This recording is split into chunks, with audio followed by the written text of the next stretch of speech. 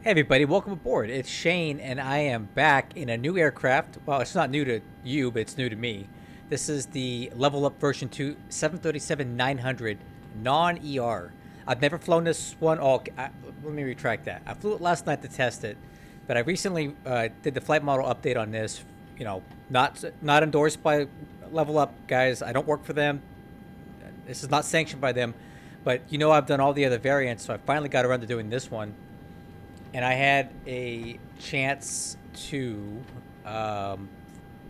you know, make the file changes, and I love the way this thing flies. So we're doing a little fly-in tonight. This will be my first time ever hosting this on my Discord server. I got about 5 people signed up to come with me. We're gonna go from Miami to Toncontin in Honduras, and that's a very famous airport that's got a very tight approach with a very steep final little bit to it. You may have seen a lot of videos of like American Airlines 757s landing there back in the good old days. It's a small airport with a tight approach. So we're going to do that tonight. I'm bringing some friends along. So I'll be mentioning more of them as we go. But for now, I want to kind of get ready to take off here. Let me go over the flight plan with you. Here we go. We have cost index of 34 tonight. Cruise altitude is 370 with a step climb at 390, which is pretty cool. We don't really get a lot of step climbs in here. See, fuel on board is going to be 19,000 pounds, and we have 120 passengers. So kind of a lighter load tonight, but it's a pretty interesting airport. So it's probably better that our landing weight's going to be kind of low. Let's go over the weather at our departure and arrival airports.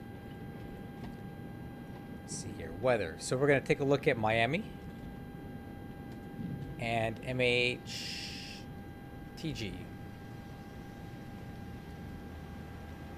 What's up, Tweedle man? Thanks for being here. I appreciate it. So Miami's got pretty good weather here. The temperature, let me start over. The wind is 100 at 8, 10 miles visibility, fuel clouds at 2,600 feet. Temperature's 28, altimeter 3003, so we're taking off on runway 8 right into the wind. At our destination, which is at an elevation of 3,300 feet, by the way, the current wind is 050 at 6, 10 miles visibility, few clouds at 3,800 feet, and their cumulonimbus, might be a little spicy. That's really close to the runway. But we'll try it out here. Altimeter is 29907. No significant remarks. All right. Transition altitude here is 20,000 feet. That's a little bit different. So we'll keep note of that. As far as takeoff performance, I've already run the numbers here. So our takeoff weight is going to be 144.4, flaps 5, TO1, select temperature 52, V1 of 145, VR 145, V2 149. If we need to stop on the runway, we have a stop margin of 2,800 feet, which is plenty of runway here. Thanks, Justin. Wish you could join us tonight. Maybe you can do it later when your son's asleep, or if you're not busy. It's going to be a really fun route to fly anytime you do it. All right, guys. Let's go ahead and proceed with our final cockpit preparation checklist. IFR clearance.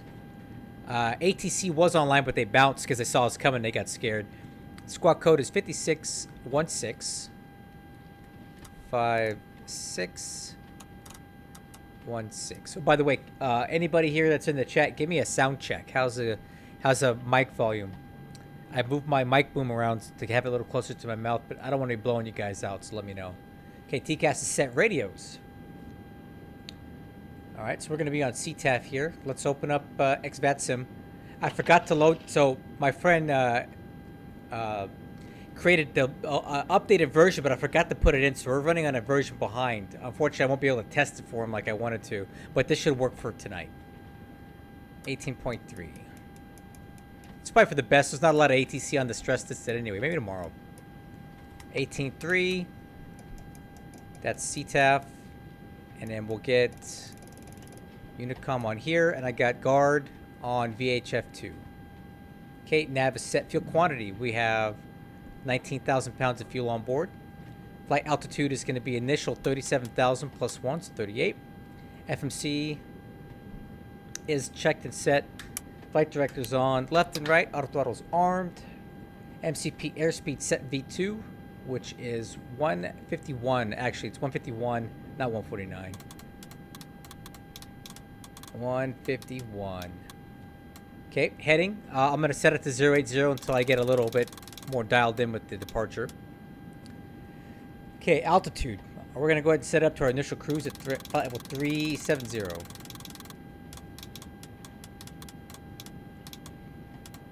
Okay, that's set. Altimeters. Again, that is going to be 3003.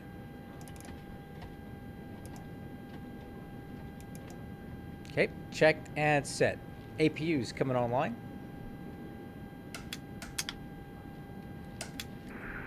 Miami traffic, American 416. Okay, departure briefing. Good volume. Thank you. Hey, what's up, Nanny Raid? Nice for being here. One of my best fans. I appreciate you being here. We are at Miami Airport, gate Golf 10 at the Central Terminal. Taxi plan here is we're going to push into the center concourse. We're going to take, let's see, Golf to Papa to Quebec and take Quebec all the way over to Mike 1. We'll depart on runway 8 right, full length. We have 10,000 feet available. Onto the Maynard 3 RNAV departure. Hey, what's up, Austin? Man, we got everybody here. This is great. Maynard 3 departure from 8 right, instructions. Climb heading 092. Final clear. Thank you. I heard you. Climb on heading 092. Then it's up course 146 to Baller. Then on track 183 to Mint. Then on track 192 to Rum. Then on track 215 to cross Ostie at or above 5,000. Should be very easy to do. And then we'll be flying out here to the southern tip of the Florida, whatever. Yeah, and past the Keys. We're gonna pass over Cuba, and then going into Honduras. And this is gonna be a fun one, guys. I'll explain this approach a lot more when we get there, but I've never done it before, so this will be the first time I'm doing it, so you get to see it live. Just like Bill O'Reilly, we're gonna do it live. But we'll talk about this as we get closer. All right. So let's see. What are our threats here for takeoff? Not too many. There's a lot of traffic here, but we're on CTAP. We're going to monitor for the traffic on the runway. The departure is pretty straightforward, and the initial climb and cruise is straightforward. We'll talk more about the threats when we get to the arrival end of this. American 3517 is clear, runway 9, Miami. I'll be pilot flying, left seat. In the event of an engine failure at or below V1, we will stop on the runway, unless the aircraft... well, no, there's no reason why we won't. We'll stop on the runway, reassess, and vacate if able, and come back to the gate. In the event of an engine failure above V1, we will continue, take it into the air, and plan to come back and land on 8 right. Okay, before start pushback checklist. Lower MFD is on engine. Doors and windows are closed. Yaw dampers on. Electric hydraulic pumps on. Fuel pumps on. Left, right, and center, because we got fuel in the center pump. Parking brake. Set. APU gens. Will chocks and age. Okay, beacon light. On. Trim air is on. Let's see. Engine bleeds are off. APU bleeds on. Engine start. Ignition left. ACARS. Let me start that. It's on the other screen.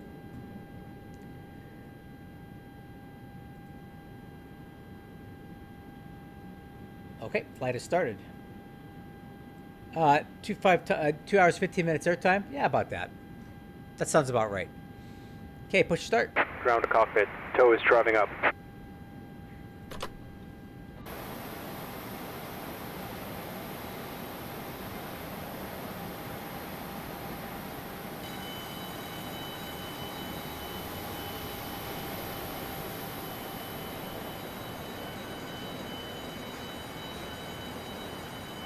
Okay, all doors and hatches are closed.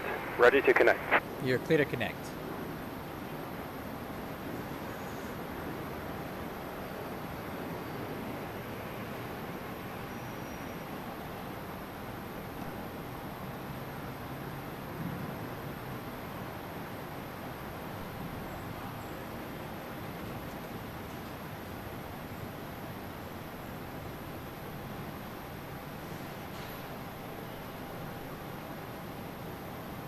Nope, not bad. Not bad at all.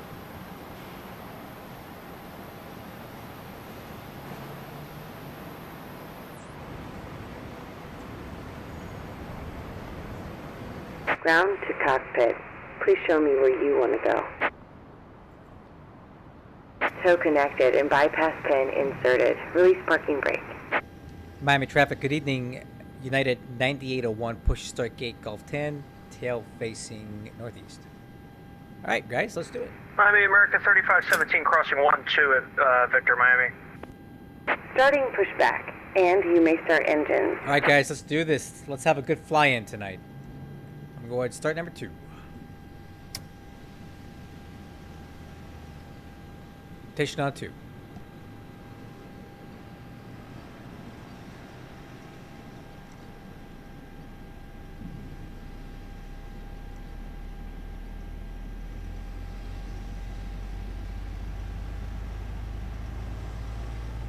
Okay, oil pressure's good on 2. Fuel on 2. Fuel flow, EGT.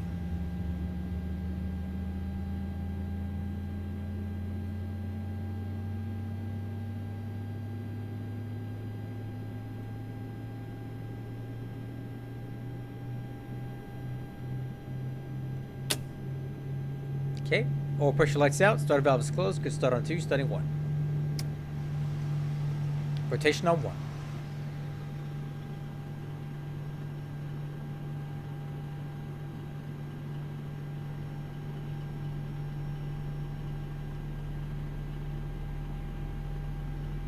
Okay, got good RPMs on 1. Oil pressure's good. Fuel's on 1.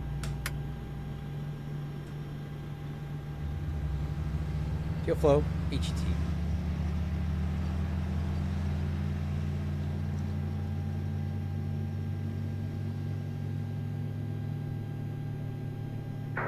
Southwest 9er pushing back, stand Delta 51. Okay, good start on 1. Oil pressure lights out. Starter valve is closed. Operation complete. Go ahead and set the parking brake. Brake set. Disconnecting tow. Stand by. After start.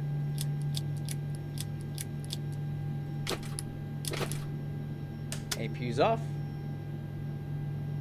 No. Not gonna do that right now. I could do it later. I've done it before. I streamed that a week ago doing some stall testing. In the 800, I believe. But I'm not gonna be doing that tonight. Alright, taxi checklist. Flaps set for takeoff. Flaps 5. Miami traffic, Polaris 393, taxiing to 8 right on Quebec, will hold short 8 right, Mike 1, Miami. Stab trim 5.8, aircraft nose up. Takeoff data was reviewed. Speeds 145, 146, 151. And that's populated on the PFD. Takeoff thrust setting is going to be 89.2. Transponder TARA. Taxi light. Tow is disconnected and bypass pin has been removed. Flight controls check. Hand signal on the right. We'll see you next time and have a safe flight. Okay, we'll see you on the right. So long. Alright, so elevators, ailerons, and rudder are checked.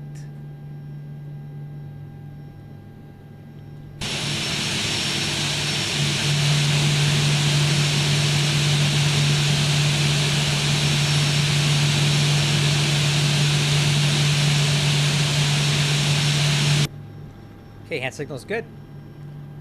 Alright, taxi clearance. Miami traffic, United 9801, taxi to runway 8 right via Golf Papa, Quebec, Mike 1. Okay, let's do it. Let's do this. Alright, taxi.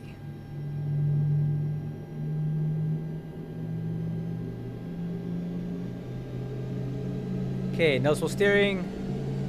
To right. Brakes. Checked.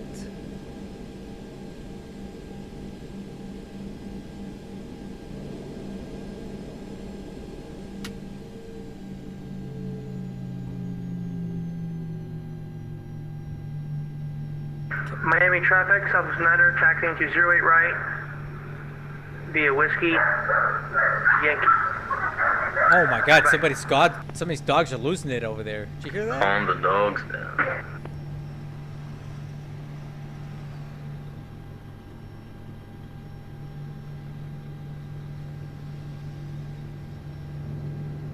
Man, those dogs are going at it. Miami traffic, American 718, cross runway 8 right.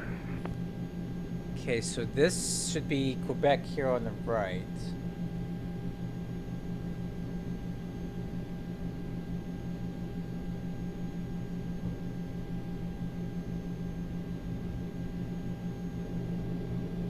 Miami traffic, American 1807, taxiing runway 08 right, via November 6 Mike.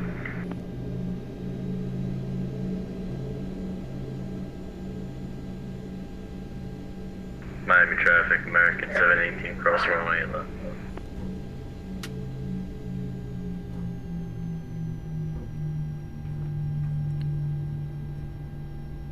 Alright guys, so far so good. I think I need to make a little adjustment here to my EQ. So I've never flown the 737-900 until yesterday, so I don't really have it set up as good as my other aircraft as far as like sound and stuff.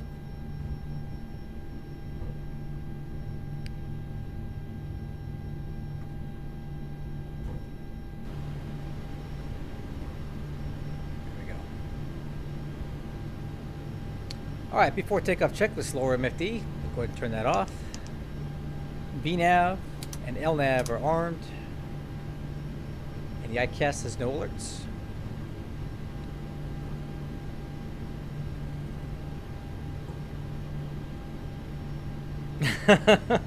I don't care about dogs. I just thought it was funny, man. Those dogs were getting it. Dogs had beef.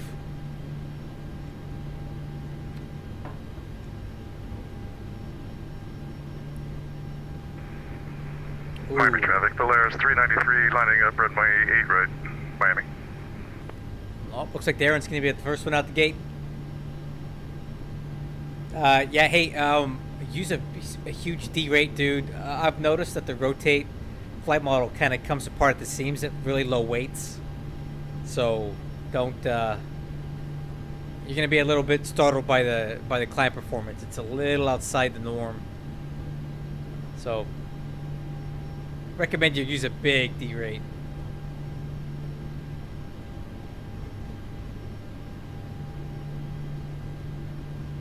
Okay, copy that.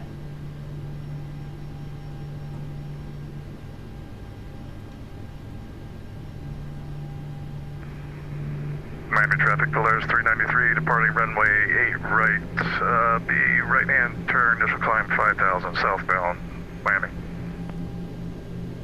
Yeah, on the other side, Mike.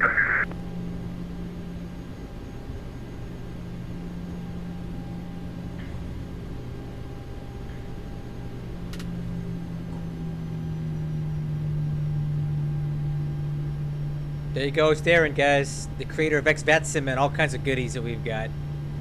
He's going to lead us off tonight in an Airbus.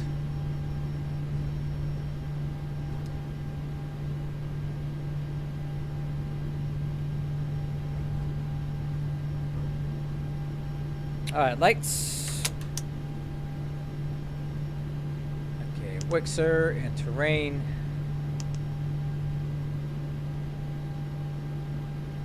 Miami traffic, United 9801, line up and wait 8 right.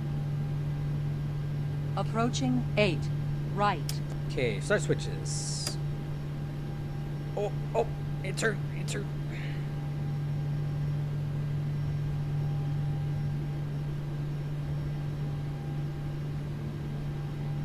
Miami traffic, Colombian 543, taxiing out of the northeast base. We're going to be taxiing Kilo 1 for 8 right, crossing runway 8 right. left to Kilo 1, Miami. Okay, we'll let Miami traffic Polaris 393, climbing through 1,000 for 5,000. The westbound departure on Maynard 3R now, Miami. Last call. Okay, well, we'll let Darren get about a little bit of separation here. Okay, and just start switches.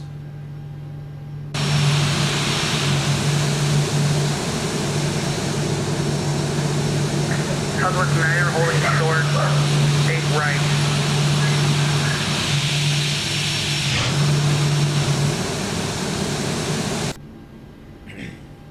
Miami traffic, United 9801 departing runway 8 right, Maynard 3 departure to the southwest. Alright, crew, let's do it. Clock is started. Brakes released. Alright, let's have a good one, guys. Let's do this. I'm excited. Destination's unknown. Well, parts unknown. Stabilize. Set takeoff thrust. Lining up 8 right, behind departing 737. And 1 Togo. Miami traffic, American 718 crossing runway 8. 80 knots. Just hold.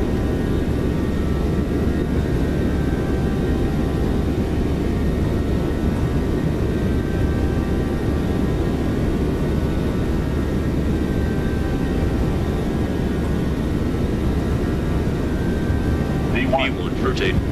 Miami traffic, American 718 holding short runway 8 right. Positive brief. Gear up. LNAV.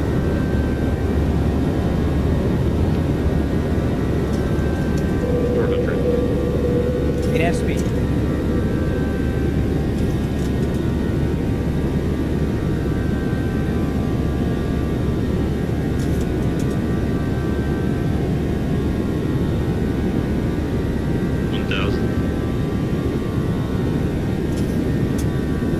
Miami traffic, United 9801 is clear. 8 right, last call.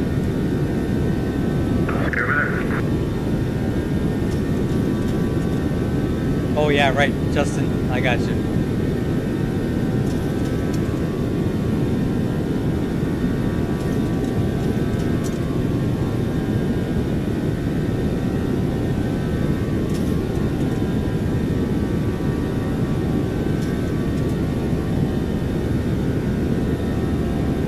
Okay, speed checks, flaps 1.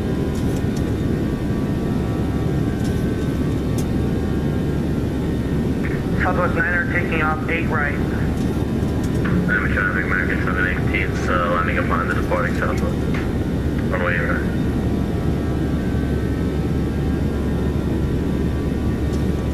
Flaps up. After takeoff checklist.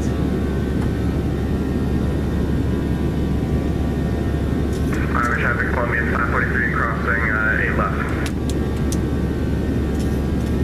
Miami traffic, American 1807 on charge runway 8 right.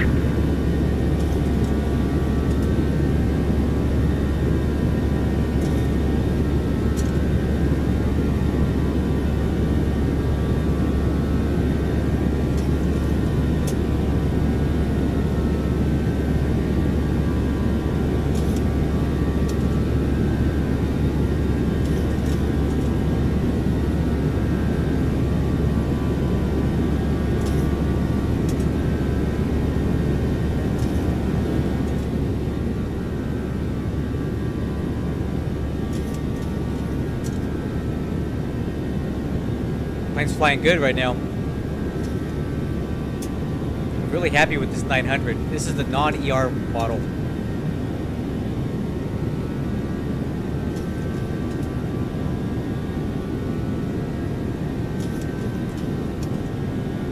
Miami traffic, American 718 is on the roll runway 8 right. Miami traffic, Southwest Niner, clear the runway. The elevator feels really smooth. Miami traffic, American 1807 lining up runway 8 right.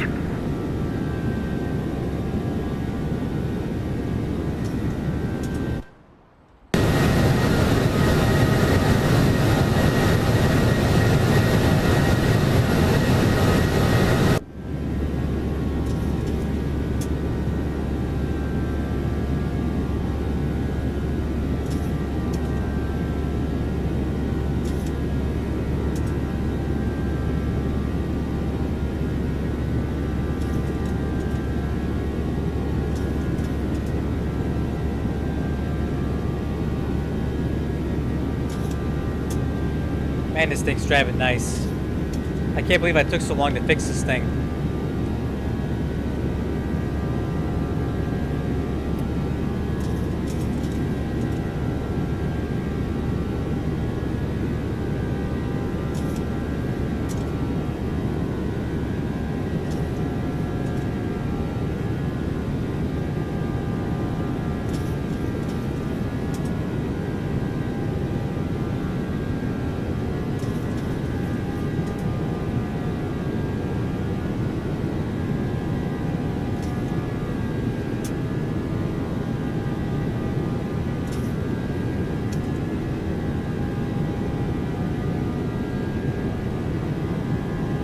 Wow, this thing is a pleasure to fly with the autopilot off.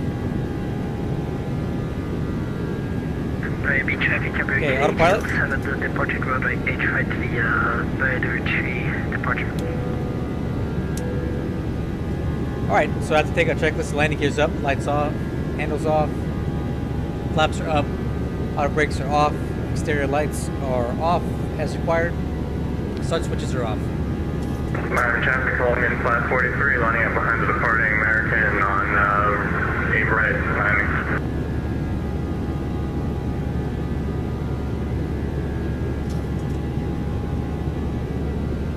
Look at this conga line. Man, Darren's got some... What is that thing, A320? Golly, he's got the thrust blasters on, huh? He's going pretty fast. Okay, and I got Austin. So Darren is coming with us. He's from my Discord server and the creator of some great software. Austin's from my server. He's coming with us. Steven, I don't know. I think he's with us, but I gotta figure out what his handle is on Discord. He's coming with us. Who else we got? Not that guy. And then we got old Joe right there in the MD-11. He's coming along too.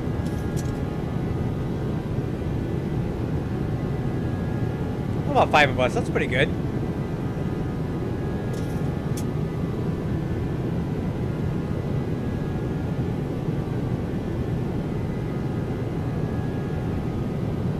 Miami traffic, Colombian flight 43, heavy, taking off runway 8 right, Miami. Alright, so I'm going to go ahead and tune over to, that's our last guy taking off now. I'm going to tune over to 22.8 right there. Okay, climb speed's 301.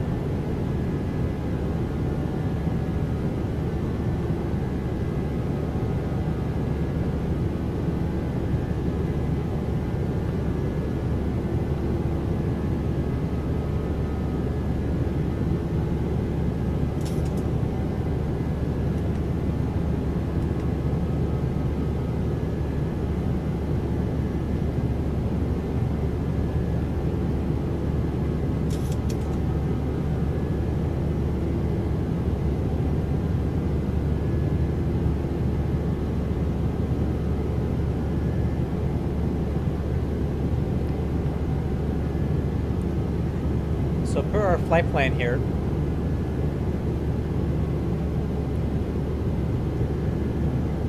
we have a step climb at, I think it's Dengu.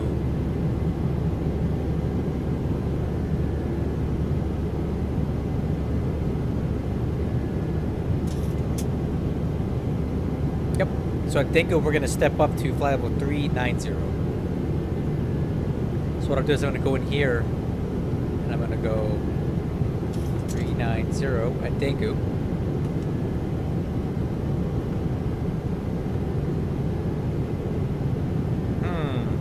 You know what? I don't think I'm doing my step climbs right in the 737. To be completely honest with you, I've never messed with step climbs in this jet before. But what I'll do, just to make sure this sticks, is when we get to Dengu, I'll go and change the... I'll change the perf to read 390, but I know that there's a way to put these in, but I just don't recall what it is. I never fly this thing long enough. Fuel, okay. So center wing pumps are off. Altimeters standard. Cross check that at flight level 200 because I missed 190. And it looks like we're catching up to Darren there.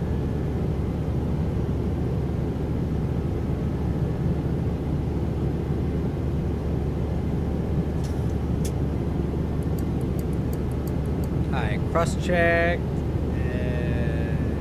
200. After takeoff checklist is complete.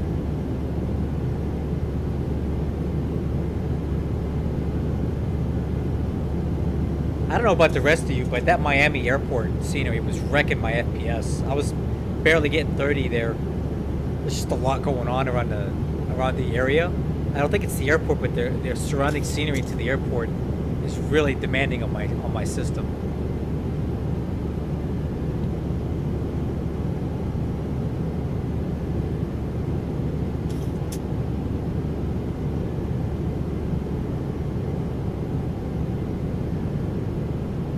I'm glad it's not just me then, because I was like, dang, that thing's tearing my stuff up. So, one thing I know about Airbus is they don't climb particularly fast, and this is where the 737 tends to do better. They do have a little bit better climb performance, because as you can see, Darren is about 22, 23 miles ahead of us and took off quite a bit sooner, but we're really catching him in the climb here. So he's only 800 feet above us, so we're probably going to outclimb him at some point.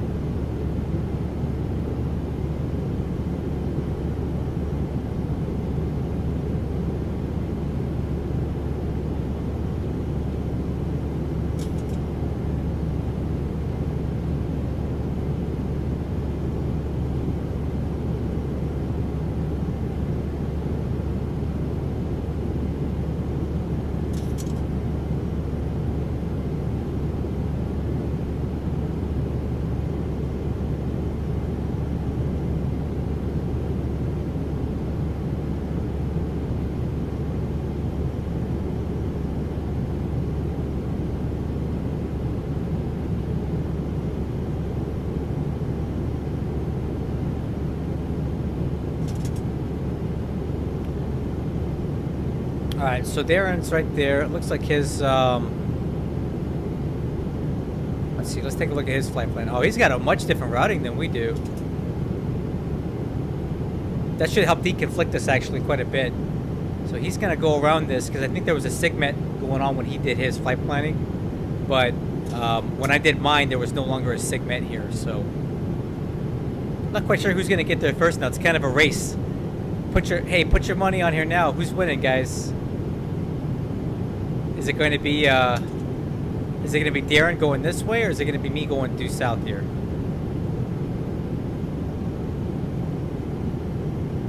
Yeah, so you'll see Darren out there in front of us. He's peeling off to the right at McClaw. We're going to go left.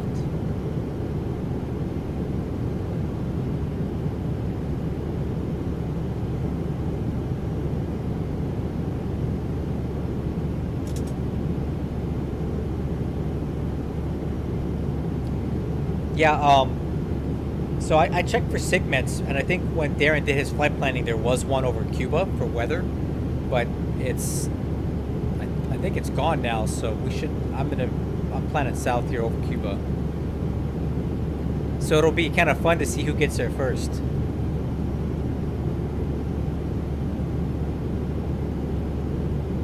Oh, there's a way that you can, here, let me show you what Darren did. So if you go down here and go, if you do this, and you go down here to route calculator, you can have, oh, now there's a segment, of course. There wasn't one when I did my flight plan, now there is.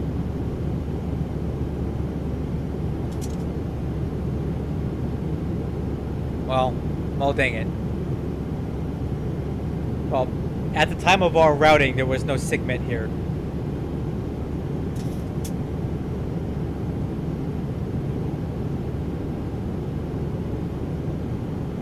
Oh, well, we might be in for a little bit of a rough ride here.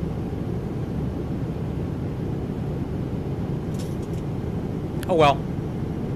I'm just gonna send it. Good luck to you, Darren. I think you're taking the safer route. Okay, crew. Flight level 290. 8,000 to go.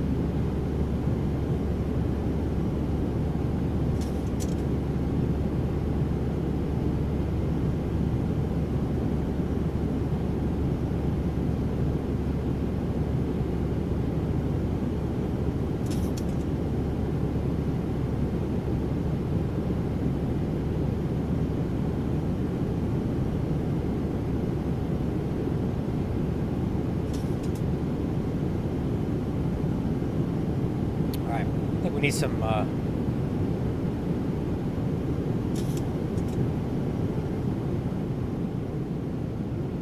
put on some stream jams here while we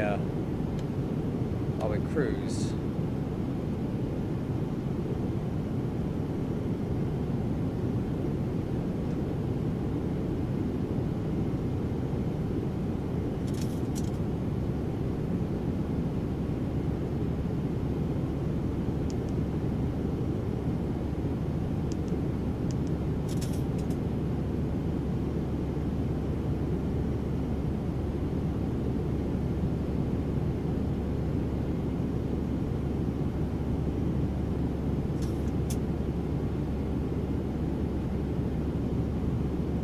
Okay, flight level 340, 3,000 to go.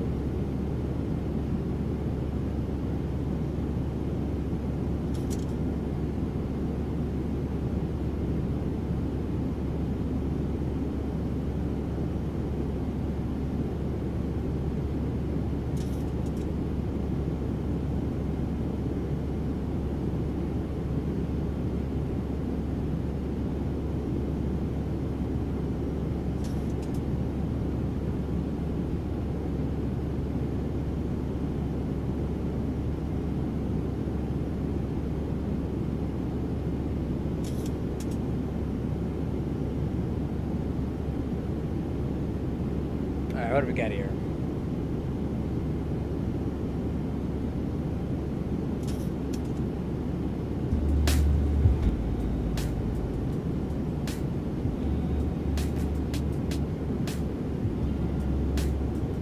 Oh, looks like we have another defector here. So we got Darren and Austin taking this segment avoiding routing, which is honestly probably better for them. 1,000 to go. Check. Might run into some weather over Cuba, but we'll give it a shot. Yeah, see that? Sigmat 6.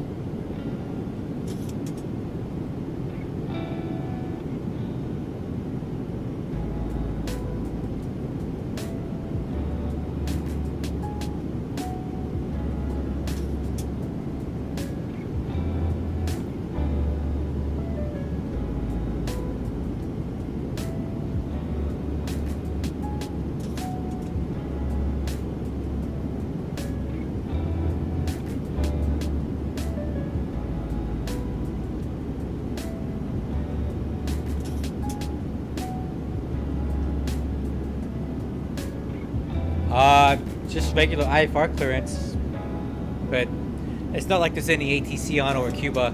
That country's kind of, how should I say, a little destitute, so it's not like there's anybody that's probably going to be doing ATC there in that country for us. Alright guys, we are level at flight level 370.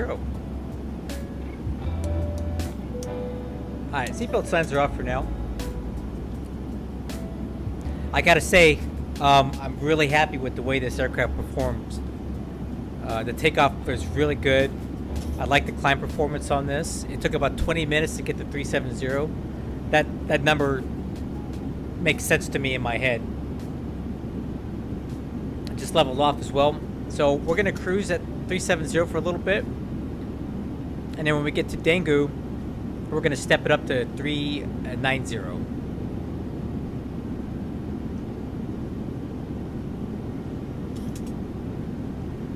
Yeah, that makes sense. You're so light, dude. I'm not surprised.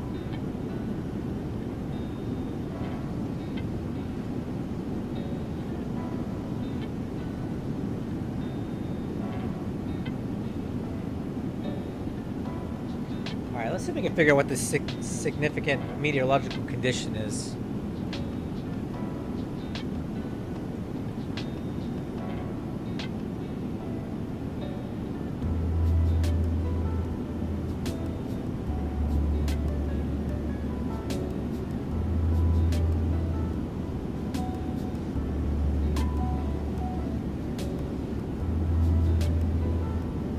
You may not even need flaps 50, man.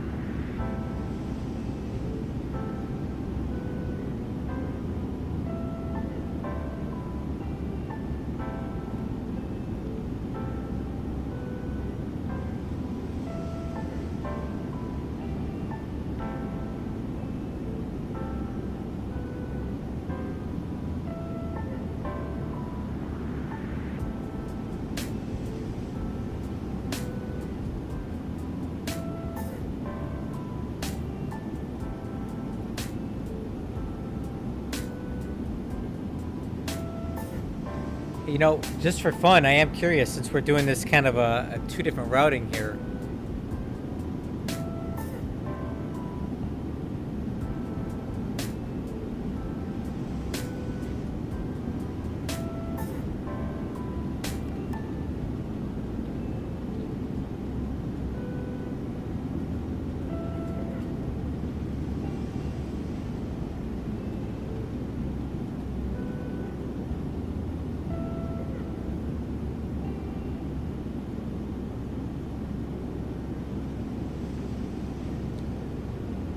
Alright, so I am curious, like, who's gonna get there first? So we got these two guys, so we got these guys going this way, and then oh, we got four? What is this?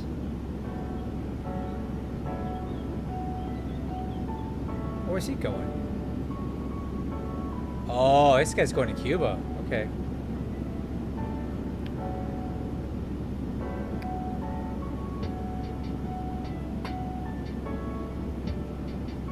I wonder who's going to get there first. Hey, Darren, if you're on the stream still, what is your estimated arrival time at MHTG? Mine is 0221 Zulu. What is yours? Since you're leading the pack on the other track, I'm curious like what your arrival time's going to be.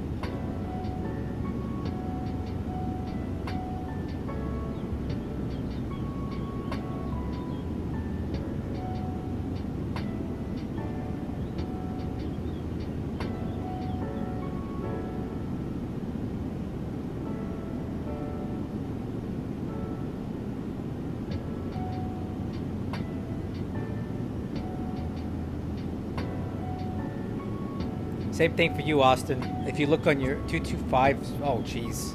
Hey, Sierra, you may want to enter a hold. What's up, Monica? Welcome. Why aren't you flying with us tonight? We needed you. Hey, we might need to start deconflicting this, guys, because we're all going to be coming down around the same time. We may need to put people in holds and stuff. Now, I'm not an ATC guy, but I can probably help deconflict this. So what I need, so I'm going to start getting a list together of everybody's estimated arrival times. And then maybe we can work on a sequence and maybe everybody can fly a lap and a hold somewhere so we make sure we have the separation we need. So, let's see. Joe's at 0225. Nah, well, still, you're not going to be able to slow down that much. Let's see, me, I'm 0221 Zulu. Steve, how about you? What's your estimated arrival time? If you look on your FMC. Austin and Darren, you as well.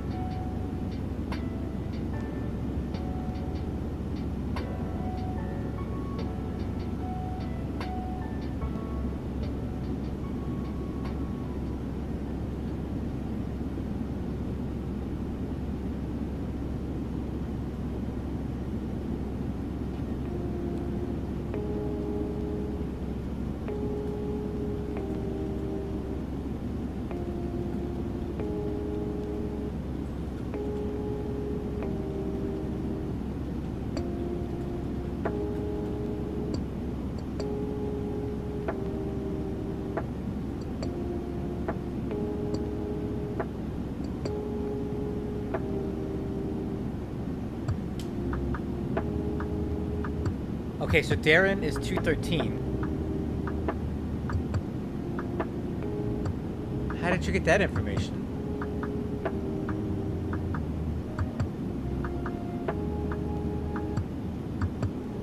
Did he tell you that on his aircraft or what?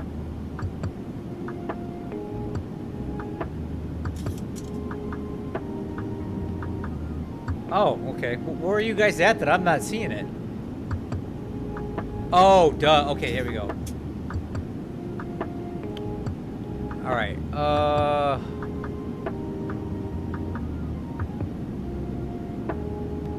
okay, 213 for Darren, so that works. Austin's 235?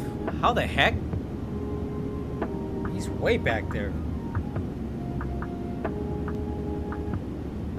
0235. Okay, well, we're looking like we're deconflicting pretty good right now.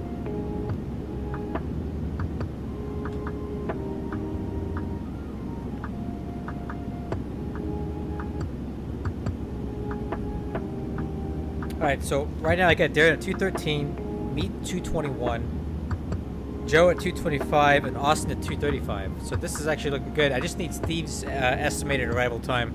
But I think we have enough separation here as it is, that we don't need to worry about deconflicting this a whole lot.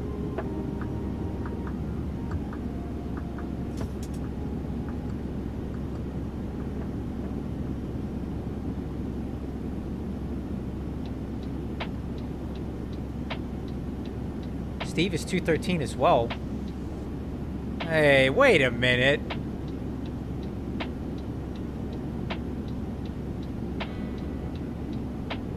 Steve, you better slow the heck down. Oh, well, I'm gonna go by what the aircraft says. I trust the aircraft MCDU more than what this says.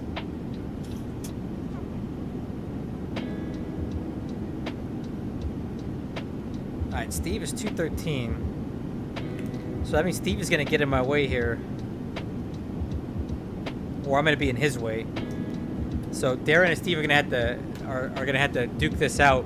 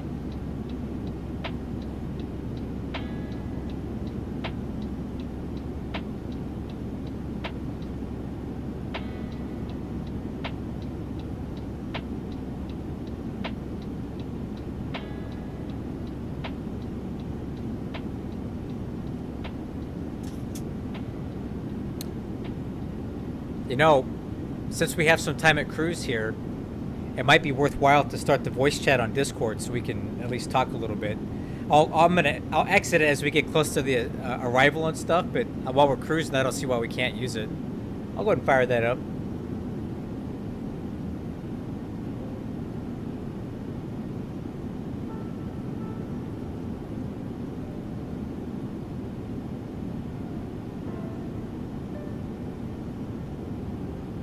So where is it at?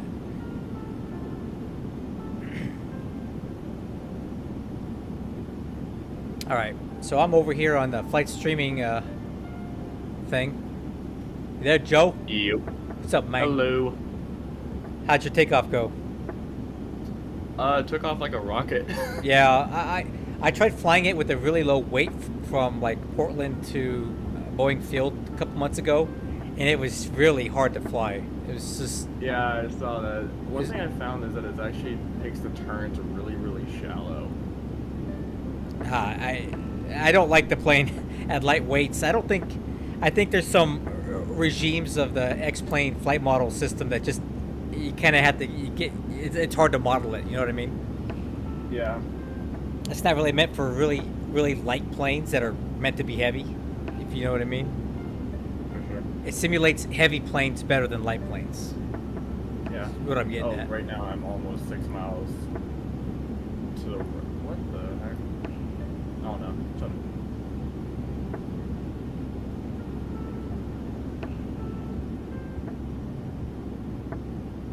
Track.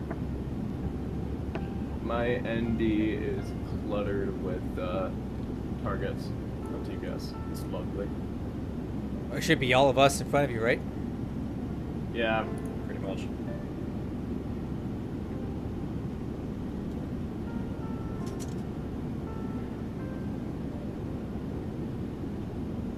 Okay, I got a step climb coming up here. Hey, do you know how to do step climbs in a Boeing 737? I've never done it before. Like, or how to program it, or you just do it manually? Yeah, you can. So you know that Alt's like intervene button next to the yeah knob there? Yeah, yeah. You just turn that up to like 390 and then hit that button. Yep. Okay. Pretty simple. But there's no way to like forecast them or schedule them out like on other aircraft. I mean, I think you can. I don't see why you wouldn't be able to, but I don't know. You know. I don't know how to do it. I never fly this thing long enough where it needs one.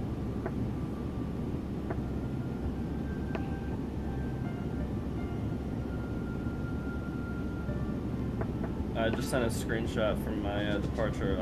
I was already like 2,000 feet over the runway. It was pretty gnarly. Hmm.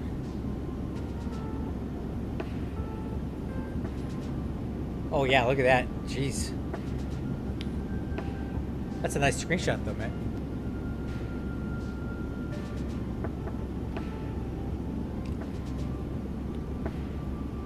And then here's Steve in the 757. That looks nice. Yeah. What up? Hey, what's up, bro? Hey, all right, let me step this thing up real quick. M1 VNAV speed. So Darren, what time is your MCDU showing arrival? 213? 0213. 0213. All right, so you're number one. Ah, shit. You're way out in front. I took this long route on purpose so I'd come in last. No. You're also doing 0.82 Mach. I'm doing 7.8, so... No. How All right. are you coming in before me and yet I'm 825? I'm at 0.79 and I'm at 0235. As far as all the different routings. There's only... Oh, sorry, 0236 now. I think we only really have like two main routings, right? Yeah. Doesn't go. Joe, what Check. are you pushing on that MD-11? What's your Mach number? My Mach number is 0.825 right now. Okay. All right. I guess I'll bring us in. That's perfectly fine. Actually, it's probably good that I'm going first. That there's no video of anything that I would do wrong. No evidence. They're recording. Hey, We can use the flames from his crash site to guide us in. So the only time I screwed this airport up, landing on the stream, it'd be fun. the only time I screwed this airport up is just coming in too hot and I couldn't stop in time. And that's the only time I screw up. I have never flown here. I have no idea what I'm getting into. So we're gonna do it live. So I did practice landing last night. It was pretty gnarly. So I'm glad the winds are 5 on the nose, 3 starboard, so we can come in normal V speed. We don't have to come in hot, thank God. Well, what's hot for you? Because your hot and my hot are different. Well, anything over 10, I divide by 2, and then any 5 knots plus for cross, I add another 2 V revs. So I'm glad I can come in at +5, not +8 or 9, because you need all this runway. Doesn't the A320 land kind of slow though, by default? Yeah. I mean, as long as I hit the piano keys, I got plenty of runway to stop. But if I float and coming in hot, it's gonna take everything I got to get stopped. All right, take off before. Let me see. I'm just curious what mine. See, my approach speed's pretty low. It's 141. That's kind of slow. So the only thing I can tell you is because there's north approach, the whole approach is easy. It's the last turn, because you turn, it's your last left turn, the runway is completely hidden. You cannot see it. And then as soon as you level out, there's a small hill right in front of that runway, and you got to just barely scan above top of that hill and then punch it to the piano keys. And that runway is hidden the whole time. You can't see it. Okay. I'm looking at the Navigraph right now, and there's like a road pretty much right parallel to the approach path on that turn, so that might be a good way to judge how far where you are. Yeah, especially at night, just follow that road in.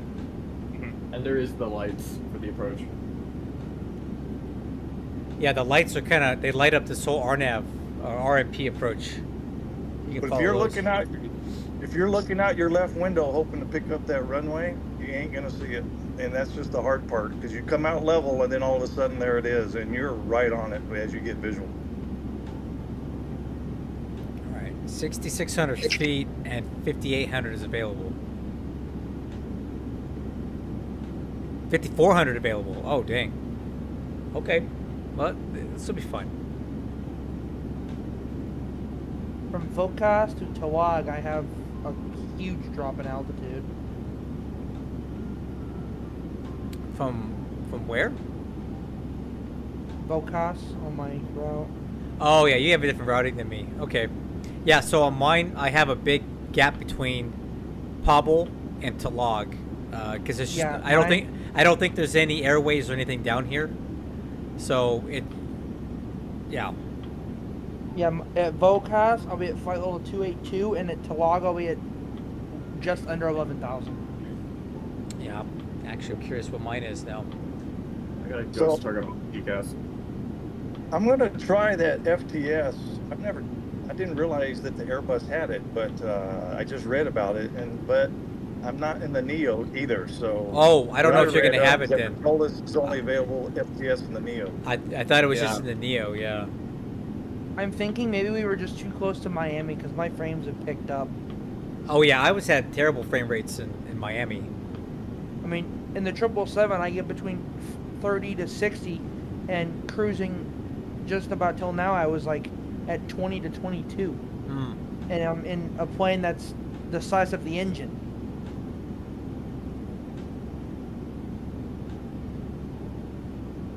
Yeah, the 777 at Miami, it's really stuttery for me. Mine was pretty bad too, guys. Don't feel bad. And I think my computer's pretty decent, and that was pretty rough. I mean, I've been the 777 at Miami, and I didn't have any issues. Well, the 777's got good SASL code. They don't have a bunch of flight loops that kills it.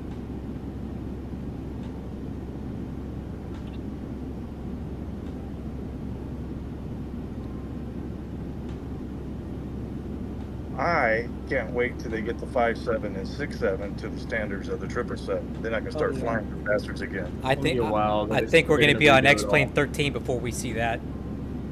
I'll probably I'll probably be dead by the time they get to those guys. They've done like some really. They said, oh yeah, we're gonna wait till the 7.8 and the 7.7 are done, and then we're just gonna redo them all. And, Well, like, I know they're working on the 7.8 right now, and then obviously the 8350 in collaboration with Tolas. I love what Flight Factor makes. I just hate how they develop products. Yeah, we know, man. You're very vocal about it. I don't like all the fluff they put into it that they think is cute. Yeah, it's lovely, but it's a bit much.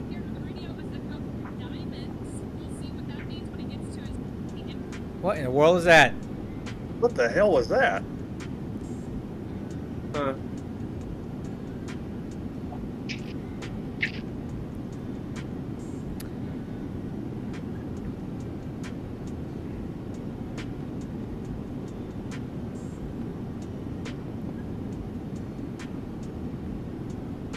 Oh, I need to adjust the transition altitude here, huh? So transition altitude is 200.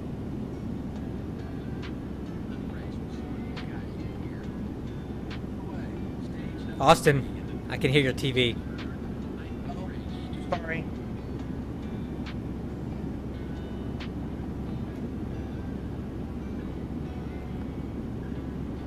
I flew into Papua New Guinea earlier today. Mm-hmm. Level 210 was the transition. I've never seen anything that high. It's pretty high, yep. It's really weird because the airport's pretty much at sea level.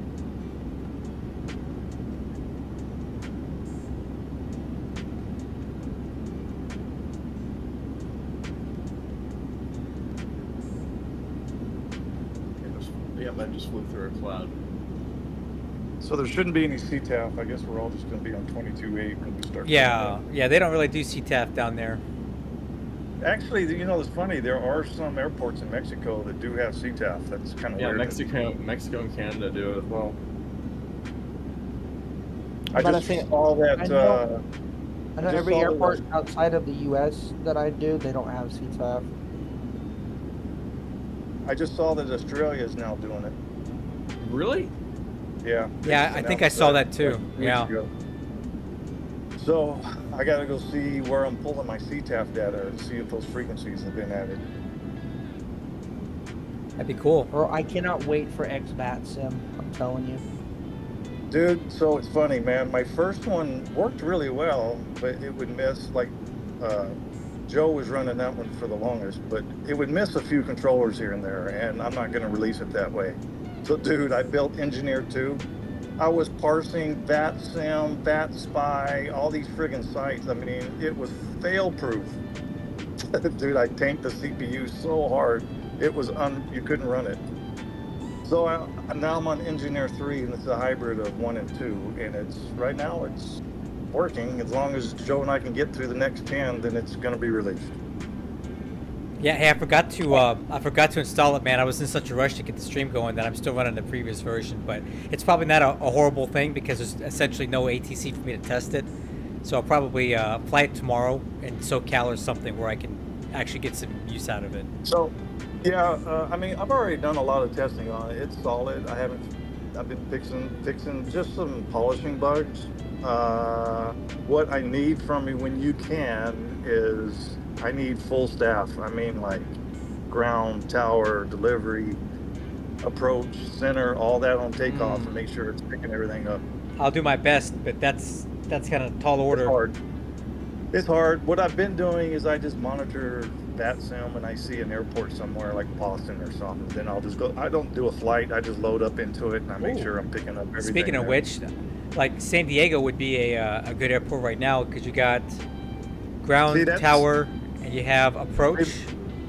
That's one of my issues. It's one of my issues I'm having is in SoCal because Seattle's got everything. Departure and arrival is a beast, man, because SoCal can cover all of LA, Ontario, all the way down to San Diego, depending on what frequency they're on. Then it can just be LA dependent only. It can be Ontario dependent only. It can be San Diego dependent only. And they're running pseudo frequencies. They're not true FAA frequencies. So I think I solved it. but I need to get in there and really test that area. Okay. Well, I mean, I'm just saying, Seattle's got approach. They're fully staffed up. Dang. I think there's an Oh. event up there. Is there? There is. Oh, man, did we miss that? I'm thinking we missed it, but Seattle's fully staffed up. Dude, that would have been fun. What did we miss? What do you guys Northwest think Nights. about? What do you guys think about first weekend every month? We just do a fly-in. Start getting that Yeah, done. that'd be really I'm down cool. for it. That may or may not work for me. Guys, my schedule's all over the place. You guys can always go without me. Like, you don't have to wait for me. That's fine. Once a month, but I got to plan it out way in advance because I got work. I work one weekend a month for guarantee. I have weekend duty. Then I got my Well, we kids can every do other a- weekend. We can do another poll, but I don't want to do one every week because I burn out on those. No. It just doesn't I get think fun once to a me. month would be fine because I Once don't want a to. month, I'm about to say, I think once a month would be pretty cool. I want it to be a And if special occasion. I don't want if it's every week, it's kind of not that fun, you know. And if we Yeah. schedule it in advance, we could probably get more people. Yep. My June, I like- my June's not looking too good because I'm gonna be in next weekend. I'm gonna be in London. Then the next weekend after that, I have to work. Then 2 weekends after that, I'm gonna be in Hawaii for a week. So I'm not gonna be able to fly much. Do you go to all these places for work or vacation? Mostly pleasure now. Very nice. Yeah, I go to London like every 2 months, dude. It's kind of boring. Must be nice. For the next group flight, I was thinking La Paz, Bolivia. It's a pretty cool, challenging airport because it's so high. 13,000 feet at 8. Yeah. Ooh. Yeah, I want like interesting airports. I don't just want to go to like Dallas left field. I want it to be something a little out of the ordinary, like this, high altitude, something like DCA that's got a fun approach. You know what I mean? Like it should be something kind of exciting, not just a boring flat airport. I was already planning on going into La Paz at some point, but if we can get a group flight going in there, that'd be really cool. Oh, I'm sure we can. Let's put that on the blotter as a potential. And Bolivia is kind of North South America, right? It's like Central South America. Yeah, pretty slap down in the middle. So we would probably want to leave out of something that's a bit further south. Like, how far would it be from like San Juan, Puerto Rico down to there? I want to keep it at 2 hours or less. San Juan, Puerto Rico, that's going to be like a 6-hour flight. Okay, well, how about from like Buenos Sao Paulo. Aires? Buenos Sao Aires, that'll Paulo. also be kind of far, 4 hours-ish. I feel like we could do Lima. Okay, Peru? That'd be That's- cool. Yeah. Yeah. are we all talking on your stream? Yep. Yeah. Yes. Okay, I'll watch my P's and Q's. Oh, Yeah, I'm everybody's having- fine. I'm Hey, having to do the same thing. we're all good. Well, we just don't want to see you get in trouble with YouTube or Twitch. Dude, there's some really rank foul people on these things, and nothing happens to them. We're nowhere near there. No slurs have been said yet. Yet. Yes, yet. Watch your mouth on landing. Man, this ain't nothing, man. I Yeah. think Burbank is gonna be. I think Burbank's sketchier than this. Oh, Burbank is so. Oof. So the winds have changed a little bit. My new ATA is 0 to 17. All right, let me look at mine. It says 2-0 is the arrival. Yeah, we're not doing that. I got 220. Man, we're gonna get a little bit tight here. So I say let's just press. Here's the plan, guys. Let's just press. Everybody get there when we get there, and if the interval's not right, go around, shoot a missed approach, go into a hold, manage it the way you need to. But I think it'd be more fun if we just kind of manage it getting in there, you know. The Yeah, minimums are right before the turn, so. it's Mine's safe. at 0236. Jeez, dude, how are you so far behind? What is your Mach number? 79. There's no way that you're that much slower than Darren. You're right behind him. You sure about that? That's what it says on my FMC. Well, if he's I'm doing still 7.9, yeah, I'm 8.2. Yeah, but I mean, well, okay. Also, what's your true airspeed? I'm 477 and 460 over the ground. Okay, I guess that kind of adds up. Huh. Yeah, his ground speed's 438 and yours is 460, so it's not that big of a difference. In fact, I think we got bigger problems down south on the south track than you guys up there. We're stacked up pretty tight down here. I got Steve running my butt down. Shane, what's your ETA? Or what's your ground speed? Per my FMC, the arrival time is 220 Zulu. I'm 225, so kind of cutting close. Let me pull this airport up. I think. Okay, yeah, we don't have to backtrack, so that's good. You can exit into the runway. That was my concern, that we may have to give each other a lot of room if we got to backtrack, but no, we can exit. The one in the MD-11, he's going the fastest out of all of us. Oh, I'm going. I'm his true 472. speed's, I'm fine. yeah, his true speed's 472. Yeah, I mean, Steve, I'd asked him to come in our voice chat, but I think he's scared. I think he's got stage fright. I'm rolling all the way down to the end, by the way, so anyone coming in behind me is just gonna have to listen to that. So the one guy we don't got to worry about is going to be Austin. Hey, what is this? Who's this guy, Sam 415? He's doing 980 knots. What the heck? You guys see this? Where is he at? He's right by you. Look in front of you. What is that thing? He has no flight plan. His thing's the airlift wing, is what his airline says. I'm trying to determine the I aircraft wonder type. if I wonder if he's in a military. He's in some sort of military aircraft. There. He took off from like, where even is that? He took off in the middle of the. Oh, he took out of Key West. Dude, I feel like we're getting sniped. I think I'm getting stream sniped right now.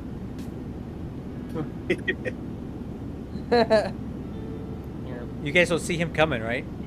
I see him on mine. Yeah, he's right. Does it say aircraft type? Because he has no flight plans. It doesn't. He doesn't have an aircraft type on him. Yeah, we're getting sniped. Ooh. Sean Did you Ribbons. Did you see all those storms that are popping up around west of Cancun? Thank God we're missing that. I mean, He's double thank God, because we have no working weather radar to see it. Yeah. No Wixer in this thing. Nothing. Nope. Okay, I feel like we're gonna get intercepted here. He's on Unicom, so you can probably get him, call him up. Yeah, I'm gonna mute and go on Unicom real quick just so I can like. Hey, I'll try to make contact. All right. Sam 415 United 9801. Are you on Unicom?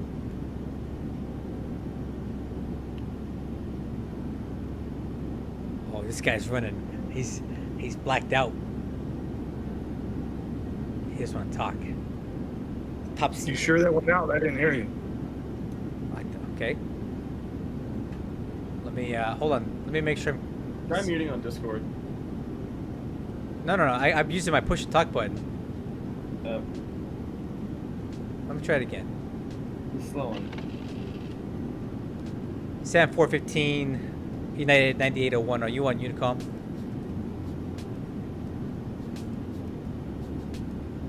You just must be out of my radio range because I'm not hearing you on the intercom. These other guys should. I can't hear you either over here. I don't know. That's fine. Hold on, let me. I might try. Or I'm about to say, why don't you try messaging him on that sim? It's too much work. Oh, he's in an F-14. He's in an F-14. That's what it is. Yep. Well, Yeah, that's it. I don't know. He's not going to have the fuel to do this very long.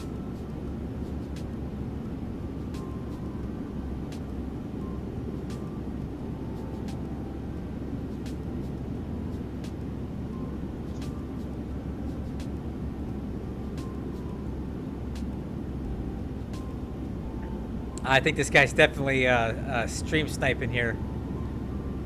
Or he saw our collection of people and wanted to come check it out. That's cool. Just a bunch of people going to Honduras. I know, he's like, that looks kind of looks a little sussy. I'm gonna go check it out. Don't get shot down. I know, right? I'm behind him, so I'm fine. Oh wait, maybe it's Cuba. They caught us, guys. Sean Gribbins. I'm gonna look up. I can look up this guy's VATSIM. All right, let me go. Let me do a little bit of stalking here. Let's find out about who this. Let's find out who this guy is. He's got a proper squawk code. He's on 127.12279. Oh, it's probably his radio stack is probably got that 8.3. Oh, this guy's got 1,300 hours on VATSIM, man. That's Shane, your squawk code's wrong. Who, mine? Yeah, it's 5. I think you're missing a number. Or put in a 6 where it should be a 5. What should it be? I don't know. Your squawk code's 5516. Oh, it's 5616. Oh, No, it's okay, right. there you go. Yeah. Maybe that's why he came out here. They sent them after us. Look at this guy. I can see him. He just passed me. Oh, he just. I'm gonna pull this here real quick. Damn, where's he going? Who knows? Oh, I'm watching him. I swear to God, Did you see it? if he, yeah, he's turning towards me. I think he's gonna try to pop my my RA or something. Oh. I wonder if he's gonna try and zoom across your nose. Yeah. Well, he's out quite a ways in front of me. I'll be to be nice to this guy. He's not actually interfering with me at all. He's well clear, 5 miles ahead. In case he does do anything really weird, just do like a dot wallop or something. Yeah. You know what? He's done nothing wrong. I'm gonna leave him alone. I think it's kind of cool that somebody's out here with us. Yeah. Although I don't see how he's gonna have the fuel to go very far.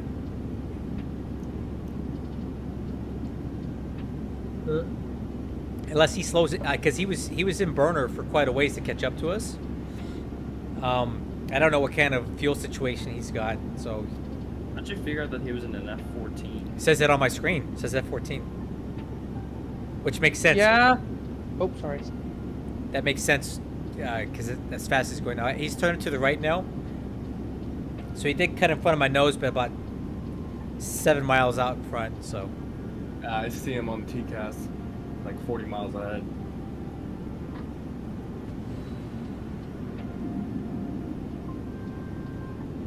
Yeah, he's not causing any problems. Good for him. He just saw this collection of people coming out here and wanted to see what's up. Here, I'll send him a message.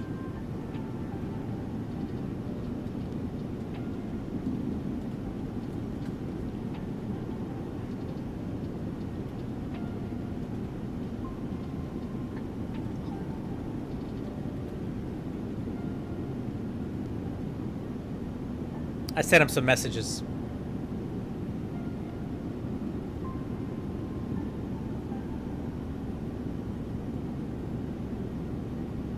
Yeah, hey Tweedle, we're making good time, man.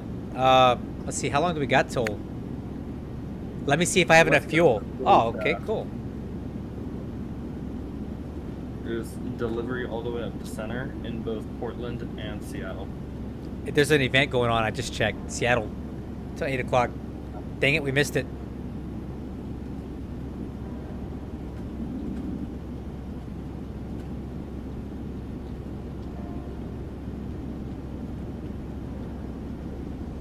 There's a ghost return on my TCAS. Seems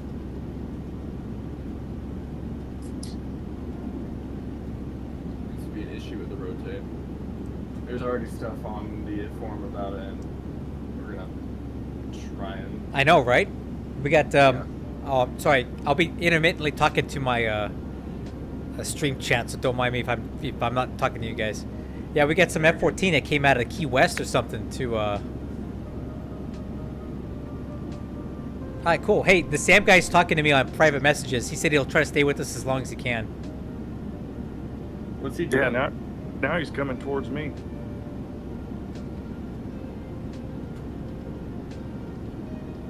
Do we know what his intentions are? He didn't say. Okay. I think he just saw a bunch of people going to the same place and thought he'd come check it out. And harmlessly at that. He didn't interfere with anybody or anything. Yeah, this is really cool. I like that. The guy's doing 690 knots over the ground. He's not gonna make it if he's going that fast. He's gonna beat us by like half an hour. Yeah, but I don't know if he's got the fuel for it. Like, you can't be in burner like that for long.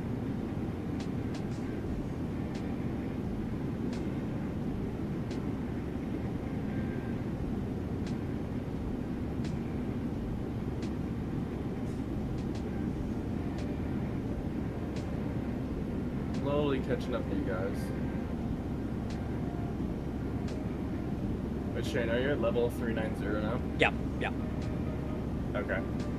So you're all the way up in front there, and that's Steven between Yep. Sam Mhm. right, and then a ghost return to my left. Well, you got me, and you got Steven, and you got Sam way off to the right, and nothing behind you. Yeah. Maybe it's good that I'm a little far back because I'm my speed.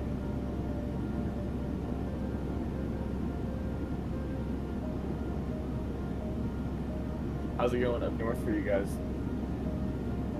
I'm about to cross Cancun, and then it's straight southbound.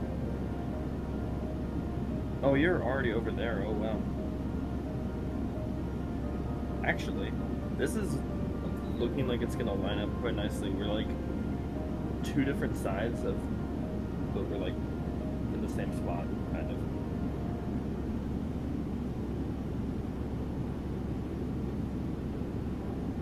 All right, making my turn southbound. All right, man. Here we go. I'll be looking for you on TCAS because I think we're gonna get kind of close here. Yeah, Oh, sure. your friend's coming back to you. I see him. I see him on TCAS. At least he's squawking.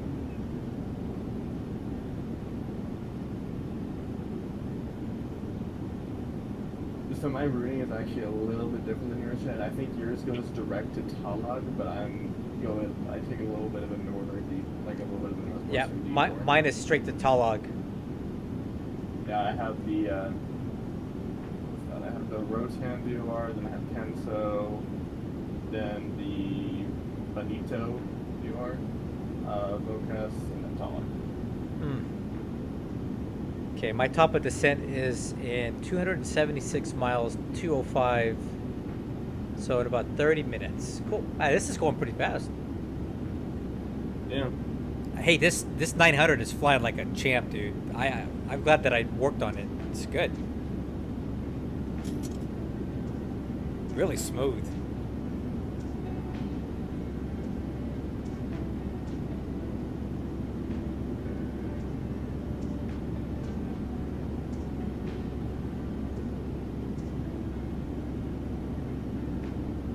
I should have flew a Boeing tonight. I can just hammer it hard having those on the Boeing. You know, I'll tell you what my problem is when I fly Airbus. It has nothing to do with the plane. It's all ergonomics to me because my whole time, anytime I've ever flown with a stick, it's been in my right hand with throttles on the left. It's always been that way for 25, 30 years. So when I fly Airbus now, if I'm doing left seat stuff, it's in my left hand, which I'm not used to, and I'm right-handed anyway. So like my coordination or my muscle, my reflexes are just not right. So it's very weird for me to fly the jet with my left hand. When I feel like if I had my right hand on the stick, I could fly it better. But my left hand doesn't have the same I don't know, dexterity. I don't know what the word is. That's why I always struggle with Airbus. It's like when you're if you're right-handed but you're trying to write with your left, that's what it feels like when I'm flying Airbus. Steven was on the shitter. He said the lav, dude, the lav. Yeah.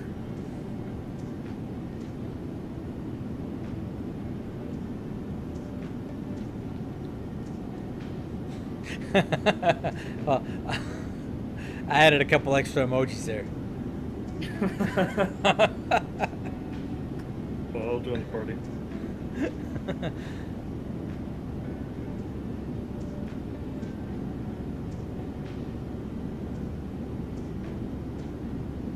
How's our jet guy? Oh, hey, MD-11, he's coming up on you, man. Oh no. No, give him a wave, dude. He's being good. Okay. Oh, crap, he is right there. What am I saying? CCAS. Well, he's got a few thousand feet above you, so. Oh, how far is he up ahead? 42,000 feet. Holy shit. Oh, I see him. He's. Took a couple screenshots. Totally cool. He's hanging out with us. Yeah, and he's not being disruptive. That's the best part. Like, some people get really stupid when they do that stuff, but he's just kind of hanging out and staying out of the way. Yeah. Yeah, I'll post some things in the Discord about because I got some shots of him because he flew literally right over me. It's cool. I think he's gonna come up this way now.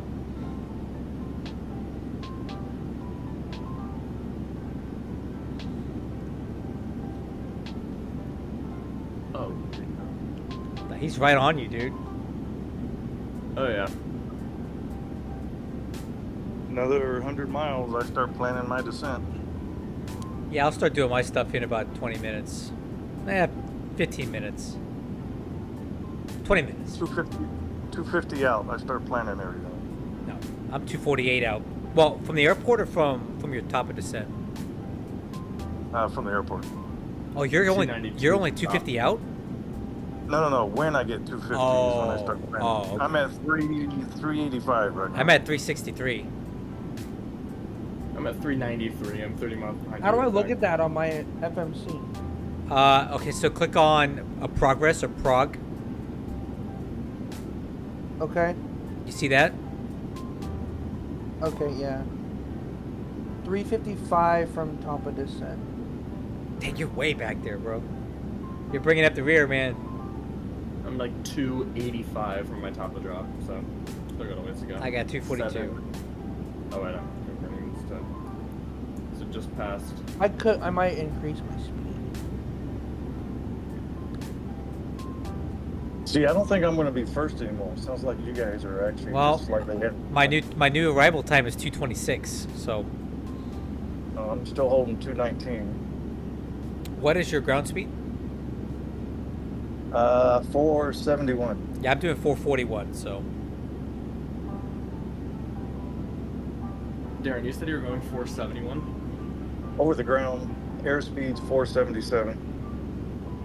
I am just like a bit. We're pretty much at the exact same speed. I'm 469 over the ground right now. I mean, manage. I had to take it out of manage. Manage wouldn't even let me go Mach 8.2, so I just went manual. Good choice.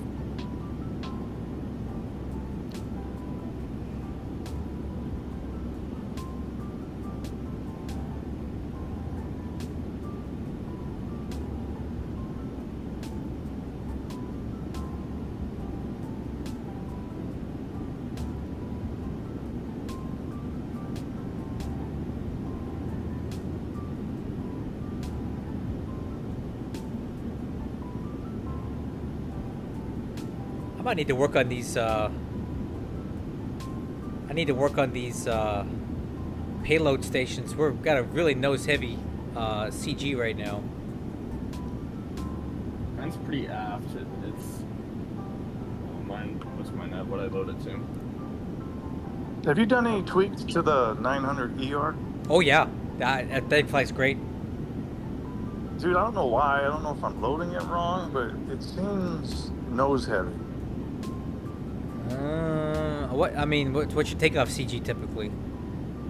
Like, I want to say like 24 or something. I don't know. It's been a while since I've looked at it. Are you using my stuff or the stock stuff? No, your stuff. When was the last time? It's just the 900 ER. When I take off, I'm constantly putting down pressure on it. No, so she's not nose heavy. She's light on the nose. I have to put down pressure to keep the nose from just wanting to take off. How long ago is it that you flew it? Oh, I fly the 900 all the time. I don't fly the NG. I don't know. I haven't had that issue. In fact, it's rock solid for me. All right, let me download the codes again. Maybe I screwed it up. Do you making my turns south? Do you use the airside service to load it? No, I load it myself. Oh, Try airside service. Well, I don't know. That shouldn't make a difference because you can fine tune the CG however you want if you do it. Yeah, I'll play around with the CG. It's just that one. The 800, 700 is freaking sweet. It's all it can be. But the 900, man, I got to put down pressure when I'm flying.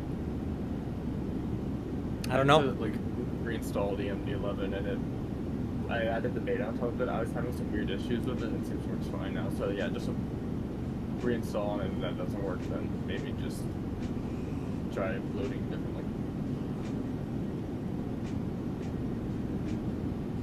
I don't know why, but sometimes stuff goes wrong when you update weirdly. So you're saying that? So Darren, you're saying when you take off, it rotates off the ground without you doing it? No. It takes off smoothly. It's once I'm airborne and we get about to 1,000 feet, the nose just wants to start climbing, and I got to put a lot of down pressure. Yeah, that's that STS crap, dude. Speed trim system. That's something that the Zebo plugin introduced a couple months ago. It's constantly. So that's probably why you're not seeing it, because every time Zebo updates, I update the level up with the Zebo stuff. Well, I mean, this is the Zebo plugin version that I'm using right here. It's the one of the more current ones, 4.05.32, and that a while back they added speed trim system, so it's constantly adding a touch of nose up trim every few seconds, and you're going to have to constantly cancel that out and trim nose down, and it's going to keep rising as you climb, and while your autopilot's off. All right, that makes sense. It's only active when your autopilot is off. When you turn the autopilot on, the speed trim system is canceled out. But yeah, I don't have problems when I have autopilot going. It's when I'm trying to hand fly it to 10,000, I'm putting a lot of down pressure to keep that nose one of So that's speed trim system. That's a Boeing thing. You're gonna have to push forward and or trim nose down. When you trim nose down, it cancels the speed trim system for about 10 seconds and it turns on again. You can't turn it off. Okay. All right, I'll play with it. Well, actually, you can't turn it off, but I don't know if you want to. You'd have to go down here and cut out the stab trim entirely. I wonder why it's only on the 900 though, because they all do it. They all do it for me. I have to. They all have the speed trim system, and I have to trim forward for every single one of them. Okay. All right. Well, that makes sense.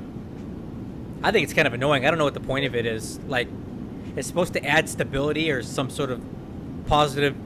I don't know what the rationale is, but in practice, I just find it to be annoying.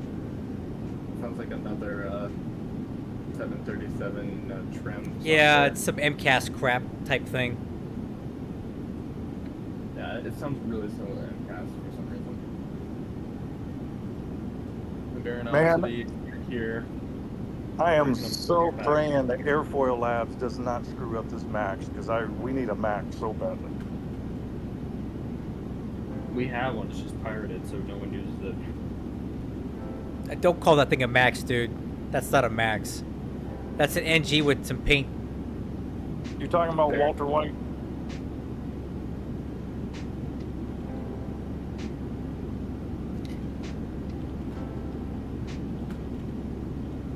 Crickets.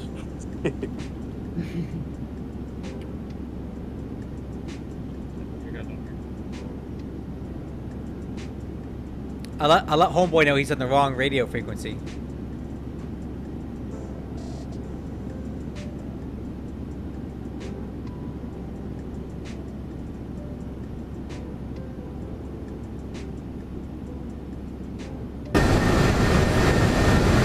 just want to stay on the call over here, or are we gonna end that while we get down? I'm probably gonna once I start briefing my arrival for the rest of the stream, I'll probably hop out of here just so we're not talking over each other. All right. And then once I'm on the ground, I'll go back onto here for the rest of you guys that are still landing.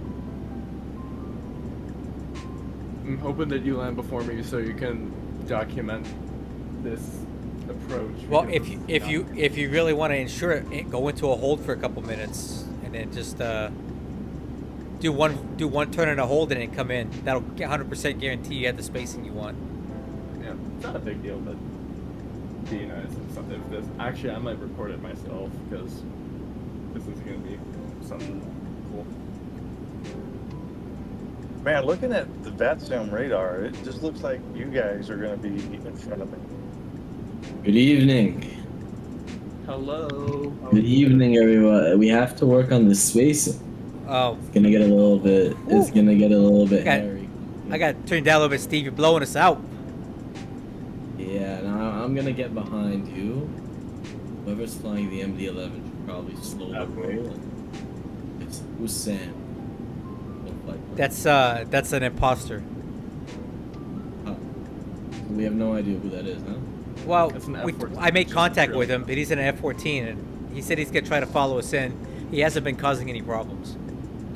Okay. Yeah, but Steve, you're the one that I think needs to deconflict the most because you're like right on me, man. I just got back to my computer. Oh, class 1 download. Steve, what's happening, brother?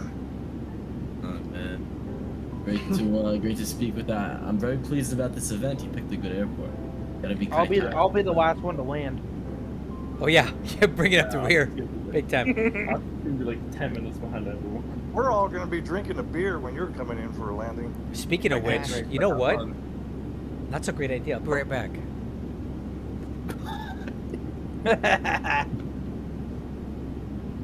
Lucky me, I can't drink.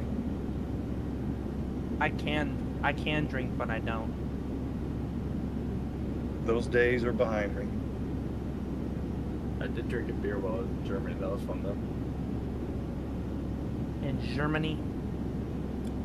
Germany, Deutschland. See, hide. Steven, what's your estimated time of arrival? Let's see. It's showing 0222 Zulu. Okay, so I think it's gonna be Shane, then you, then me. I'll slow down a little bit on the descent to give some extra spacing. You're in the MD-11, right? Yes. Yeah, I'm showing 220 right now. Coming down to. Oh crap! Yeah, I'm gonna get a little tight here. I'm coming down to Mach 7.5. I mean, like, I'm willing to enter a hold. This is all said and done. If we're like on top of each other, Oh, when I get to, what is that? TIGES tights, I'll do a hold there. Get us all kind of spread out. I mean, hey, you don't gotta worry about spacing for me. Yeah, so you don't. Yeah, you can actually probably be fine if you were to speed up a little bit. I bumped it up to 8.81, so. Hold on. Let me try and bring it back a little bit. Let me see what 0.82 would give me. I've got some let me rephrase that. Some multiple long hauls the next couple nights. Hey, Steve, what if you flew some vectors for spacing? Like if you turned like 180 or something, flew that for a while?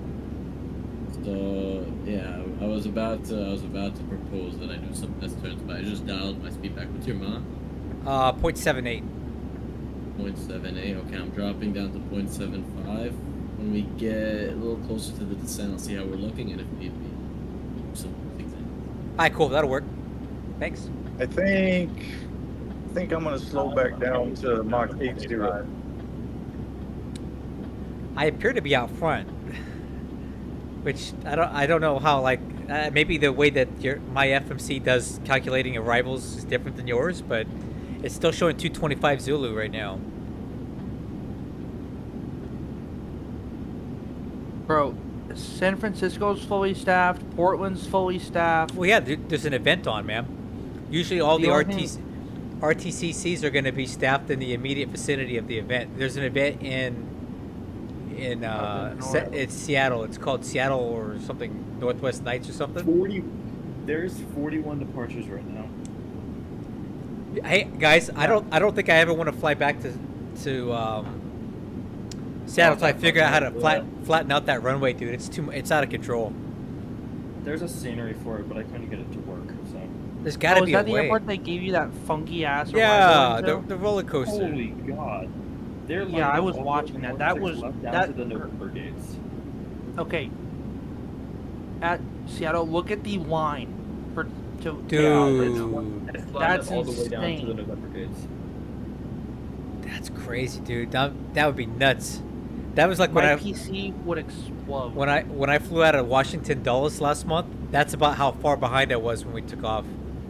It took like 45 minutes to we were sitting on the taxiway for 45 minutes.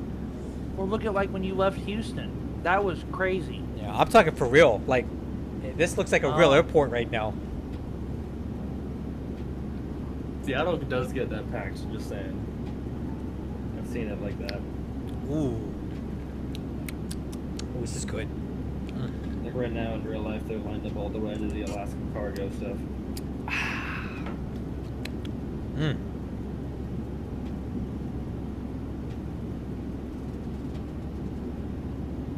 I'm eating my dinner while I'm flying my plane. Yeah, I ate just before we started. Awesome. My mom made special quesadillas, so if you guys know what those are. This guy. If I don't know what a quesadilla is, bro. I'm from California. No, a special quesadilla. No, I don't know what that is. It's a deep fried quesadilla. That sounds like some Mormon stuff, man. No, it's a Mexican thing. It sounds like my heart would explode with cholesterol if I ate that. Diabetes right there. Diabetes. Wolfred Brimley. No, because there's a place in El Centro in California that does them. For the record, we do not claim El Centro as California. That dump, you guys can have it in Arizona. We don't want it. Well, I'm originally from California, so. What, El Centro? No, Oceanside. Oceanside? Oh, that's near me. I just drove by there yesterday. Yep, I was in Ocean. Man. I was in Oceanside, Fallbrook. Fallbrook? Yeah, I just drove by Fallbrook. That's how when I was in Civil Air Patrol, our meeting was on Camp Pendleton. I used to. So when I go to Camp Pendleton, I go through the back gate through Fallbrook. Yep, we had to go through the main gate in Oceanside. All right, boys, it's time. Oh, it's time to start. It's time to start making some decisions. Who's doing what? Okay, so let's talk. Get all on top of each other here. So right. I am going 0219, or just check. No, 0219 is my arrival. I'm starting descent at almost my top of descent here. 172. 172. My arrival is 2035 Zulu, and my top of descent is 227. All right, so Austin, you're good. My arrival is 225 Zulu, top of descent at 204. Mine's right. 224 Zulu. I'm gonna slow down a little bit. Steve? All right, it looks like I'm still taking you guys in. Mine is showing 5 now. 205. I'm gonna dial it back to Mach 7. Oh, dude, you No, better. no, you're in the lead. So go, you go. You're gonna lead us in. Let me see. Okay. Let me see. That might be the Shut best. my screen. I can actually slow down for you, Steve. That might be better because I can't. You can't slow down a whole lot more. I'm going down to 8-1. I'm gonna let Shane go. What's happening with the guy in the bus, in the airbus? They'll be fine. He'll be fine.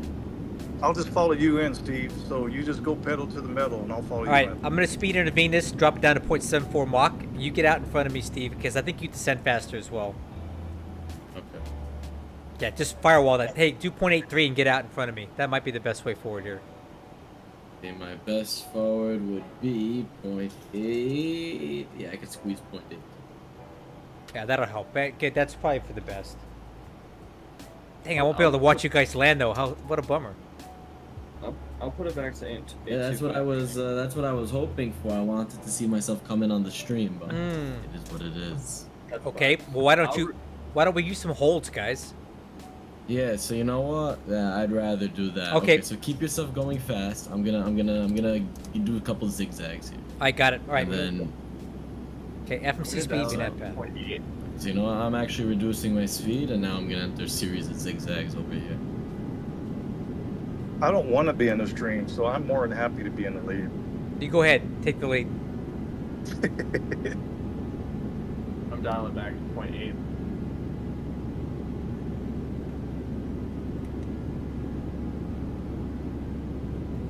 Descent speed.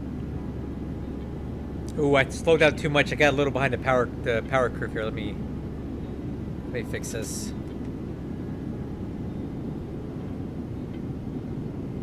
So my descent speed is 825 at 342. Should I make that like 8.8 at 300? Damn MD-11's coming down like a meteor.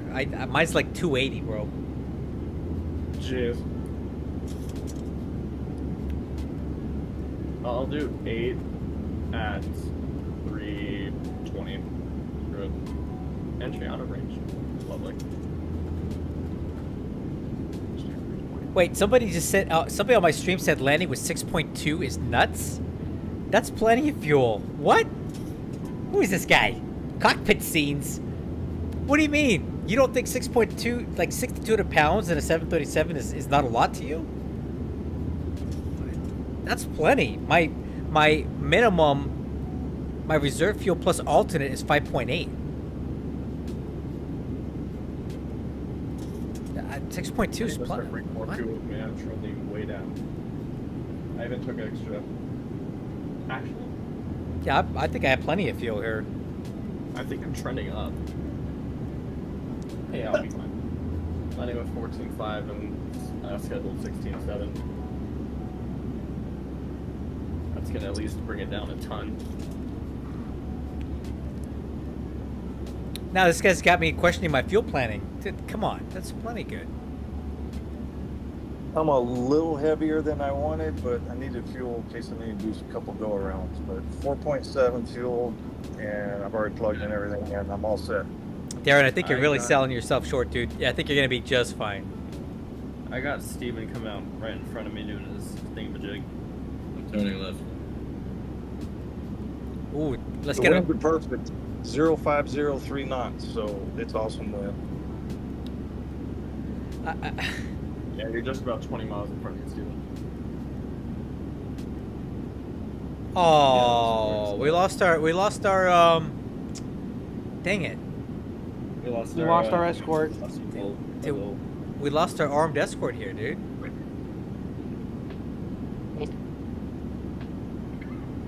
I'll put Steven off with DCAS.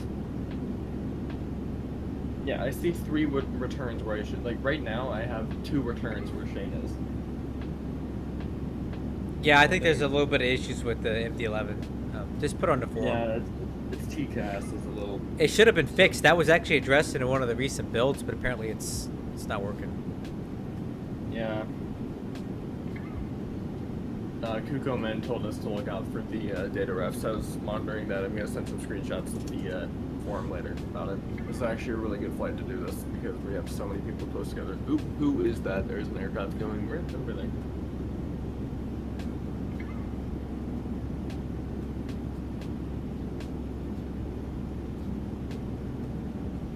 Yeah, who is that? They just... Oh! Yeah, it was like suspended and then just took off again. Could be some vets and wonkiness.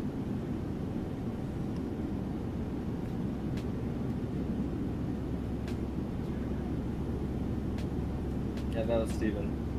Don't know if we got a big black spike there, but or that was just bats and being bats. That's big bats. Yeah, okay. Yeah, because you were literally just suspended there, and then a minute, and like 5 seconds later, you're just zooming. Well, Cockpit scenes, I respectfully disagree with your comment about my fuel planning.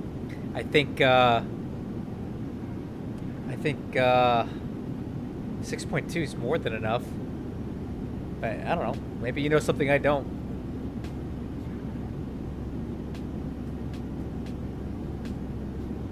Well, ex-BATSAM's going to open here in 5 miles for 200 miles away.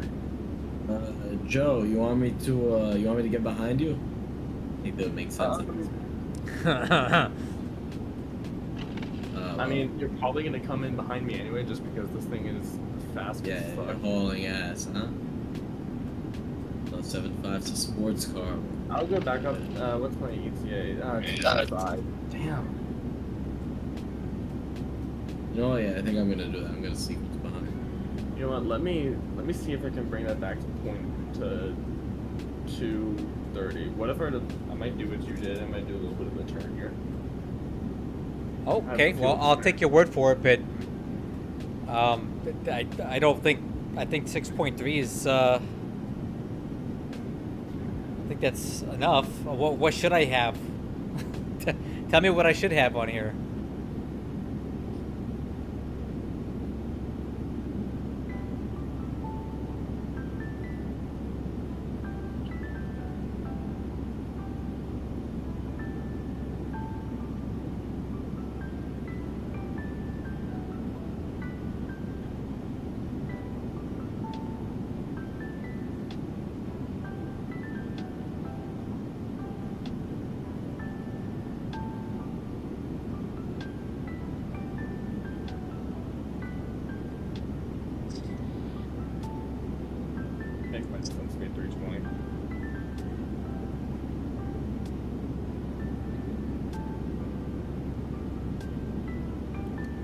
All right, I'm gonna hop off the voice chat for a little bit, guys. I'll talk to you on the ground.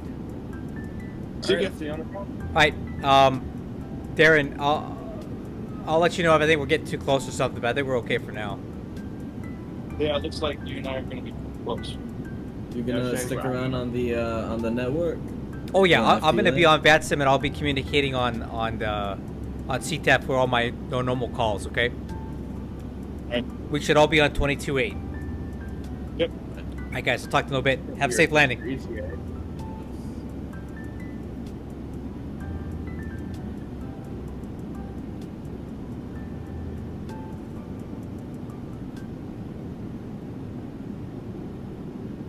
All right, guys. Let's go ahead and go over this arrival and approach into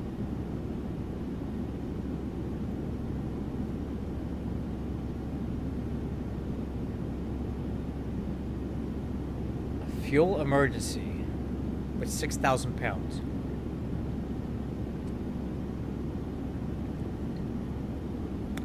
I'm gonna have to really look at my fuel planning.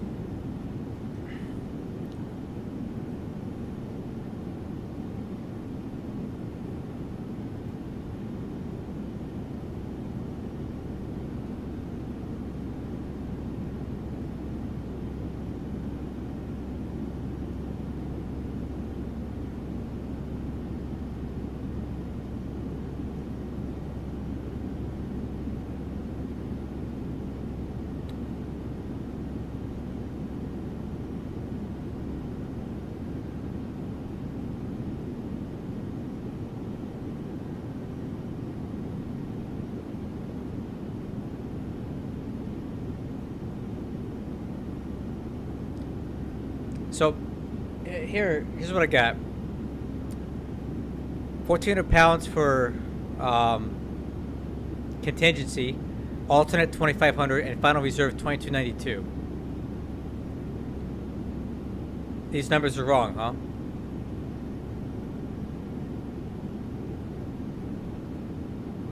huh? Uh, 218. No, mine's 0225.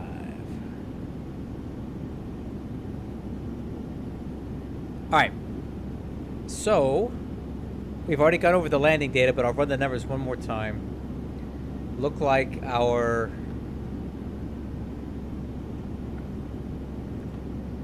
flaps 30, 141. No, 136 will be the VREF. So approach speed will be 141. Max auto brakes. And that'll give us about...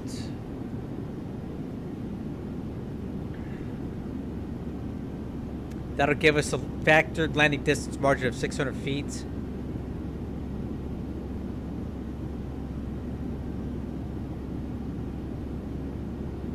Oh, I might have to bump up my fuel planning a little bit then.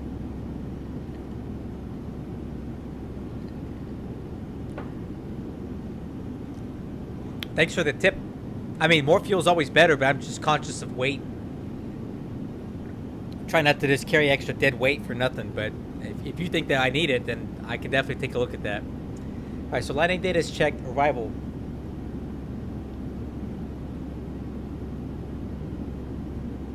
so we are on the Talag 1A arrival. There's not a lot of information here. So we need to cross Talag at or above 10 and Melvo at or above 9. And then we're going to transition on to the RMP runway 2 from the north. So Melvo's our initial fix here at 9,000. TG17, 8. Final approach fix is TG14 at 67.76. And then we need to be visual with the runway at TG11, just a little bit before TG11. The decision altitude is 4429 because we're RMP 0.3. So 4429 is the decision altitude, which is going to occur in between 12 and 11.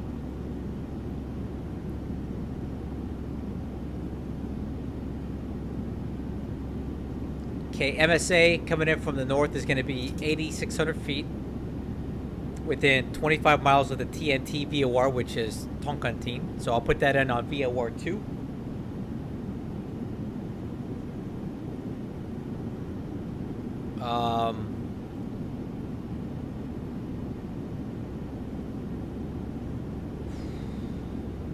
Okay. In the event of a missed approach, we're going to climb and intercept lateral navigation, which is going to be this track here. Maintain RMP track, max 175 knots, re-engage LNAV by TG11.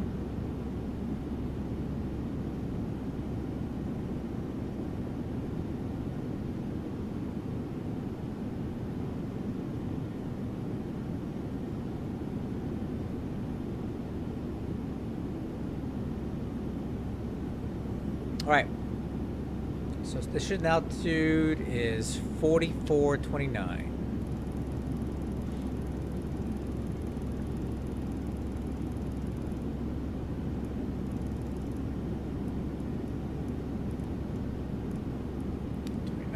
Landing altitude is 3288, so let's call it 3300.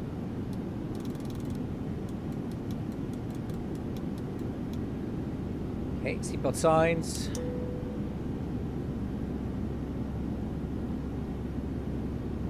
Wow, check out that weather up there. Sure wish I had working weather radar that would tell me that what I'm flying through. How much fuel do you use in a go around? I don't know, 1,000 pounds, 1,500 pounds.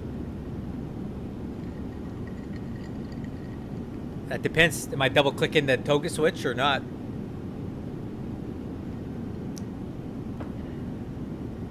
And depending on the, you know, is it a low altitude go around or like kind of higher up? Because if you're not really close to the runway environment, I don't think I'd even hit. I don't think I'd really goose it that hard. But I don't know. You would know better than me.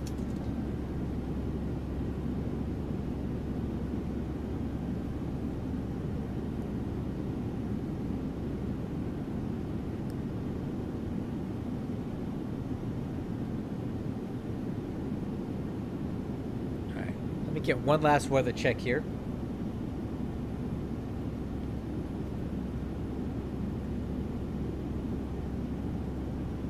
Okay, the wind is 0407. Fuel clouds 36, temperature 28, altimeter 3000.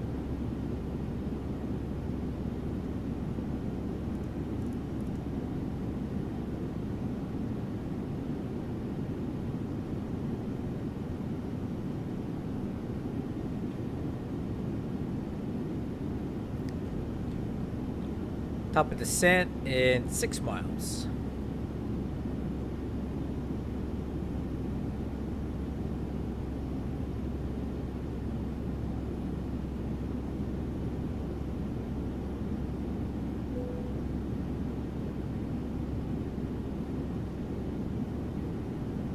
Alright, I'm going to reset the altitude. Put that 10,000 feet for now.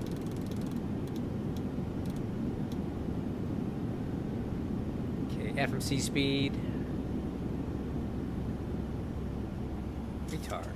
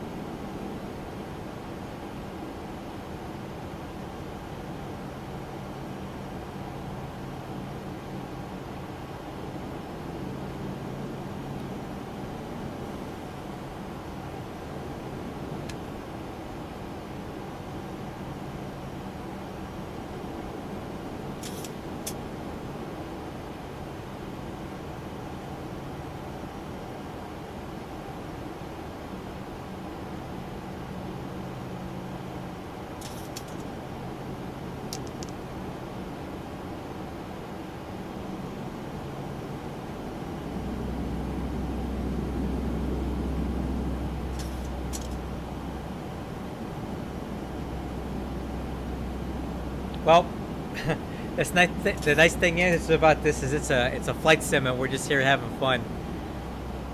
I think it can do it. The 900 does suck though. I would say it's the red-headed stepchild of the entire line, man. It's just, it doesn't have a lot of the performance improvement modifications that the ER has. It doesn't have the performance of the 8 or the 7. It's kind of a little bit of a dog, and it's long. But hey, it's just a flight sim. We're just here having fun, right?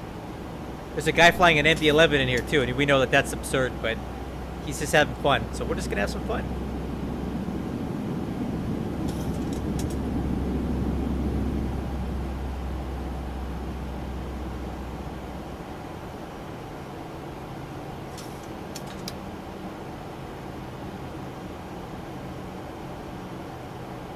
I mean, the American used to fly 757s in here. It's a bigger plane, but I know it has a little bit better low-speed handling capability.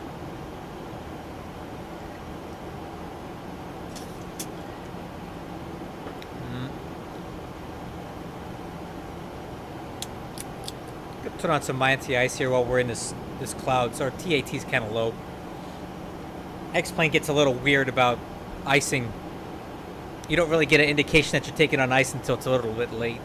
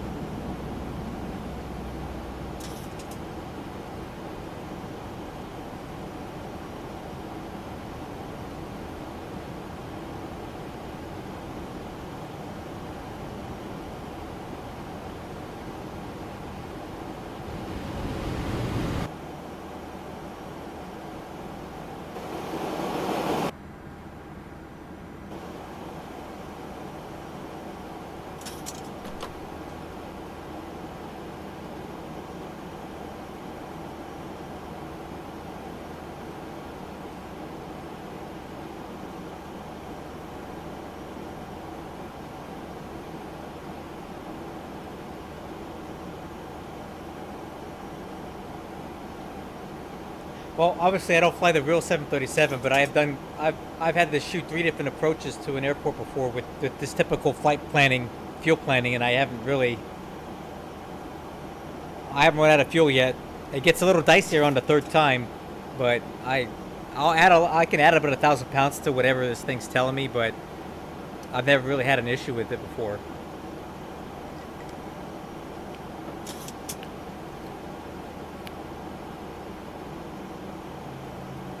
One thing you have to keep in mind is that these flight sims are reasonably close, but they're never going to be exactly on in terms of performance like what you're used to. So we may burn a little bit less fuel, a little bit more fuel than what you would.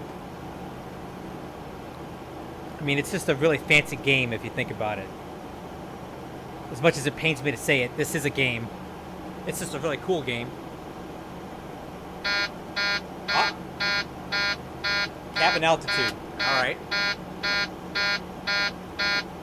I wonder why that is. Cabin altitude. I don't think we have a...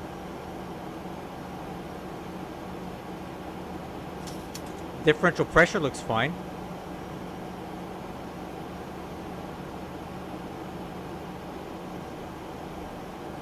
Actually, no, the cabin altitude is pretty high here.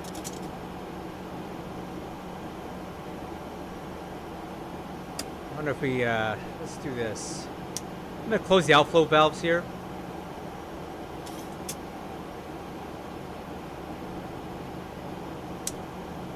Oh, bleed trip off. There we go. That would explain it. Let me go back to auto here.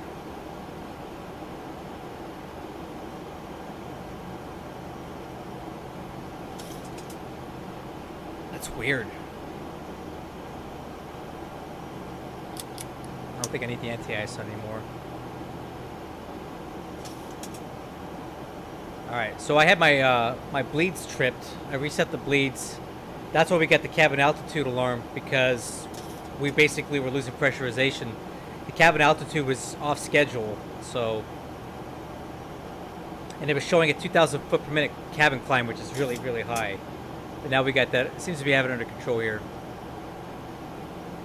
It might take a while for the cabin altitude to recover and catch back up.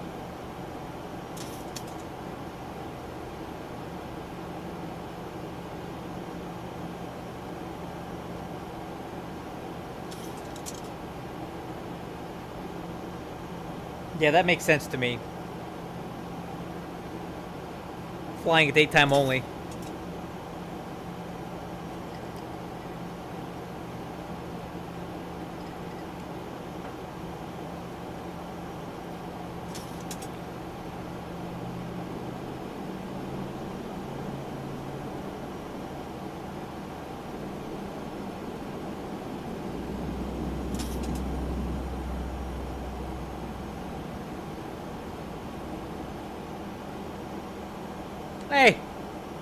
Hey, you know what, Steve? It's nice that we get some real-world insight here. This guy is clearly a 737 pilot, and I am not, so it's always good. It's always good to get some insight from real people.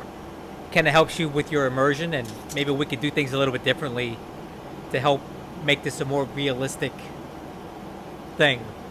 So I don't mind at all what Mr. Cockpit Scenes is telling me. It's good information, because I wouldn't know.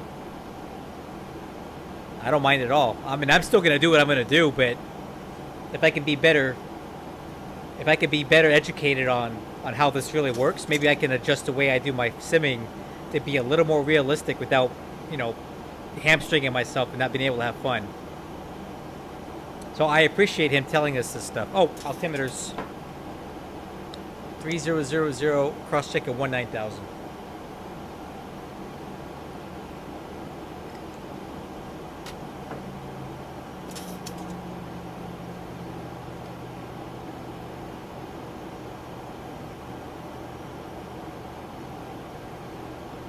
Oh, look at this.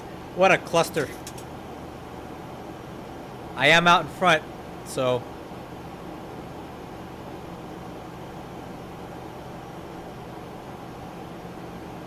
Altimeter setting. Altimeter setting. Tell you what, we'll cross check at 18000. Cross check.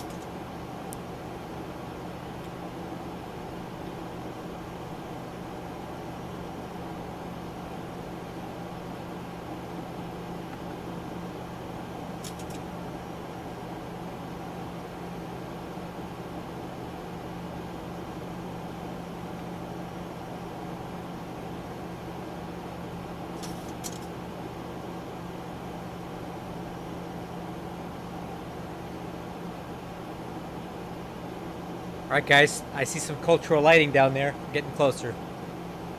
That might actually be the airport way out there too. In fact, I'm almost certain that it is. Yep, that's the airport there, guys. You can see the approach lighting here. And this approach lighting follows the RMP approach in here. So there we go, airport in sight. Good weather.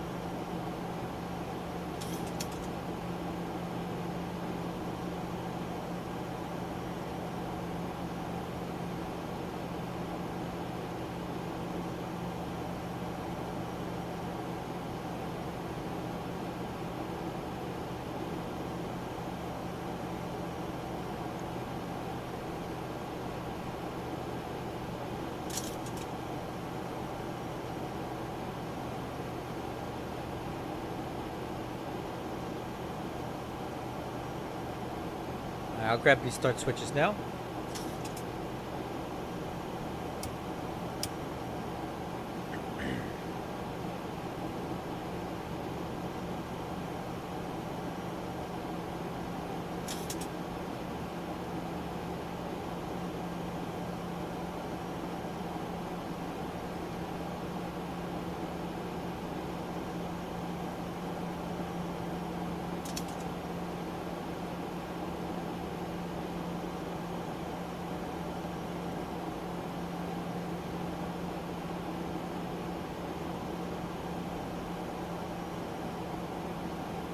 Thousand to go.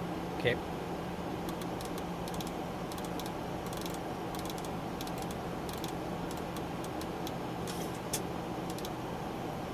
Okay, altitude down to 44. Okay. Some decel right here. And let's get the lights on. Approach checklist complete.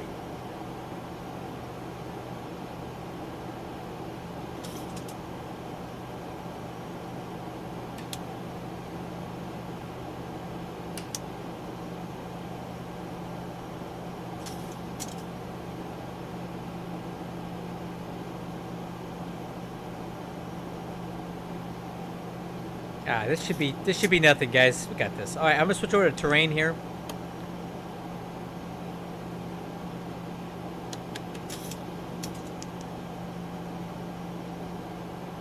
All right, speed brakes.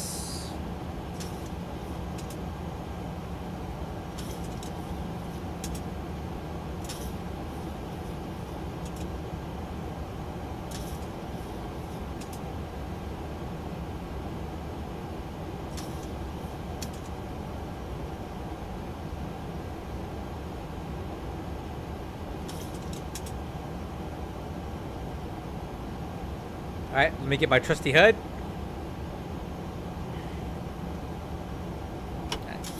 Retract.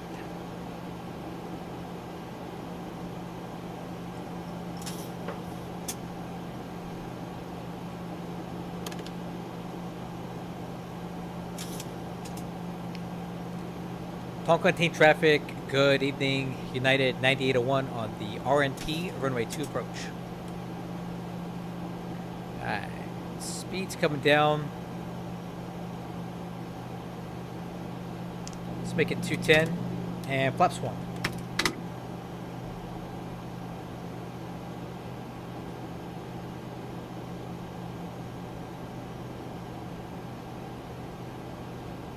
Nice. Should be nothing, guys. Easy work here.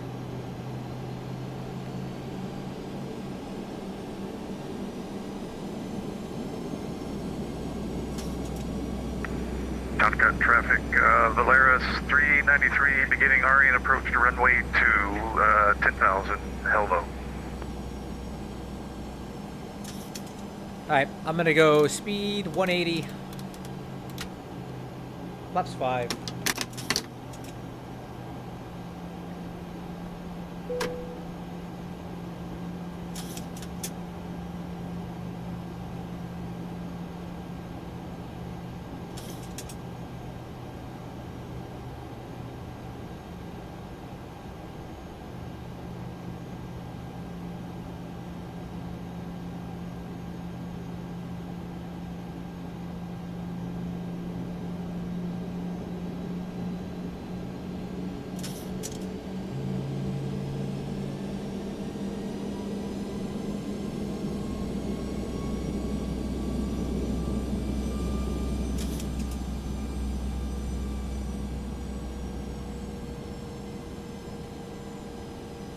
Alright, let's keep the speed coming down to 160.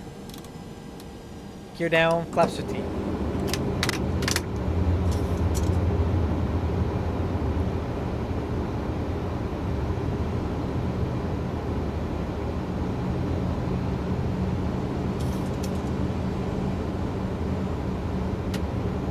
Oh, this is cool, dude.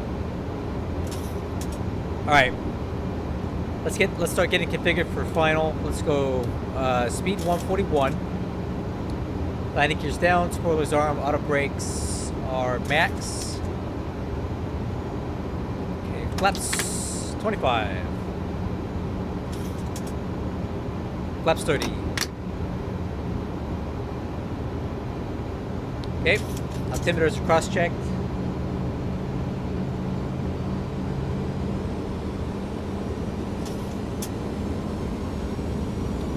Okay.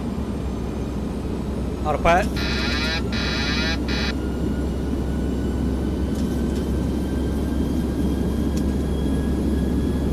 A little bit slow, correcting.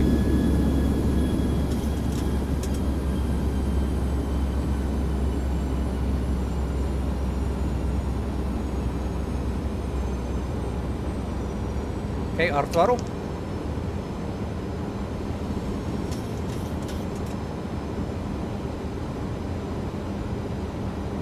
Toncontin traffic, Colombian 543, MD11, 4 miles out from Tango Golf 017, speed reducing to 170. We're going to be on the RNP for runway 02, Toncontin.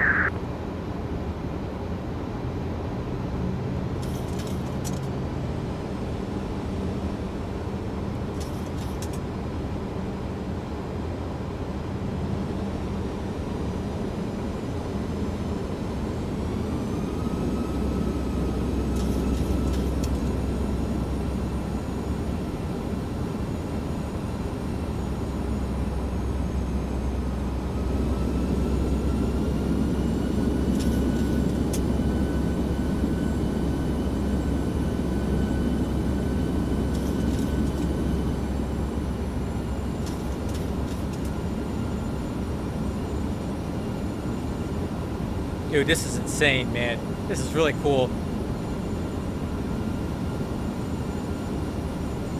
I can't even see the runway yet.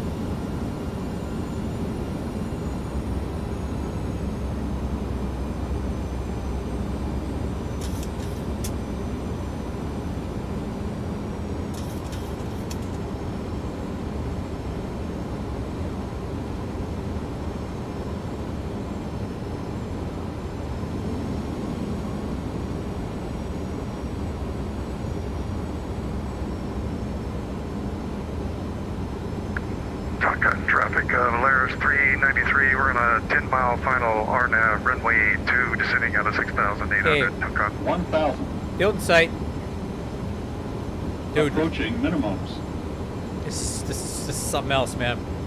Minimums. Continue.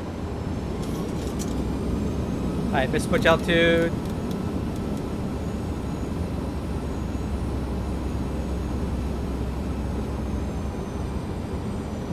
Toncontin traffic, Colombian 543, we're reducing to speed 146 now, Toncontin. Oh my god, this is nuts.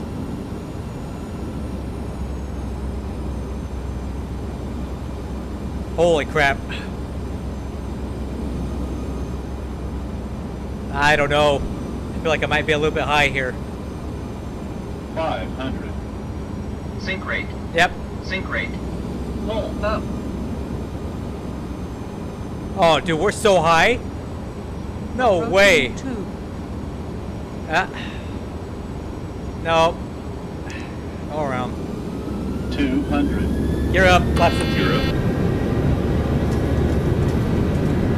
Yeah, I'm way too high.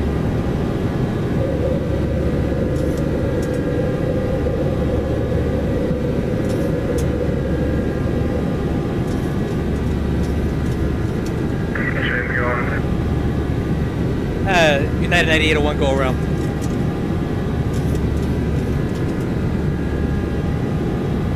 Alright, LNAV.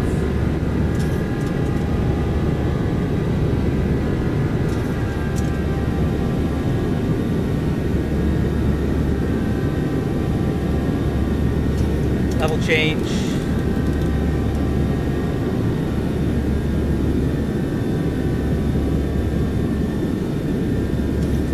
Yeah, too high.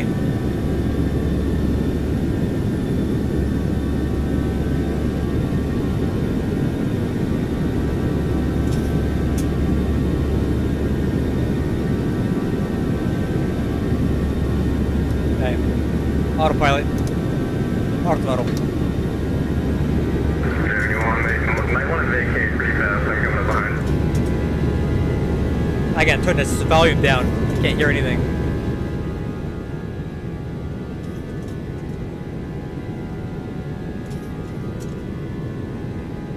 Alright, flaps 5. Toncontin traffic 1000, turn and final runway 2, Toncontin traffic. Alright, let's go speed 180. Actually, you know what? Let's make it 210 so we can clean up a little bit more.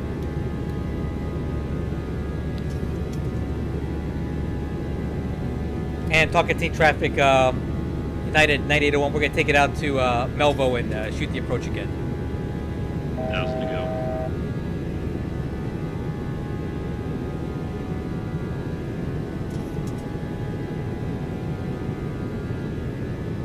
Toncontin traffic, American 718, setting past 8,000, 9,000 direct, Tango Golf 017 on the R9 02.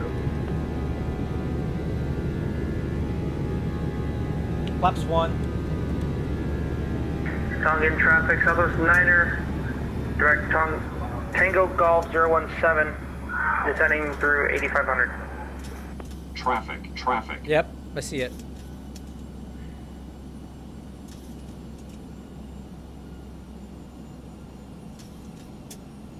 Yeah, Southwest 9, we're going to sequence in behind you. We'll be the last one in.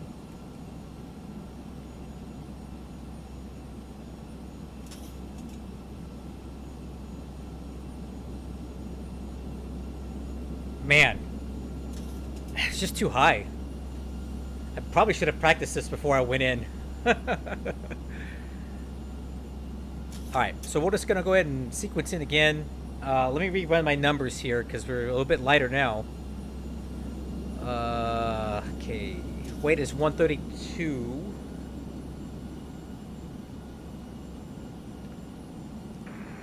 Toncontin traffic, Valeris 393, we're clear, runway 2. Same numbers. Taxiing the gate.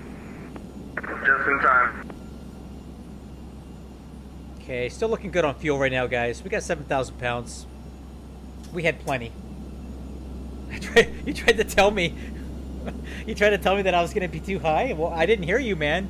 You should have said, "Go around faster. You're too high."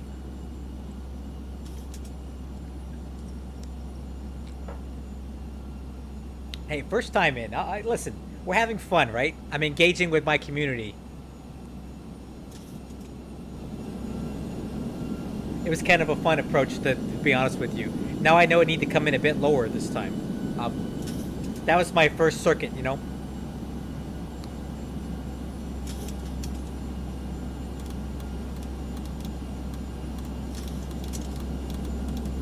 It's just too high. I mean,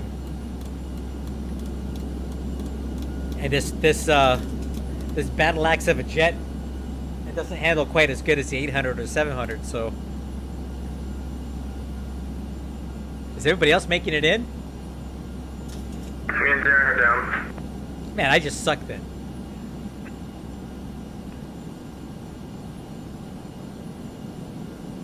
That was a very nice go around, though. I recorded. I'll post on YouTube. Come on. At least I did the go around okay.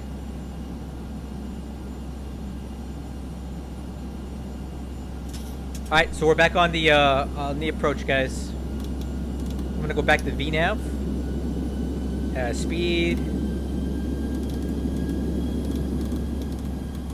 Let's go back to 180 knots here.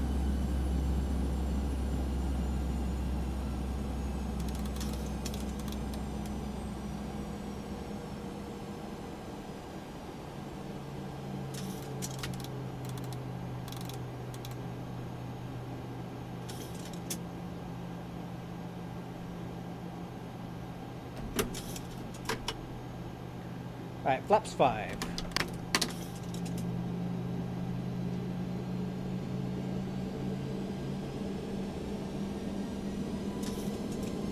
That was pretty gnarly though, dude. I didn't expect it to be that steep of a drop into there.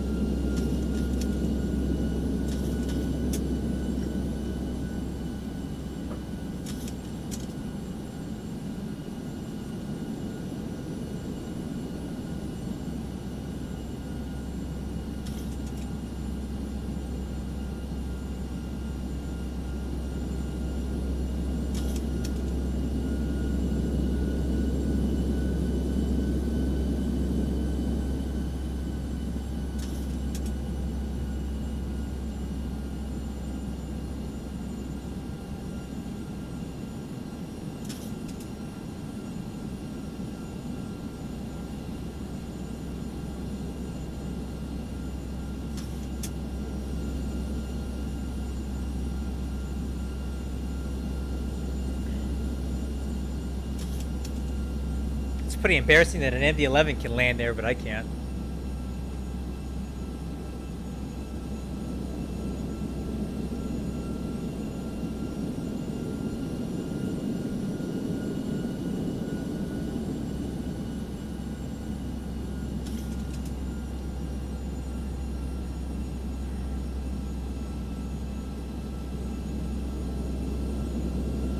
You got this, Austin. No problem.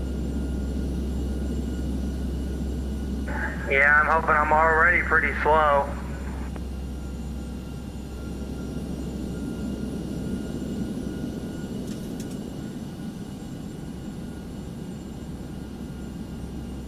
My approach speed is 131.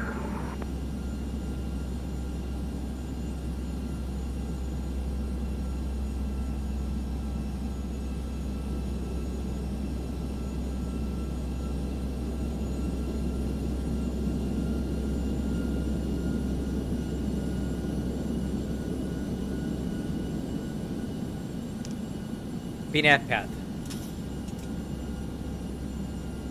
Alright, speed. Let's get down to 160.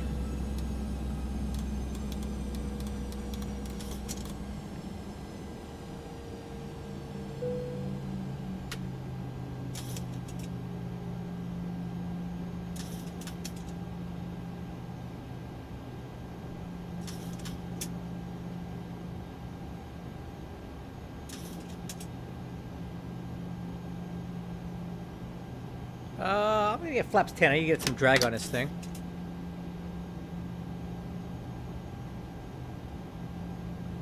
I do like it, but it disconnected twice on me, so I had to stop using it. So more to come. We'll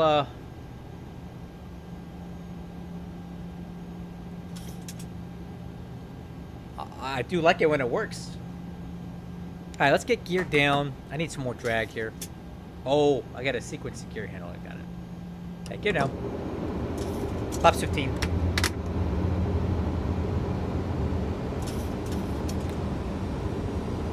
Alright, I'm gonna go ahead and slow down to final approach speed, 141.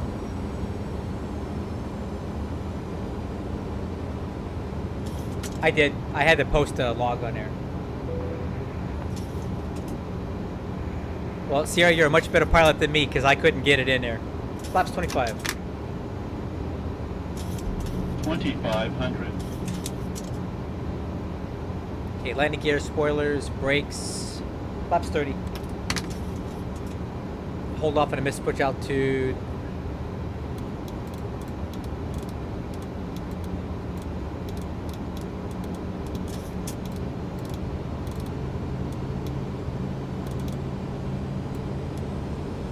Okay. Autopilot.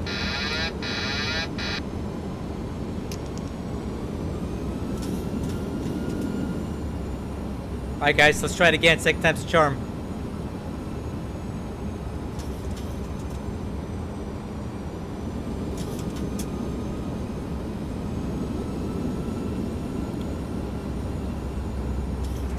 Good job, man. Better than me. On the runway.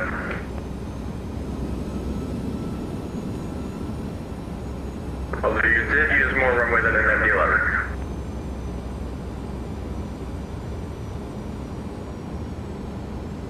Saving the best for last. I'm coming in to round it out. Southwest 9, clear the runway. We're watching. Trust instruments, hold that turn. Oh yeah, try not to play director off that boy.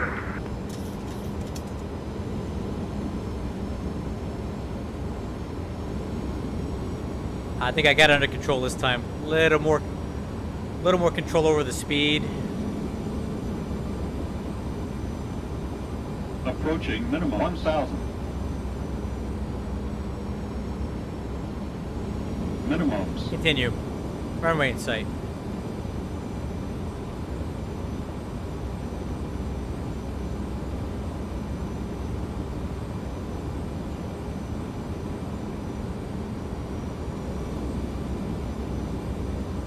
Terrain. Continue. Terrain. Terrain.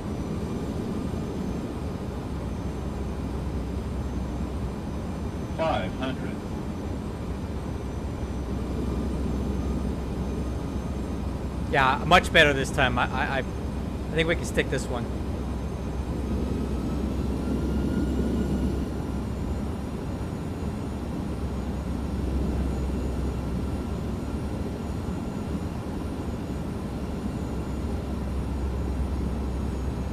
Oh yeah, we're good.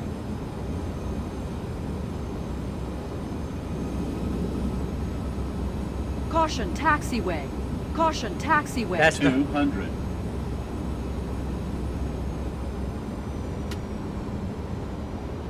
Sync rate. Yep, continue. Sync I got it, I got it. Sync rate. Sync rate. 50, Ooh. 40, 30, 20, 10, Ah! 5. 3,000 feet remaining. 2,000. Oh, remaining. baby. Come on. Woo! 1,000 Along with flying. Good job. 80 knots. Good job, brother. Oh, boy. Oh, boy. Ah! 100 remaining. Oh, my God. What a disaster. Where did Steve go? Oh. Yeah, where is Steve? Hold on. That was that was awful. Hold on, I need to.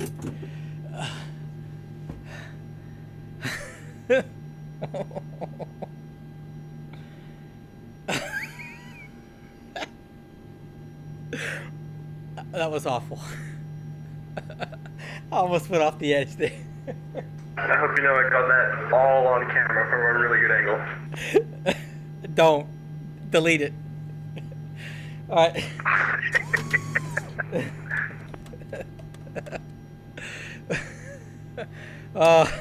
Okay. You could always fly back in a second time to redeem yourself. Okay.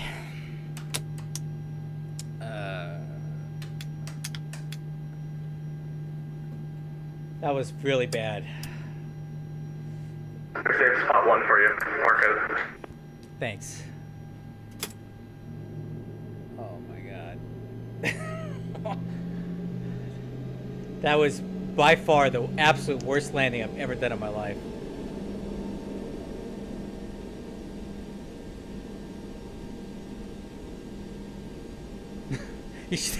You should have screamed, because I was screaming. There's a big drop off at the end of that hill, man. There was a big drop off there. We almost went over the edge. Justin, we just about did, man. Okay. Okay, so clearly I am not ready for this place yet. I'm the only guy that had a HUD. And I was the one that screwed it up the most.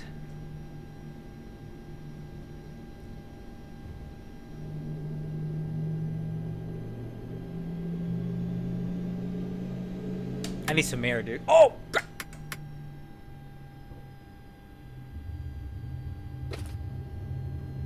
Ah, shit. I just hit the wrong switches here.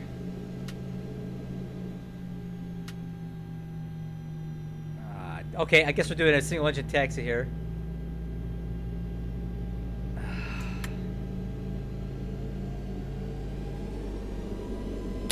I'm so frazzled that I hit the fuel cutoff instead of the...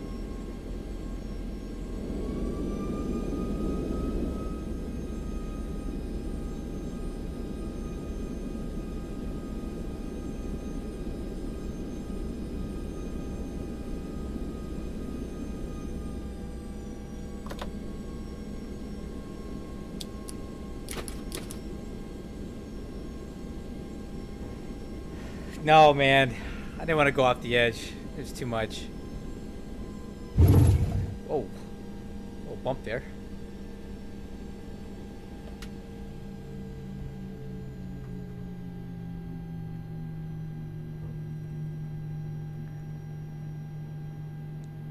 Amateur hour on a combined fleet headquarters.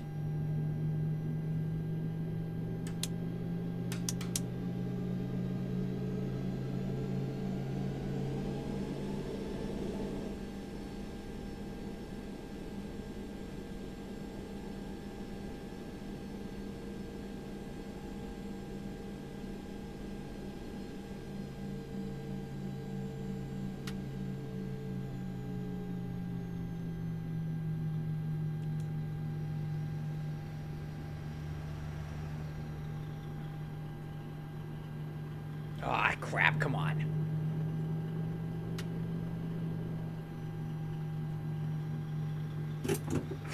Well, that was fun. We gotta do this more often. Yeah, I need to do this a lot more often at this airport until I get it right, because that wasn't right.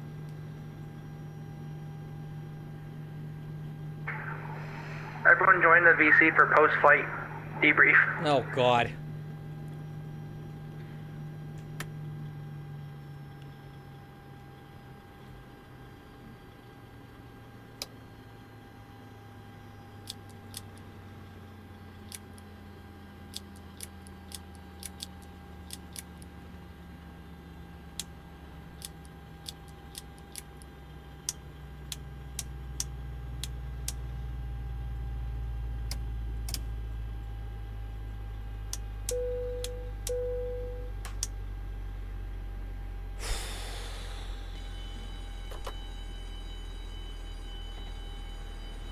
Man, that sucked.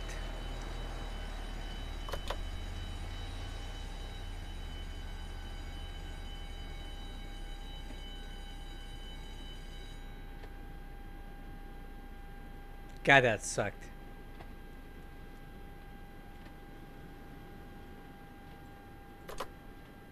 Ugh.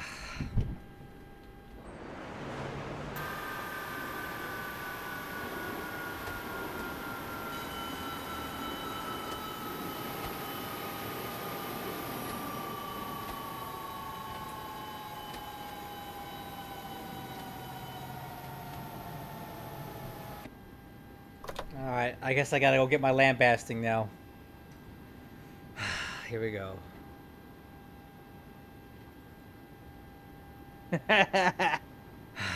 Dude, what happened?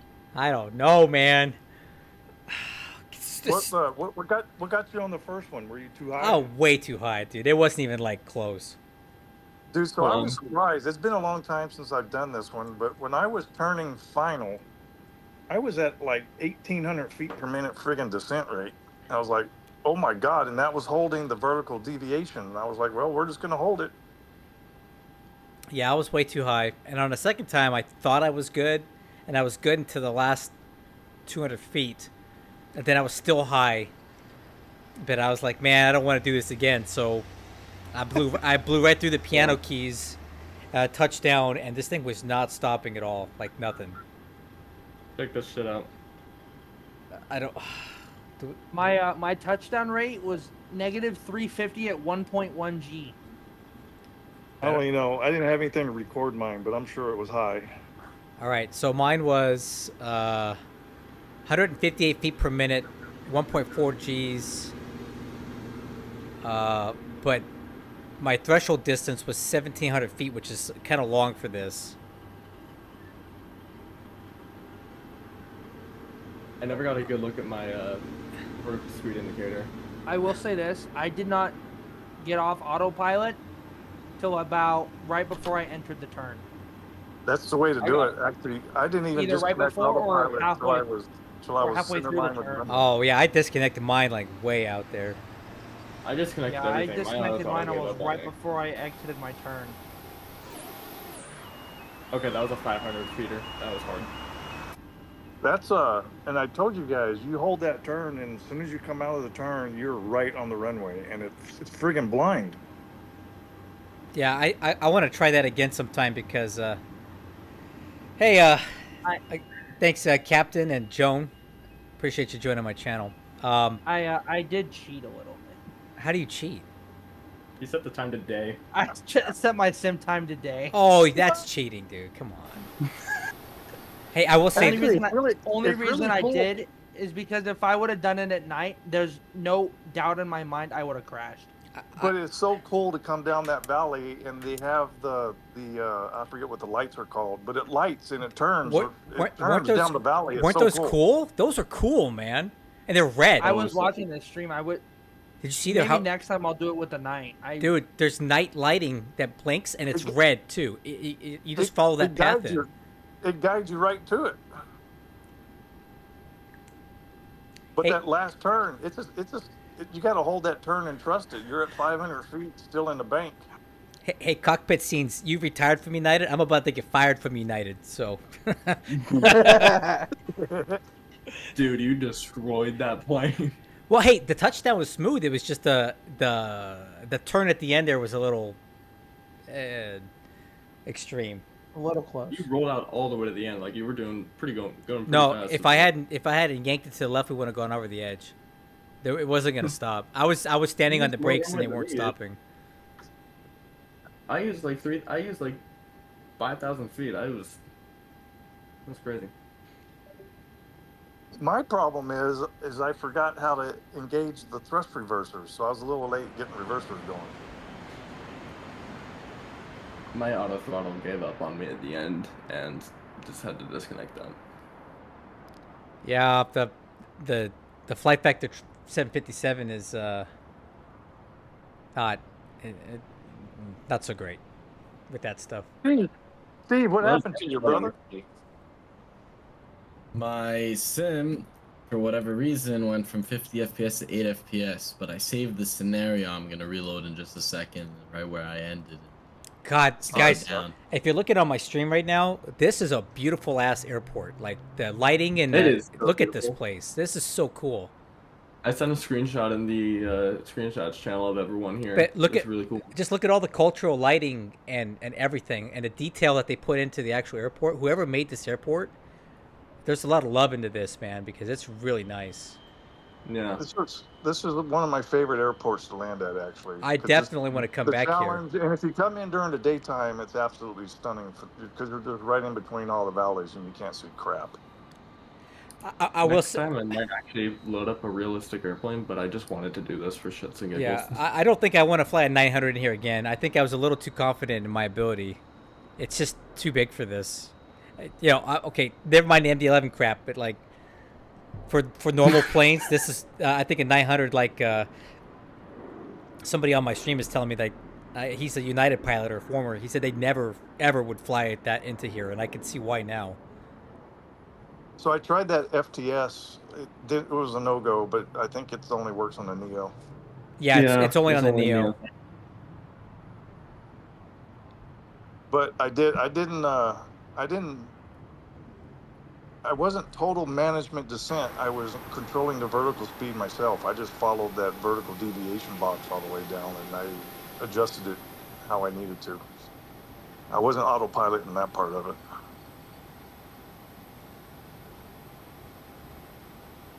I was just horizontal. That's all I kept it in. I maintained the vertical part of it myself. I was trying to be a man and fly it all myself, but I don't know. Maybe that might not have been the best choice. I was at landing configuration by the minimums and was turned off the flight director, auto throttle, autopilot, everything. Call the chief pilot. Yeah. We had a little incident here near the end of the runway. We were about 180 feet from going off the end. I want to see what that even looks like. I will say this though. I was at, I think it touched on. I was at 126 knots at flaps 40. You know what? I think flaps 40 may have been a better choice for this. Yeah. Oh, I went full flaps. That's what I was at. Oh, dude, look at this. Like, if you go off the end of the runway, you're dead. There's nothing. Oh yeah, it's a huge ditch all the way down. I've been down there before. There was a TACA A320 that overran over a decade ago. Yeah, that's why they stopped flying big jets into here. Like, you can't even fly. This is a special airport, and I'm not special enough for this. I can tell. But to my understanding, in real life, you have to have a license to land there. Yeah. So there's a guy on my channel right now. He's a retired United 737 pilot. He said this is a special airport that you have to do a couple of days of training on, and the biggest plane that they would fly in here would be a 700 737. That's it. Nothing bigger. Yeah, that makes sense. Yeah, I probably should have done that, but, you know. Oh, well.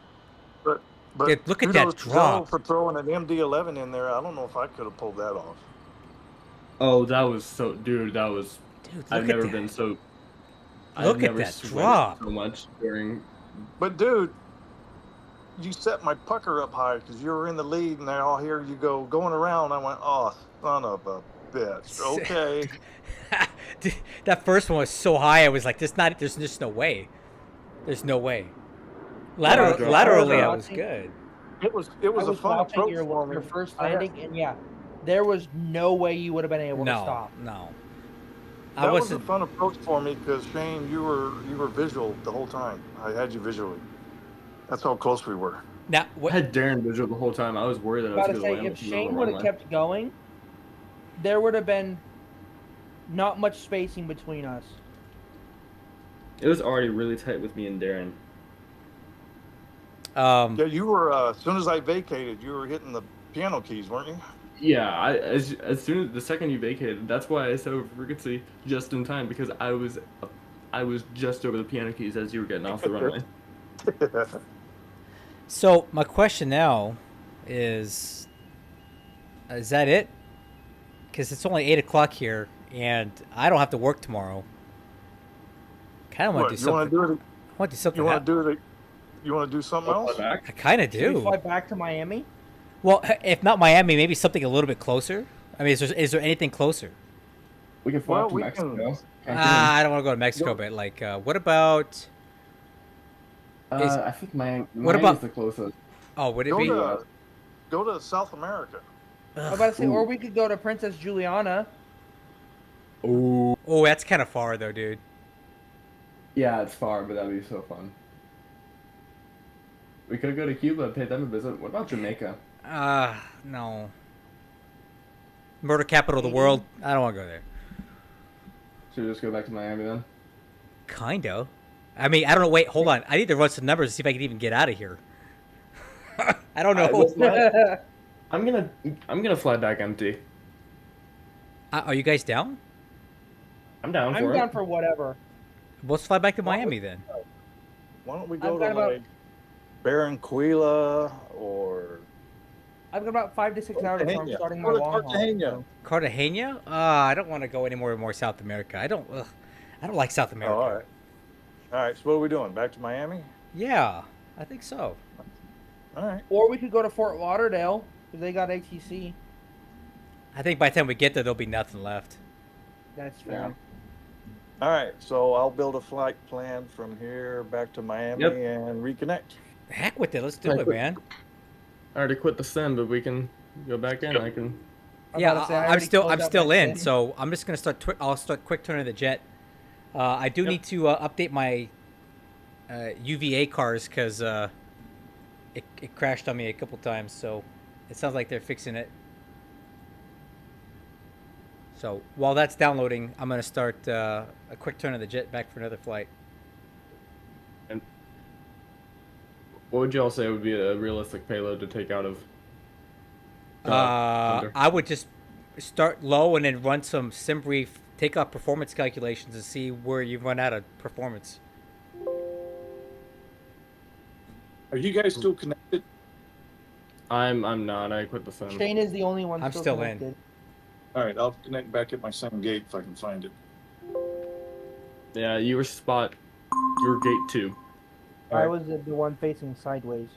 Yeah, me too. If you load in, it'll be pretty similar. Okay, what routings are we gonna take? Give me a second. I'm taking on BTO 1D, BTO. What is this? RB. Dude, hold on. I need like 5 minutes. I'm like sweating profusely right now. I know. Because none of you guys almost went off the end of this thing, okay?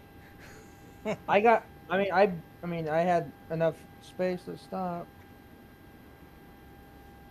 I barely stopped. Nanny Ray, I barely stopped. Okay. Only an 800-mile flight? God damn.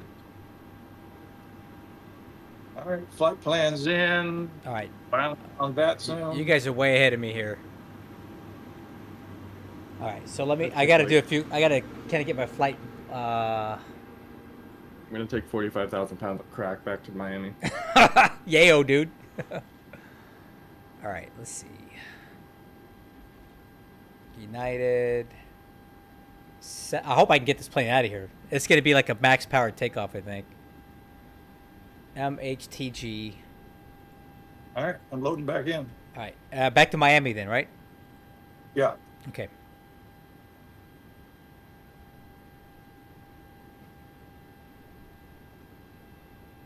Just whatever route, I guess. Yeah, I think we can take. Everybody does their own route. It's probably the best. Hey, did you do the Sigmet thing again, Darren? The what? Sigmet. No. No. Straight line. Yeah, I just want to get home. 7327. Okay. UAL 7327 MHTG KMIA United 737 900. Everything's programmed in. Let me in 541. All right. Generate flight.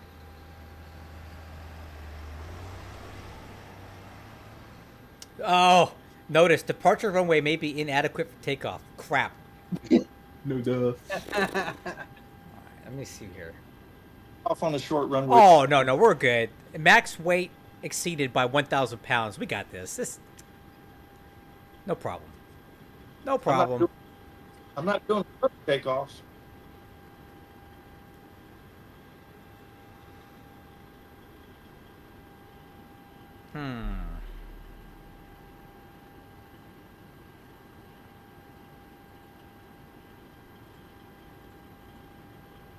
I fear that my gate be a little small. Okay, so flaps 25, max power, bleeds off.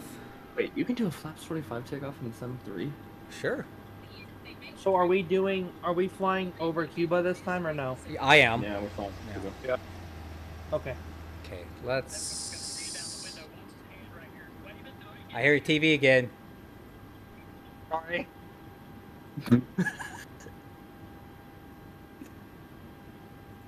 There's 41 laps left in the NASCAR race. Okay, so let me go ahead and reset my checklist, guys. Give me a few minutes. I gotta restart everything here. Yeah, so let's do the EFIS panel. So I'm talking out loud. I don't mean to talk to you guys, but this is how I run through my stuff. No, you're good. All right, then. Okay, weight and balance. I am connected all over again. Set the plane up.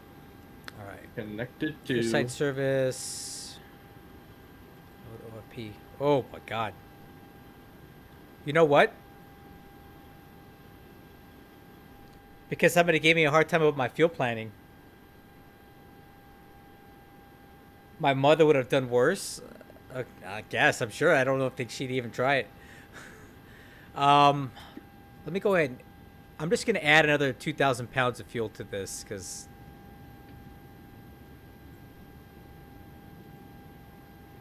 let's just make it an even 19,000. All right, let's load. What runway are we landing on? I don't really want to land on the 9. I've got 9, so I mean I can change it. Nah, that's fine. I'll just do 9. I don't really have a set gate because I fly whatever. 45,000 pounds. My cruise is 410. My cruise is also 410. Lovely. I'll take 41,000 pounds of fuel.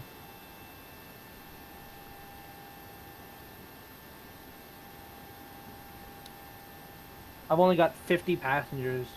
I got 45,000 pounds of drugs.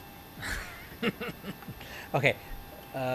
We reload this. Figure out the approach. Unload. I'm gonna do a battery APU start.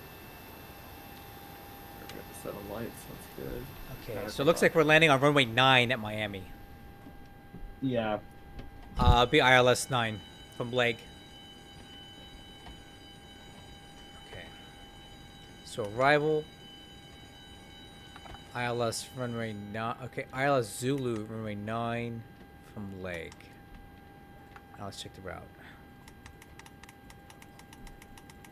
Our APU is staying up. Got a problem here. Arrival. Alright, what is my transition?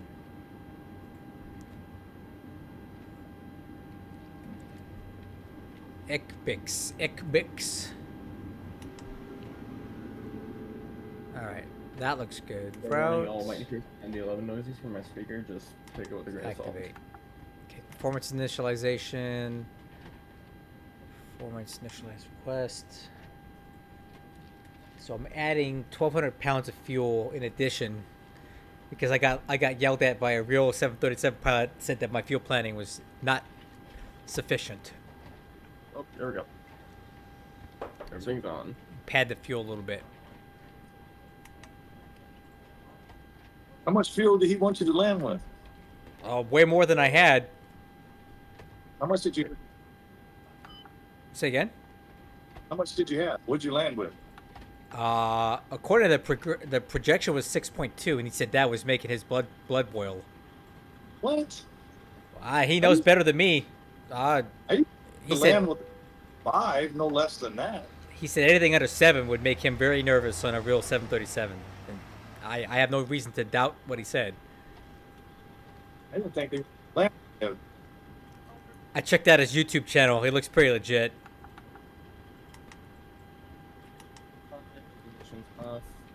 Alright guys, it was great flying with everyone, great speaking. Have a great night everybody. Hey Steve, thanks for joining us, man. We'll do this again soon, and we'll make sure we... Thank you for doing this. I highly suggest that you try to do Kai-Tak. Oh yeah, dude. I definitely want to. Oh yeah. Kai-Tak would be fun. That scenery is amazing, guys. Mandatory MD-11s, okay? Oh yeah, of course. And MD11 and 747 classics. Hey, I'm gonna do the MD11 with Alitalia so I could go piano. Then you have. I will be able to. If anything, I'll do a 777 because I don't fly. I don't have to fly the 74 or the MD11.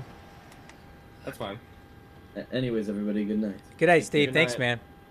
Bye bye. Thanks for joining us. Power's on. Are you doing another flight there, Joe? Oh yeah, one more. We're gonna take it back to Miami from this Toncontin place. Where are you at? Toncontin place. Where are you at? It's in South America, Toncontin. Oh. Alright, so Mike Hotel Tango Golf. Ooh, dude, look at that. Look at the N1, dude. 101.3, dude. That's maxed out. That's gonna be hot. Okay. I basically pulled a Sky King on my shit today. I was just like, oh my god. Oh. Oh wow. I got so frustrated. Sorry, I shouldn't have mentioned that, but yeah, I couldn't fly that thing. I had to literally just end my stream and yeah. Well, what were you flying? Number one, what was it? The NG736 was messed up, so I had to restart my flight. Then I got into the NG738, and that thing didn't want to cooperate at all. I don't know if they need to clean up the language inside. You know what I need to do, sir? I need to get with you and figure out how to play with my read up my plane. What are the issues that you're having with it? Is it's not flying well, or is it something else? It could be pilot error, it could be anything. I don't know. It was just like it was just my concentration level. I don't know, but it was Yeah, that could have been it. Hey, we all have off nights, man. I definitely do. Yeah, I don't know. It's in the VOD. I definitely had an off night here. We're about 150 feet from going off the end of a cliff. Yeah, it's not so great. He's not even kidding. I'm not kidding. No, it was. I had to yank the nose wheel steering off to the left, and we were going to go off the side. Can you get an outside shot of your plane real quick so I can see what you're talking about? Oh, check this out. Okay, you ready? Watch this. Yeah, go. You go. It's free, man. Let me show you where we almost died. Okay. Okay. Yeah. Watch this. I'm gonna take you over there. Okay, cool. So I had to pull the nose wheel steering to make this turn, because if not, we almost went off the edge here. Holy cow. And if you go off the edge here, there's you end up in a cul-de-sac. That's a cliff, yeah. Oh So wow. we were just about to go off the edge. Oh lord. Wow. Okay, heading 020. The departure is going to be interesting, but not near. It was an interesting approach, to say the least. Oh, for sure.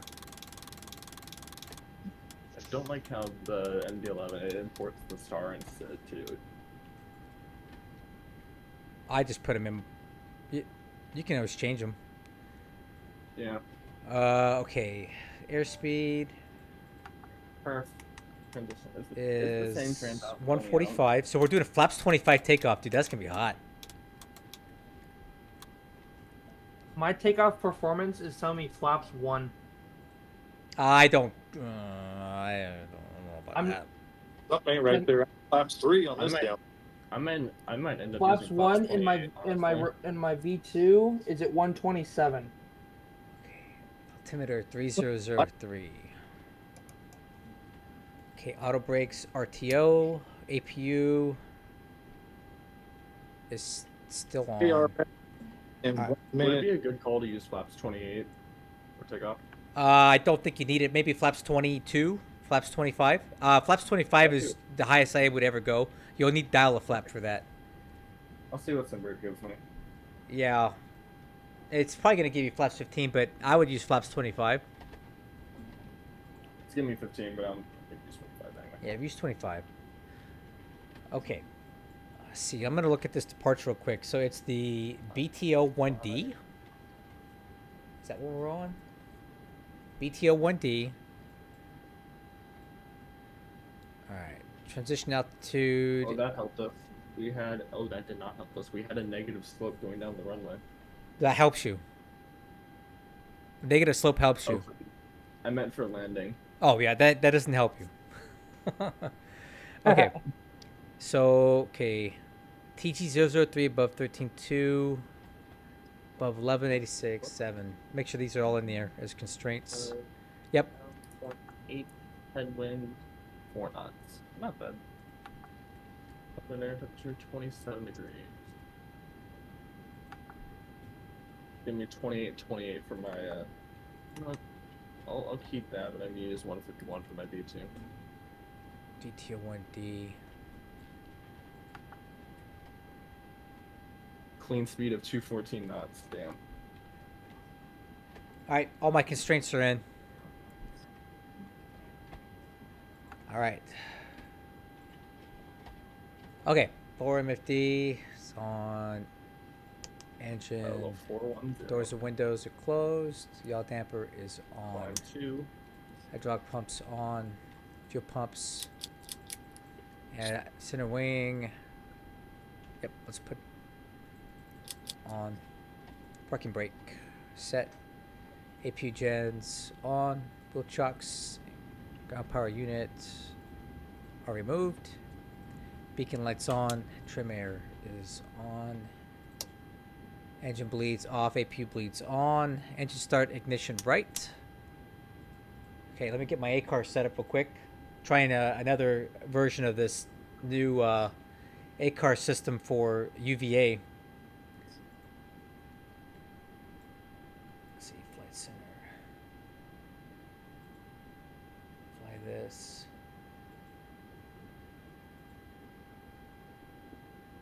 Dude, this thing is so cool. I can't wait for you guys to see this.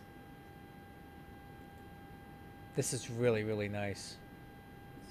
What, the United one? Yeah, dude. Like, wait till you... Are you in that VA? No, I'm like the AMS one, but I need to jump to that one. Dude, when I'm able to show you this ACARS, because I'm beta testing right now, you're going to want to come over. Because I always thought that Love Cars was like the industry standard best, like, ACAR system that there was. I think this thing's better. I love Cars. This thing's better. Like, so Love Cars will give you a little more 737 specific stuff because they deal with one airline with one aircraft type, right? But this one has to, UVA has like 20 different airlines in it and all kinds of stuff. So it's not going to give you that really detailed, specific aircraft performance stuff, but everything else around it is so good. Like, the UI is awesome. The look of it is great. The way it tracks stuff. The flight planning, you can pull up weather, live maps, everything. You don't even need to go to the website. Everything can be done from here. What are they, UVA.org? It's what is there? I'll post it. Hold on one second. It's this one right here. If you're looking at, I don't know if you're on my stream. It's flyuva.org. I'll Flyuva.org. It's shit's amazing. Okay, guys, I'm gonna go ahead and hop off of here while we get ready to push. Do you guys want me to take off first, or how do you want to do this? I'm already pushing. All right, so you go ahead. I got the tow hooked up, so I'll lead us back to Miami. Okay, that's fine. All right. See you soon. All right, bye, guys. I'm gonna hop off. We'll talk at cruise. How's that sound? Talking cruise. See you. Bye, bye. Bye. Okay. Hey, we'll talk on Unicom. All right. Sounds good. Okay, stream. I'm off of the voice chat, so we're ready to push. Grounded cockpit. Tow is driving up. So, this takeoff out of here is going to be a little dicey because, according to my paperwork, we're about 1,200 pounds too heavy to take off of here. I think we can physically get off the ground, but if we have like a rejected takeoff or something like that, is when it would be a problem. Stopping distance is the issue. All doors and hatches are closed. Ready to connect. Clear to connect.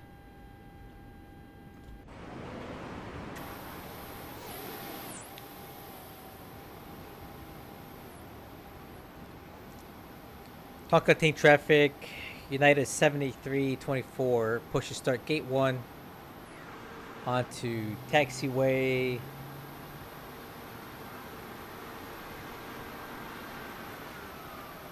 Whatever that taxiway is, the only taxiway, tail facing north.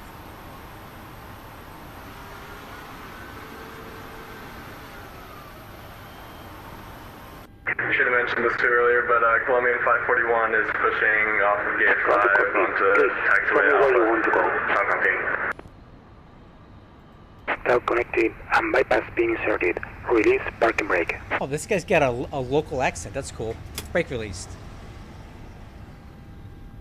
Starting pushback, and you may start engines. Engines. That's cool. Si, senor. Alright, starting 2.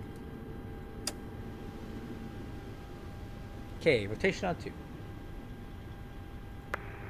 Some kind of traffic, Valeris 394, we're going to wait for that United traffic to clear, and we'll push on gate 2 to start traffic. Moncton, whatever traffic. Fuel on. Southwest 8 will be pushing after the A320.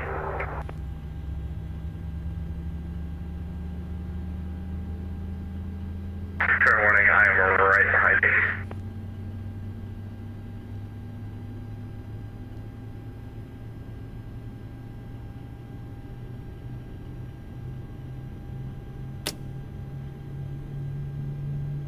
Okay, good start on 2, starting 1. Rotation on 1.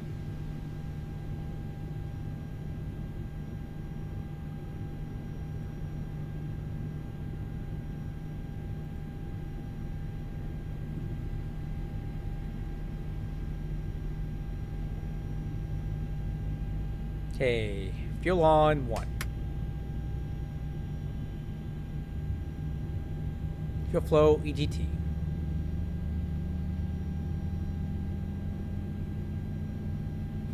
Oil pressure lights out.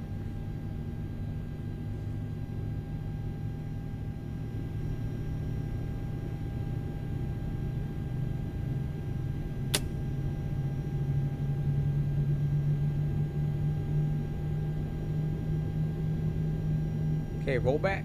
Operation complete. Set parking brake. Disconnecting tow. Stand by. Okay. At start checklist.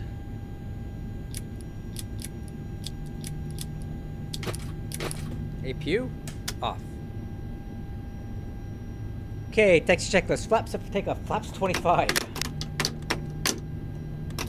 Oh, that's gnarly, dude.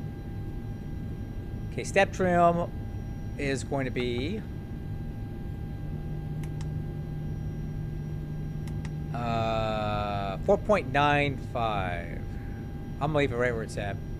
Takeoff data was reviewed and it's not looking good. VU1 138, rotate 139, V2 145. Takeoff thrust setting is max power 98.4. Transponder TARA. Tow is disconnected and bypass pin has been removed. And signal on the right. We'll see you next time and have a safe flight. Toncontin traffic, you right. Colombian 541, heavy taxiing to runway 02 via Alpha. And Toncontin traffic, United 7324, 7327, taxi behind the MD-11 runway 02. Let's go.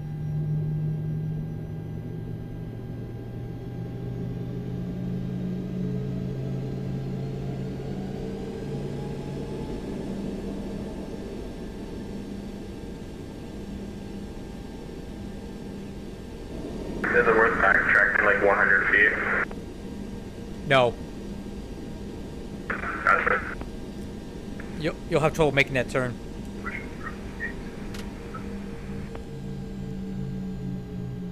Last call on station, say again, I'm unreadable.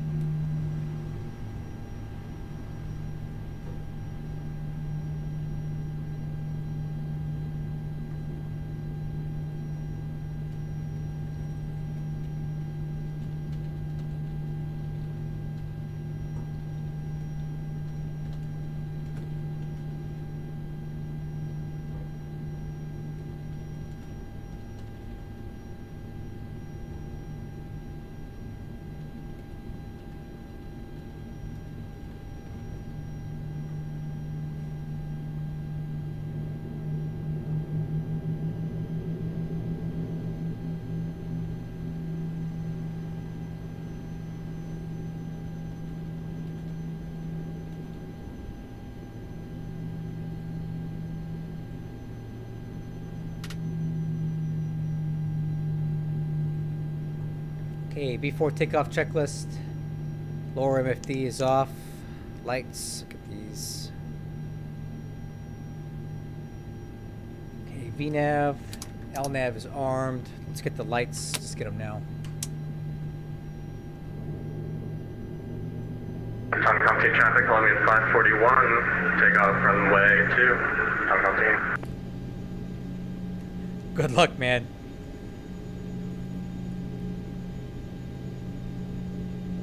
It's so weird to see an ND-11 here. Send it.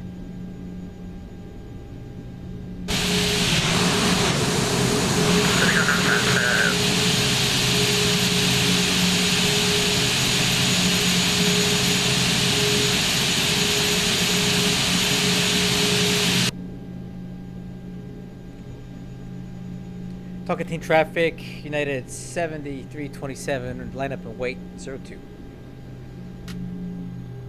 Approaching 2.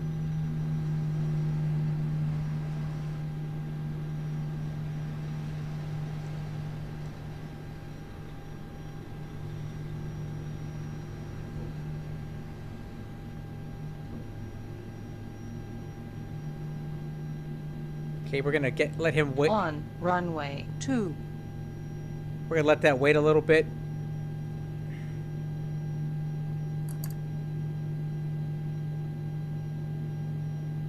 For wake turbulence. Toncontin traffic, Colombian 541, airport passing 5,500, Toncontin.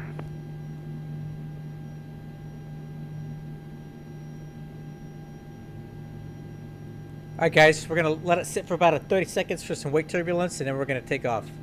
Alright, so here's the procedure. So this is gonna be like a short field takeoff. I'm gonna run the engines basically up to full power before I let go of the brakes. Because we have no runway to waste here. So I need every ounce of power before I let go of the brakes. So it's be kind of a violent takeoff, but I think we'll be alright. Alright, okay. Wixer, I'm gonna use terrain for now. Engine start switches, continuous. Okay. Toncontin traffic, United 7327, departing runway 02. To north. Clock. Alright, here we go, guys. Right, I'm holding the brakes.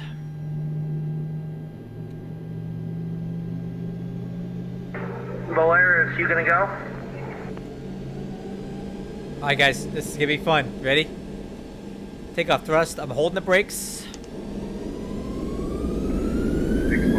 Released. And one toga.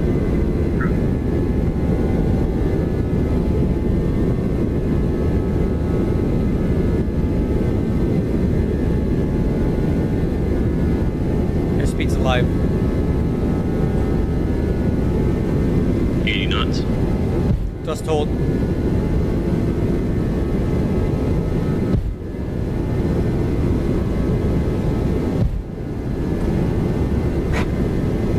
Oh boy. Rotate. Oh boy. Caution, on taxi. On taxiway. Gear. Oh man.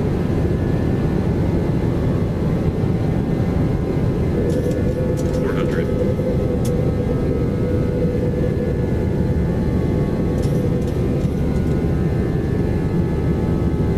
1000.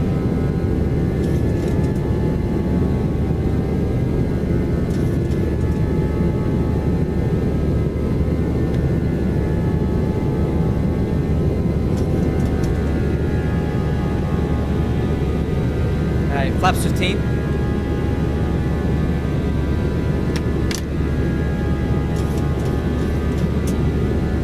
Flaps 5.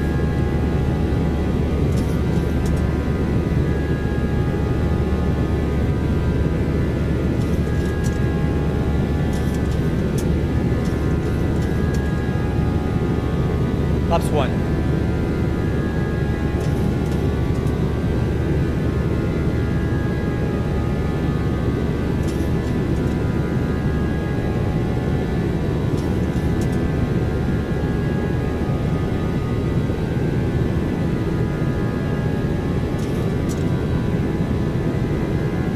Flaps 1. Correction, flaps up. Toncontin traffic lining up runway E2, Toncontin.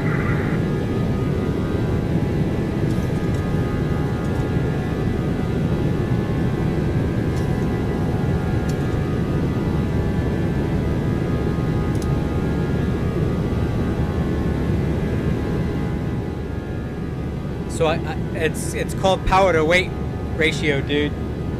What was your takeoff weight?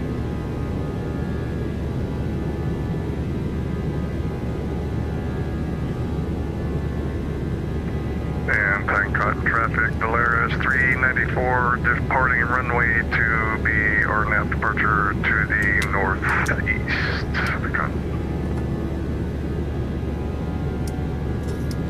Alright, landing gear, flaps, auto brakes, lights, start switches. Transition altitude is 190. Okay, so let's do some math here. Toncontin traffic, Southwest 8, taxiing runway 02 via Alpha. 335,000 pounds divided by 180 pounds of thrust. 1.86 pounds per pound of thrust is your thrust to weight ratio, right? Or actually, let's do it like this: 180 divided by 335. 0.54. Now my takeoff weight was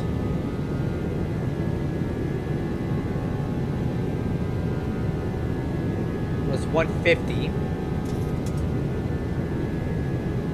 So I have 52,000 pounds of thrust divided by 150.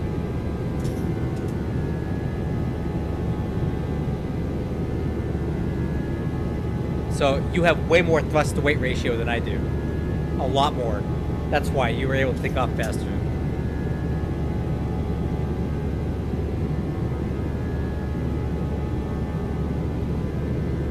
Yeah, way more thrust to weight ratio in that thing. The MD-11 has one of the highest thrust to weight ratios of any jet that there is, commercial wise.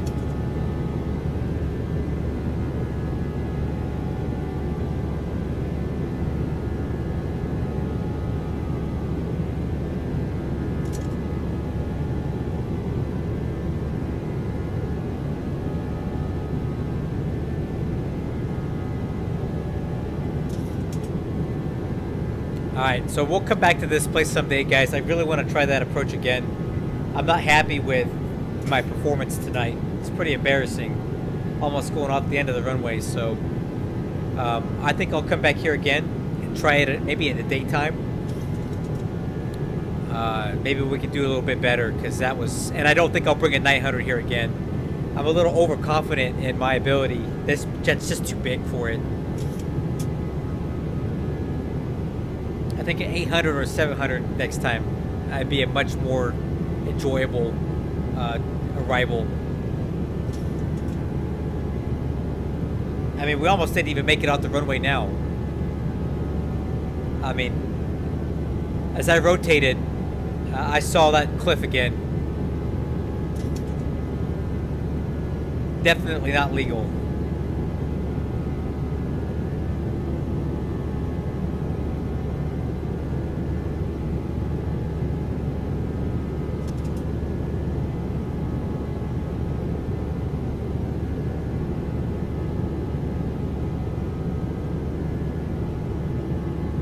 Austin's in the back as always.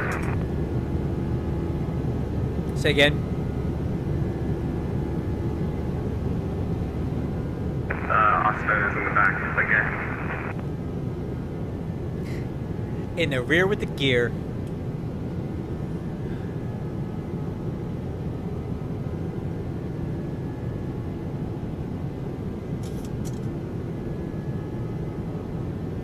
Southwest 8, taking on runway 02, conflict in traffic.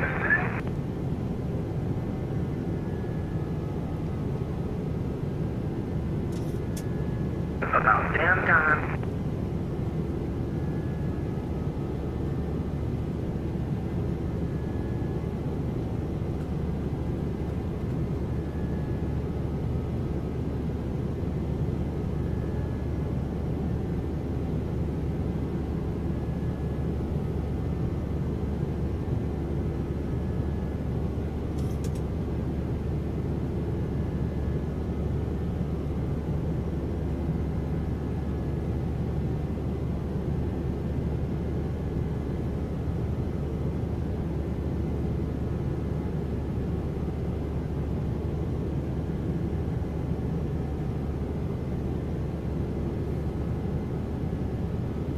Okay, looks like our center wing tanks are empty. Let's go ahead and turn those fuel pumps off.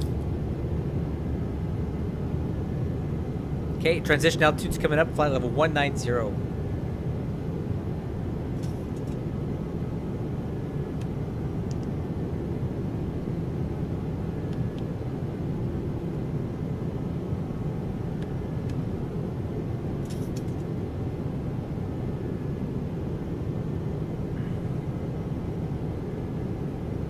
Okay, altimeter standard. Cross check at 200.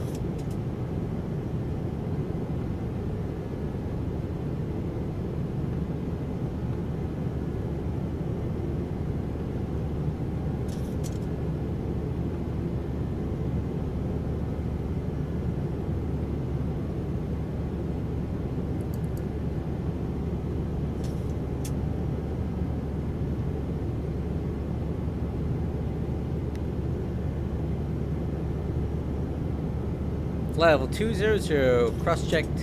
After takeoff checklist complete.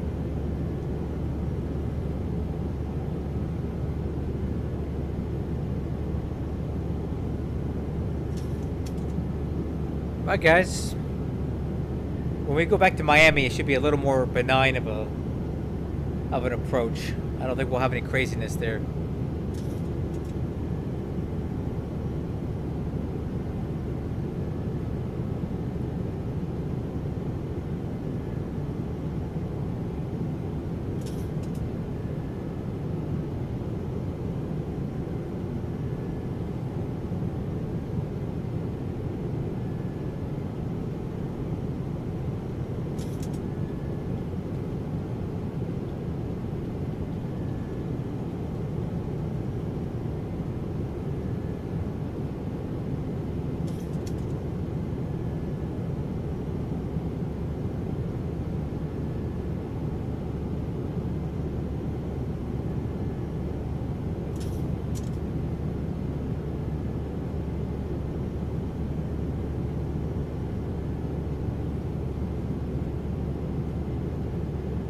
There we go, guys. We're heading all home.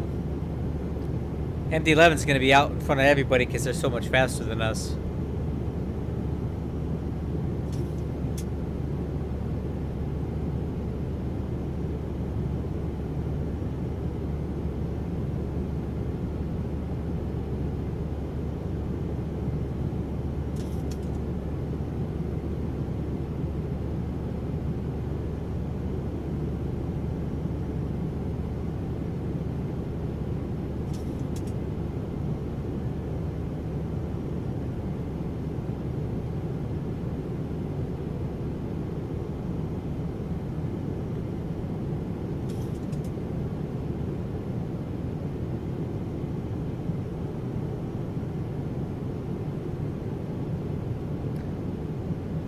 definitely fun doing these group flights. Voice chat's on. Okay, let's head back over to the voice chat crew and see how everybody's doing.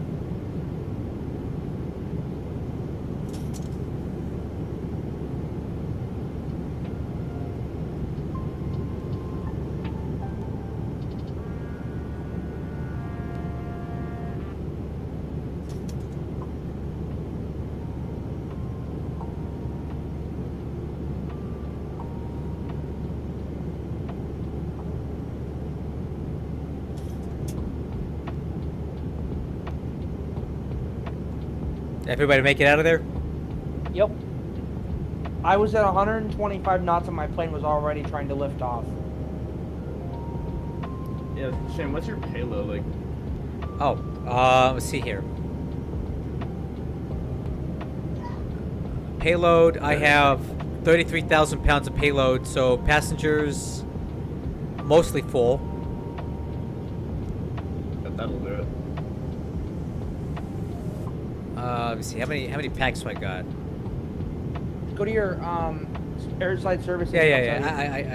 I know. 141 passengers on board, 6,000 pounds of cargo, fuel 19,000 pounds. So our takeoff weight was 150, which is about 2,500 pounds over the max for this aircraft.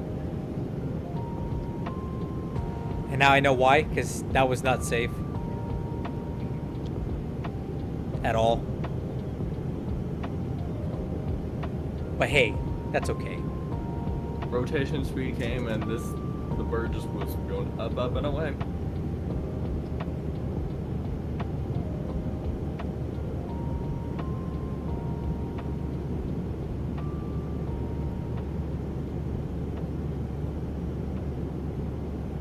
Are you still climbing? Oh yeah, dude. This thing climbs really slow compared to you.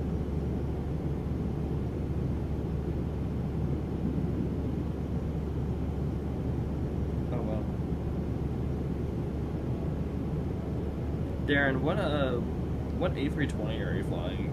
Tolus? Oh yeah, that's all I do is Tolus. Fair enough. The thing I want to do more Tolus flying, but I don't really feel like getting on my MCDU and that panel out. I'll just give it like the Airbus Master. Are you flying the 330? If you any of the McDoos are the same. Doesn't matter if you're a 319 or 330. Yeah. There is actually a little bit of difference depending on what manufacturer made it, because there's either the tails or the Honeywell. But Tolus models the tails on all of them, so it's the same.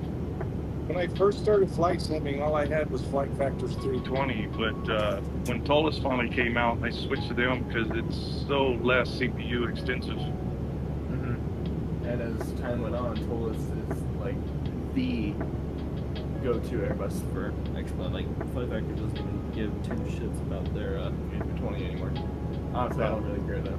Yeah, I mean, why should they? They're completely outclassed by the Tolus guy. Yeah, and the 777, like, just focus on the 777 and 78 and the 75, and then you're 76. I do wish Tolus would give us better graphics, but the plane flies really good, so I'm happy with it. Yeah. I don't really care about the graphics too much. Like, you can always modify them, but you can't modify the code, and that code is amazing.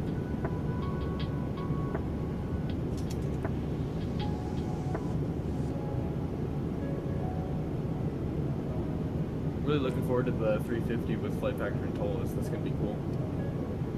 Oh yeah. I hope they make that freighter. That's what I'll fly. Ooh, yeah. Freighter's cool too. I kind of forgot that. That's gonna be sweet too. We don't know what variant they're gonna release first, but supposedly they're gonna work on both. The 1000 and the 900. I mean, you got to cover both. They're both pretty popular. And they're so similar too.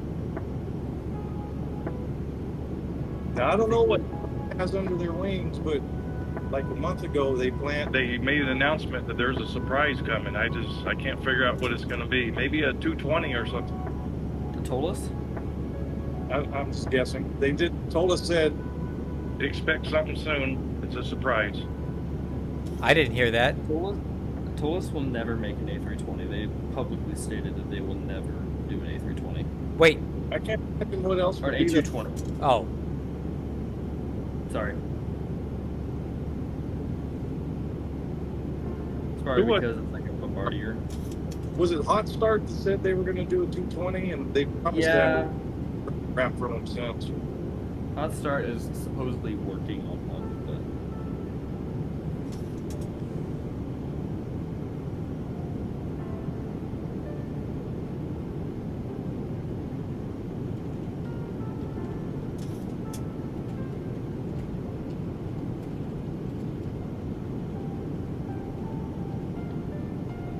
Shane, what are you cruising at? It's gonna be flight level 370 tonight. Wait, that doesn't sound right. Hold on, let me check that. What's your speed? Because I'm overriding Mach 8.2 again. 0.77 Mach for me. Alright, if I start getting slow, so I'll slow down. I can speed up a little bit. Nah, I'll just, as I get closer, I'll slow down. Okay, let me know. I can speed up. I have a kind of a low cost index, so there's some room left in this. Notice, departure runway may be inadequate for takeoff. Yeah, yes it was. Confirmed. I might need to get back into the Airbuses. I haven't flown them in a while. I just flew it a couple weeks ago. It was okay. I don't know. Just 330-900 FCOM. That left-handed stick stuff is really not working well for my body. The one thing that kills me about the FCOM that I have for the A330-900 is that it's 4,500 pages with no hyperlinks, and like that's fun. That's what Control F is for. Mm-hmm. There's so much that it sometimes crashes though. How'd you get your hands on that? Honestly, I have no clue. Someone was like, "Here, you want this?" I'm sure. You know a guy? I know a guy. It's an uncontrolled copy from Cebu Pacific, so. Oh. Third World Airline copy. Got it. Pretty much. And he sent me two. He sent me the Cebu Pacific one, and he sent me the Air Senegal one.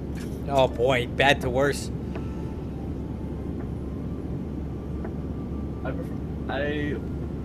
Actually, the Air Senegal one, it's for the 330 and 340. I finally got the cruise altitude. Took 20 minutes.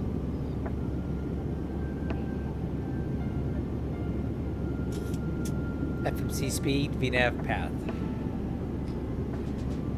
Dude, we're at a crawl. Like 700 feet per minute. I ain't find it so slow.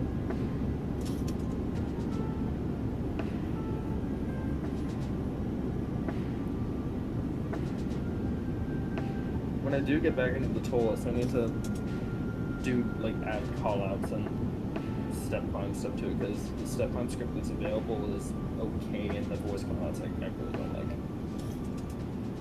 I don't remember which one I just downloaded, but I love it. Except I got to figure out how to adjust the volume. The callouts are a little loud. Yeah.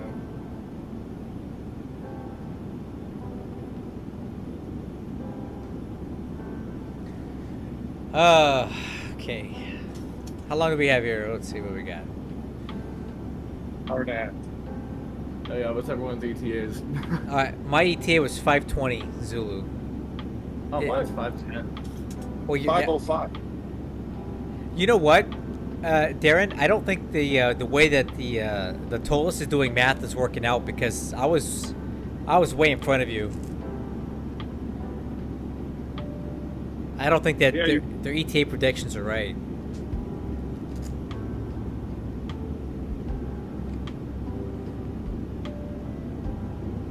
Hey, Darren, you know what I think it is? I think it's calculating the arrival time at your current airspeed, not at the. It's not factoring in the descent and the decelerations. Wait, did you load in wind data? That could be it too. My Descent Pro does that. Shame on them. No, did you load the wind data in the TOLUS, so? What's that? Did you load the wind data in the TOLUS? Yeah. Okay. Oh, you know what? I didn't. I knew I forgot something. Hold on, let me do it. Oh wait, no, his even his VATSIM radar is saying 506. Well, what the heck then? What is mine saying? Yours says 512. What's your ground speed? I'm like 510. 460. I'm gonna pass you, but I'll slow down. 490. Yeah, that'll do it. I'm 490. Wait, how are you guys getting more?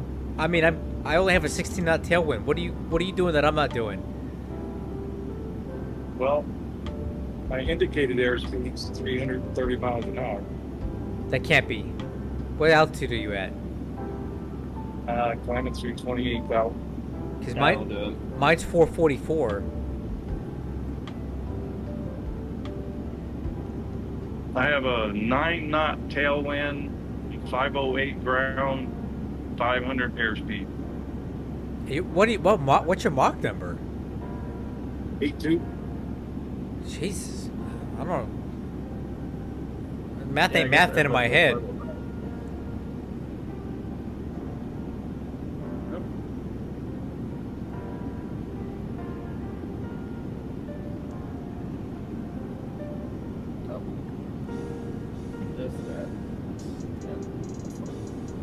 I'll spread the word. Hey, who was that? That was me. Oh. Sound like Sorry, just not email. Somebody else.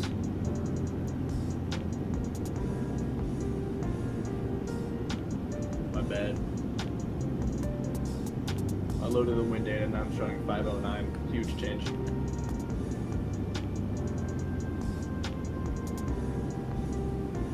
You guys gonna use runway 9? Yeah, I'm using 9. That I like that one because it'll dump me right back up at the golf concourse. Didn't load in my descent winds, right? I'll just put that in there. I'll put it in there.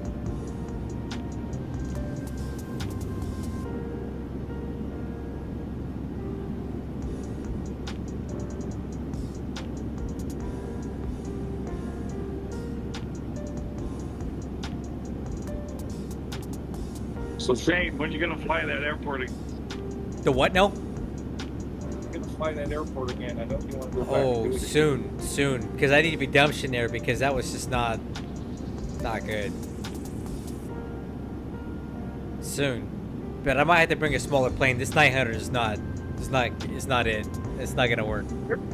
There's another airport I can take you guys in, and it's not harder than Toncontin. It's that one north of India. Oh, is it Paro? Paro? I have to look it up. I think that's it. That one doesn't even look that bad. That doesn't look nearly as gnarly as this. I saw someone that flew a 747-400 over that thing. You gotta not follow the flight path and hang far to the left of it to clear that mound hill and then dive. I'd like to. What's up, Tandy? How you doing, man? Like the aviacion. Tandy Aviacion. Welcome aboard. Sorry, guys. I've got some people I'm talking to on my thingamajig. What is it called? YouTube channel. YouTube. Yeah. Hey, where would be a good airport to fly into from Paro? Because that could be a. Kathmandu. Hey, how far is that from there to there? I've done that before. It's like an hour and a half. Hey, put that on the short list of future fly-ins. I'd like to try that airport. So we got Kaitak, Paro, and La Paz. Yeah, dude, that'll keep us busy for months. Like if we do one of these a month, that'll keep us busy for the next 3 or 4 months. All right. So is that how it's going to be? Kaitak, Paro, then La Paz? Hey, usually that airport is stocked in because you're so high elevation, so it's usually you got no visibility. Bank angle check. The La Paz is really interesting because Lufthansa used to fly their 747-400s in there, and the oxygen masks would drop on landing because it was so high. Oh, the cabin altitude was the same as the airport altitude, so it thought that there was a. Yeah, I get it.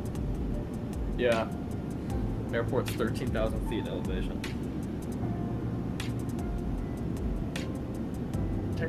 Technically not legal for an MD-11 to fly that high, but a 747 also isn't legally allowed to fly I wouldn't that think high, so. No. Yeah. I mean, it's like, I think the way you do it is you get special approval from the Aviation Administration in order to do it, but.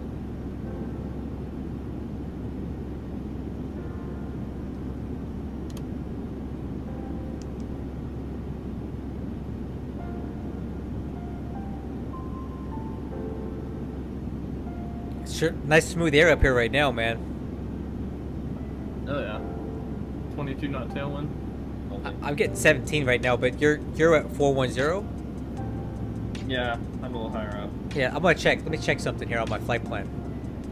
Have you? I don't. If you look at this, I don't know if you're looking at my stream right now, but this is a really cool chart right here. If you go over to flight plan and click on maps, the vertical profile one is really neat because it shows you the winds at different altitudes. Drops off. What's that now? It has all the mountains and then just drops off. Oh yeah, it's terrain, isn't it? Yeah. Yeah, but this is one of my favorite maps for planning, but I could probably get a better tailwind if I head up, so like I'm getting about 40. Yeah, tailwinds are stronger up there. Yeah. I wonder what I can get up to. It's no big deal. It's like 5 knot difference. Every little knot counts, man. Fair enough. Let's see, cruise. I get the 390. So, what kind of, do I gotta push them up fuel for this? Yeah, I do. All right, here's what we're gonna do. I'm gonna increase my cost index a little bit just to get some more margin on our arrivals. Let's do cost index 40. Hey, that's my cost index. And then let's do flight level 390. All right, that'll keep us 2,000 feet, Seth. What are you at right now? I'm still climbing. I'm at 3.3, going to 3.7.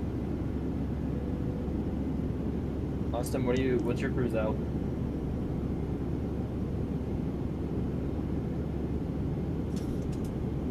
Austin. Alright, crew. I'll climb up to 390, and then the new cruise speed will be Mach 0.78. A little bit more. See if we get better wind up here.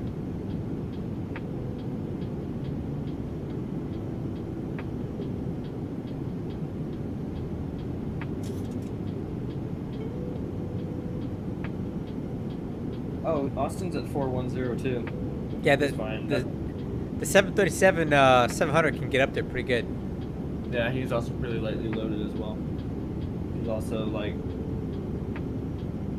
but way behind us, so it's fine. Not gonna be any conflict. Oh, check this out. Hey, so this guy was just on my channel here. Tandil Aviacion. Oh, this guy flies Microsoft Flight Sim. Okay. That's cool. Another streamer out here. If you're into some Microsoft Flight Sim stuff, and it looks like he's South America based. It's pretty cool. 1,000 to go. Check. So you've been doing some flying the Phoenix. That's a 737 right there. So, a Max. So yeah, he's got NGs, a Max. Man, this guy's got a nice selection. Oh, Spirit. Okay, we won't hold that against him.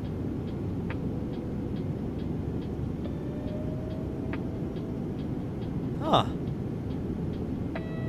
777. Okay, this guy's got a lot. This guy's got a nice selection here. That's a Dreamliner right there. Hey, this guy flies more stuff than I do. If only we had a good 787 for X-Plane. I know, right? The one and only like decent 787 is the quality wings. He's even got an A350. This guy has way more planes than I do, man. I'm kind of jealous. Tandil Aviacion. All right, cool, dude. Thanks for stopping by, man. Your channel's really cool. You got a lot of stuff going on here. Man, I tried to get Microsoft 2024 go. It lasted like 3 days. I'm like, I can't. I just can't do it. So you tell me why you couldn't do it. Let me hear it. I just, number one, I'm so used to how X-Plane works, you know, as far as changing windows and all that, but I couldn't get my joystick to connect, and the scenery wasn't really all that, like, that much better. Yeah, with X-Plane map enhancement, like, It felt more of a game than simulator. oh yeah, sure.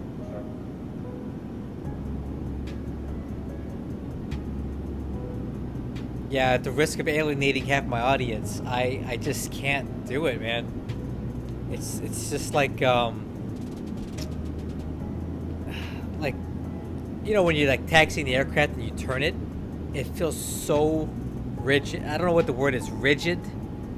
There's some airplanes that do it really well, but there's other aircraft like the PMDG that can, like, for the life of them, cannot figure out a good ground model or flight model. Well, like, how can one do it and the other one can't? They're constrained by the same constraints. So, what is one guy doing that the other guy isn't?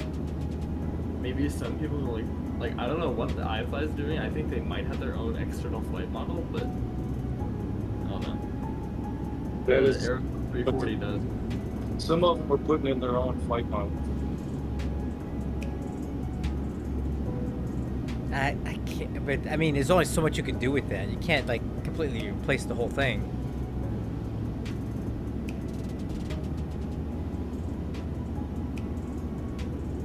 So a little, I don't know if I should even say it because I don't know if I can do it, but kind of plan right now of giving us extended night lighting, making it an overlay. Oh, where's it? I mean, what do you mean extended night lighting? Like you can see lights all the way to the horizon instead of the block ship that X-Plane does. Well, how do you do that? I have to do it through overlays, through a custom scenery. So I'll build my own lights. I have an idea how to do it. It's just I got to see how CPU intensive it's going to be. If it's too CPU intensive, then it's not worth it. I think XPME, the Pro license, has a really nice night lighting thing, but I don't pay for it right now, so I don't have that. So that's what he's doing. That's where I kind of got the concept. He's just putting an overlay. He's using his own overlays and putting the lights in. That's how he's doing it. But I can use at least get all the roads in, and then the big major cities, I can get those to show up all the way to the horizon. But I got to see how much CPU's going to hit us before I put it out. That'd be cool. How's San Diego coming? I'm probably 60% done with it. I'm just putting in all the taxiways, and it's all the little shit you got to put in, so it's doable. But I'm almost done with it. So one thing that the stock San Diego had that I thought was kind of annoying was there's a little bit too much junk at the gates. It was a little too cluttered. Like there was a tug at every gate, and it just felt like there's too much crap going on around the terminals. I don't know if it's auto gen from X-Plane, but I hate when I pull into the gate and those big ass tugs are every fucking gate. Well, I think those are the scenery creators, so whoever's making the airport, they're putting those in there because they don't move or do anything. They're just kind of like static. I don't put any of that crap in. Yeah, I don't think you need a little bit of decoration's fine, but not just a little bit, you know. I will say that AEP plugin that we're using, which I friggin' love.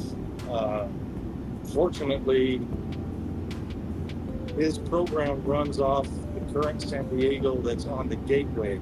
That's how he puts his overlays in. So it kind of overrides what I'm doing, where I demolished and put the construction side in.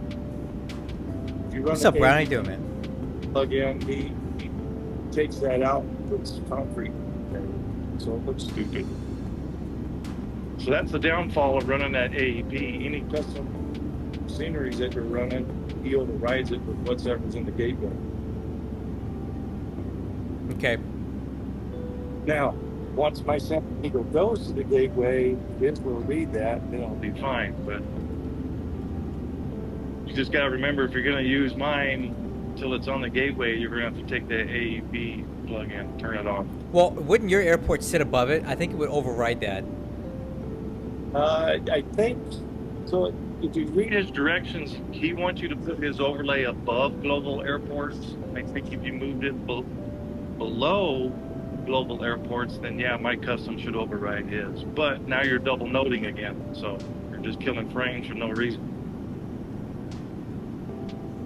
Because his was right, then you're asking me to put mine on top of his, and now you're just killing CPU space when you don't need it. So I'm just going to turn it off if I ever fly to San Diego. I have my custom seating on. Okay. I'm looking forward to have that San Diego scenery. Pretty cool. How much you get to charge for it? Is it going to be free? That's free. Oh, it is free? Yeah, that's free. Cool. I like flying in San Diego. Oh, I'm not going to charge. It's just X-Batsum, you guys will not believe how difficult it is just to fucking filter down frequency, but it's because I can't steal the code from X-Pilot because of licensing. And it's very difficult. It's been a very, very long, tedious road to get this thing working now.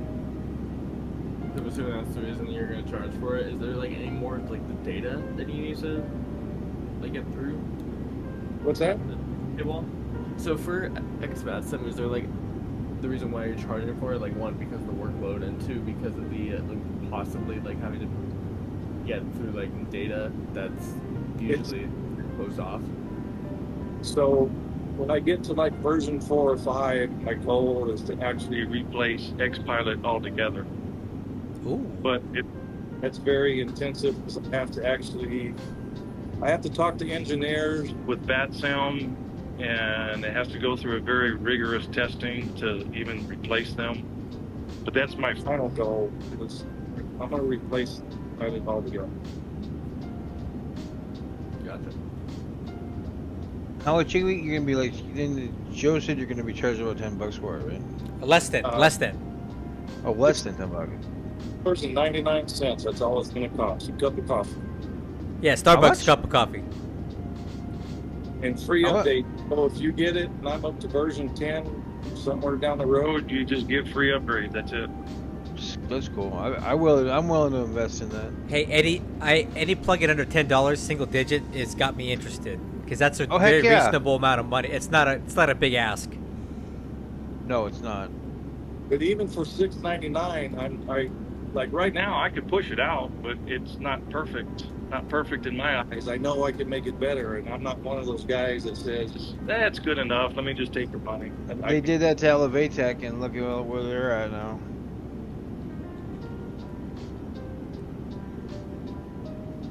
I got a subscription to Elevatech. It was like every 20 minutes there was an update to Elevatech, and it was just like no. So I canceled my subscription. I went into their Discord and said, guys, I appreciate your product. I just think you're a little premature about releasing it. Maybe you should have released it when you had it fully done, but I don't know, just me. You know, one of the biggest pluses I like about X-Batsum is I get so frustrated at how many people don't know what fucking CTAP frequency is. Oh. They're always... yeah. Mm-hmm. Oh, yeah, especially the foreigner. Well, I shouldn't say the foreigners. The people from another country, and they're like, they start transmitting at 122.8, and you have to go through the process of saying, hey, listen, here's the website you can go to, and here's what, you know. The more people I can get to use X-Batsum, that solves that problem. It's right in front of your CTAP. Well, you know what? I got a bunch of people on my Discord who would love to have that thing. So when you get that fully developed, let me know. There you go. We're at the final testing of it. All right, if you need extra testers, let me know. I'd be happy to break it for you. Shoot me a Yeah, I'll get you. Which one are you? Are you Easy Simulations? Is that you? Yep. Yep. Okay, hang on. So hey, I got a funny story here. Desktop Sim. His name is Scott. I gotta tell you how I met this guy. It's pretty funny. So we gotta kill some time here. I was sitting in my office at work one day, and I was really bored. I was like, I don't feel like working today. I just don't want to. I don't want to do this. So I said, I go through that every day. Heck with this. I'm gonna go see if there's any streams, because that was just when I was interested in looking to get onto Twitch and do stuff with that. So I was on there, and I saw this guy streaming. I'm like, oh, he's flying the level up. Like I can, at least I know what that is.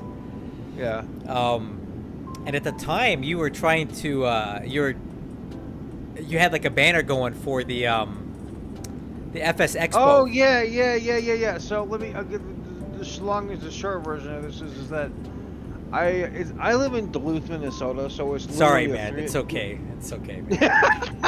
Yeah.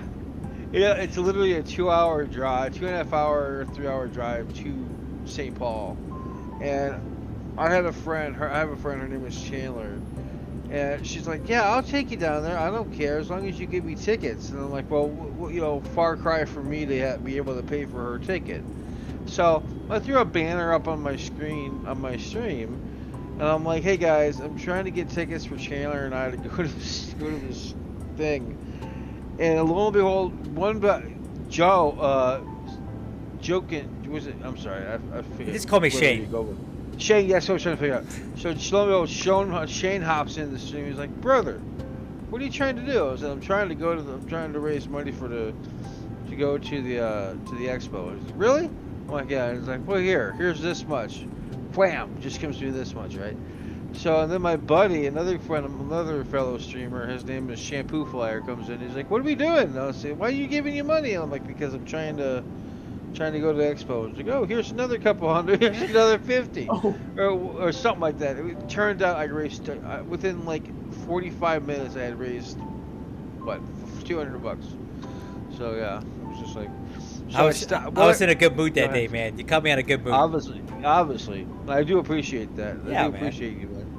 So, anyway, long story short. So, I literally stopped everything. Well, my policy in my stream, guys, is that if you're going to give me your hard-earned money for a particular reason, I will drop everything and pretty much get the product or get whatever I'm trying to buy, whatever I'm trying to raise the money for right away, so it'll look like some freaking scammer that's trying to be like, "Yeah, give me $300 and I'm going to go buy something else with it." You know? So, I literally stopped everything, and without doxing myself, I signed up, and lo and behold, Chandler was literally right behind me when I was doing the whole thing, and her mouth just dropped, and she's like, "Did you just raise $200 to just go to the sim thing?" And I'm like, "Yeah." She's like, "Oh my god." So, but yeah, that is not what I wanted to do. So yeah, between Shane and Shampoo Flyer, I raised $200, and I'll be there we're going there on a Friday. So yeah. That's great, man. Yeah, I really appreciate you, Shane. You're really cool, man. Thank you. I'm just glad that, and now you're like my official Twitch moderator too. You're always in there. I am. I haven't had a single bot come back since you fixed that for me, so thank you for that. I know. And also what we gotta do is we gotta set you up with SiriBot, so when I'm not here, SiriBot can take care of that stuff too. So we need to set you up with that. Yeah, I'll let you help me pimp out my Twitch channel, which is pimp my Twitch. Yeah, pimp my Twitch. Yeah, we'll get you set up, man. Thanks, man. No worries. If anybody else streams out there and you're on Twitch, sorry, on YouTube, sorry, Siri is not for YouTube, sorry guys. But if anybody on Twitch has SiriBot, I really recommend Siri_bot. It's a Twitch, it's a free bot. Helps everybody, helps you out dramatically or traumatically, however you want to look at it. Dramatically. Dramatically, there you go. So it helps out dramatically. It will actually delete, it will, when your mods aren't there and you are by yourself like I am all the time, it will literally delete all you, it will ban bots, those idiot bots that come in for, that try to sell you viewers. it will ban them. If you set it up right, it will ban those idiot bots that come in and try to Get you fake viewers. Yeah, give you the fake viewers. It will ban those bots that also come in and be like, hey, guess what? I've been watching your channel for X amount of months. I really appreciate your shit. Would you add me on Discord so I can be a cool person like you? Yeah. So yeah, it gets rid of that one. Let me give everybody some context, because I primarily stream on YouTube, but I'm starting on Twitch. But for you to get a partner, to become a partner on Twitch, it's virtually impossible. Well, so one of the hardest metrics there is to get when you're starting out is 3 average viewers over the course of your. No, that's not partner. That's it's no, it is to get partner. No, to get affiliate, you need 3 average viewers. Oh, okay. But what I'm saying is, it's hard to get that. Like, yeah, no, it's not. Not if you try. Not if you work on it hard enough. See. So look on my screen if you guys are looking at my thing. I'm looking at it. So this is what to get affiliate. This is what I meant. You have to have a certain amount of followers. Easy. Stream 4 days a month. No problem. You need 4 hours a month. Problem. This is the impossible metric for new streamers on Twitch. Minimum of 3 average viewers on 4 different days. I've done about 20 Twitch streams, and I have yet to get this because not a lot of people stay on and watch for the duration. So what they do is they have these bots that go out, and most of them are from fucking Russia. Sorry, excuse my language. From fucking Russia. And they offer, so they'll tell you, if you go to their website and you pay them, they'll inject 25 fake viewers onto your stream to make this metric happen, so you can get your little affiliate thing. And that's the bulk of the bots that you see on there. And if you get caught, if Twitch does their the research and finds out that you did use one of those bots, it will take you forever to get affiliated, because they do not like that. They will shadow ban you, as they call it. They will do whatever they can to prohibit you from getting affiliated, as long as they know that you have cheated and bought that damn bot. So yeah, just be careful. I don't want that anyway. Like, I don't want to cheat to win. Who does? Who wants to cheat? A lot of YouTubers do that. That's how they get their. YouTube doesn't. But that's the thing. YouTube doesn't care. I don't. I mean, I've been streaming on YouTube for about 1.5 years now, and it's still a struggle to get what you need. You have like a shit ton of followers. Though. Well, yeah, but okay. So I've kind of compromised my. I think Vets and Radar died. Oh. Yeah, mine died. It's probably down for a little bit. All right, so I'm gonna give you guys a little bit of YouTube talk here, for those of you who might be interested. Oh, Shane's TED Talk. Here we go. So this is what I know better than Twitch. One of the worst things you can do as a content creator is to have different competing content types. So for me, I do flight sim stuff. I play turn-based strategy games, and I do YouTube shorts of real aviation plane spotting. A couple of those things are remotely similar. One of them is not. So I have essentially 3 different audiences on my channel. Some of them are there just to watch me do the wargaming stuff. Some of them are there just to watch me fly, and some of them like to watch the YouTube shorts. But not all of those people are there for all of the content. So I have 10,000 subscribers, right? But maybe 33% of those give a fuck about, sorry my language, 33% of them give a crap about flight simming. The rest of them want to see me play as Japan in a war game. So I've muddled my channel by having multiple different types of content. So it's basically made it so that I'm never going to be a big-time YouTuber, because I'm fragmented. But I don't really care, because this is not my full-time job. I have a job. This is more of a hobby that pays me some pennies. But that's exactly how I Shane. That's me too, dude. I got a part-time job. I got a couple part-time jobs actually, and it's just like, yeah, this is just a fringe benefit of being on the on social media. Now, the only sad thing is the amount of hours that I put into all this for the gain is pennies on the dollar, man. Oh yeah, yeah. I get it. You guys would be sad and disappointed if you knew how much money I made in ad revenue every month on YouTube. Like, you would be shocked. Like 5 cents. Huh? Is it like what, 5 cents per ad? Something like that. Not even that, probably. Well, just I'm not gonna tell you how much, but I have about 10,000 subscribers. With all the videos that I put out, all the crap that I do, how much? Just give me a dollar amount. How much you think I make a month doing that? 100. Like 2. 100. Less. Yeah, you talking about me or him? Wait, him or me? Less than the lowest number that was said. Holy shit. Yeah, okay, there's no money in this for me. This is a labor Absolutely, of love. Yeah. And I'm okay with that. You know, I'll tell you something. There's a young lady on Twitch, her name is Kitten Airlines. Thanks, Brown, I appreciate it. Aw. She lives in Germany and she's on disability. In Germany, you are not allowed to, once you're on disability or disability insurance or whatever it is, if you get any type of income, you are immediately disqualified from their disability program.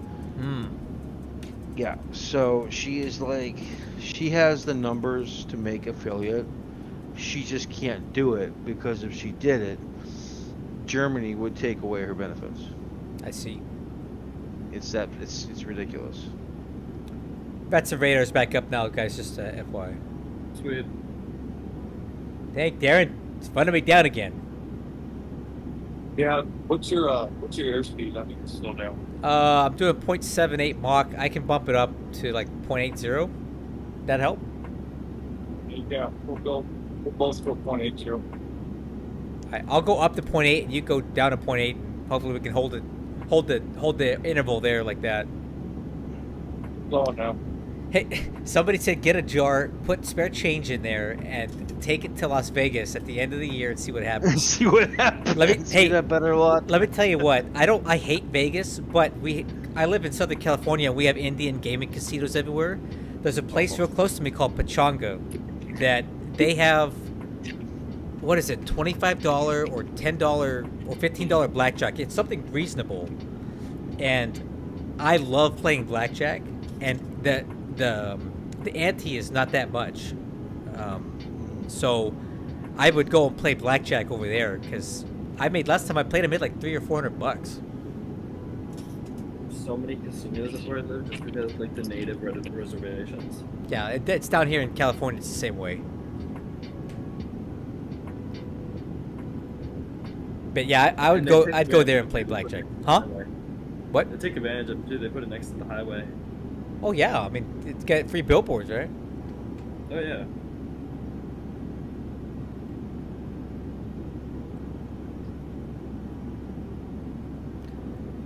Man, this conversation sure makes the time fly. Like I think we're getting kind of close here, right?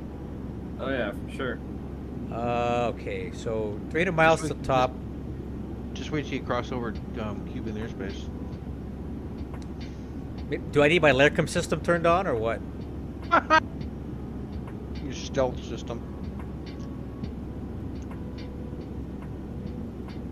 We had LARCM on the C-17. That's pretty fun. Yeah. I had to do laser safety awareness training. Well, I mean, I don't want to go. I'm not going to that spectrum of the world, but or the spectrum of the conversation. But they literally have no power down there right now. In what, Cuba? Mm-hmm. Yeah, it's unfortunate. Are we gonna go invade Cuba once we are done dealing with Iran, or what? I mean, who knows at this point? I wouldn't be surprised. At this point, nothing surprises me. I'm surprised you didn't try to buy Canada the way he was talking that one time. I lost track. Canada, Greenland, Iran, Cuba, Venezuela. But where else can we? Who else needs to get got?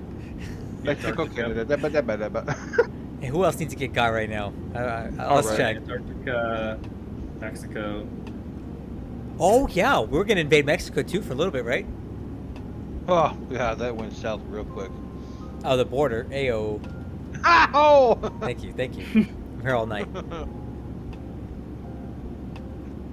Yeah, I come from south of the border. I'm the most south of everybody here, I think. Oh yeah, for sure. I'm getting near Canada. Oh yeah, we got some people from all over the Hey, continent. I'll be right back, guys. So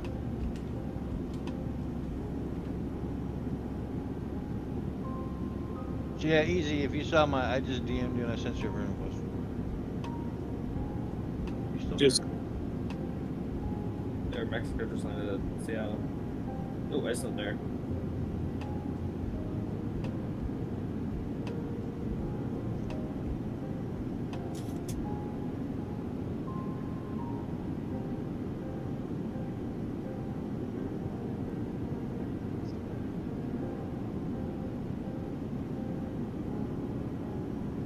If you guys are interested in my Twitch is Desktop Pilot Society. If you wanna check me out.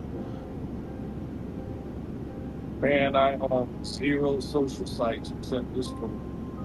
That's fair. I'm on Instagram and Discord. That's also fair. I don't blame you. No, with how crooked and corrupt the social media world is, I don't blame you at all.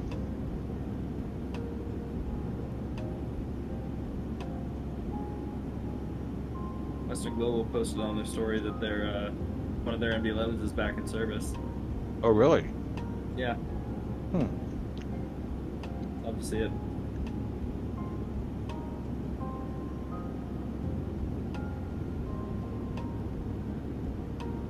Joe, where are you doing your flight training? You out of Seattle or you're going to Auburn? I'm doing it out of Snohomish Flying Service. It's really local, like where I live. It's like a 15-minute drive from where I live.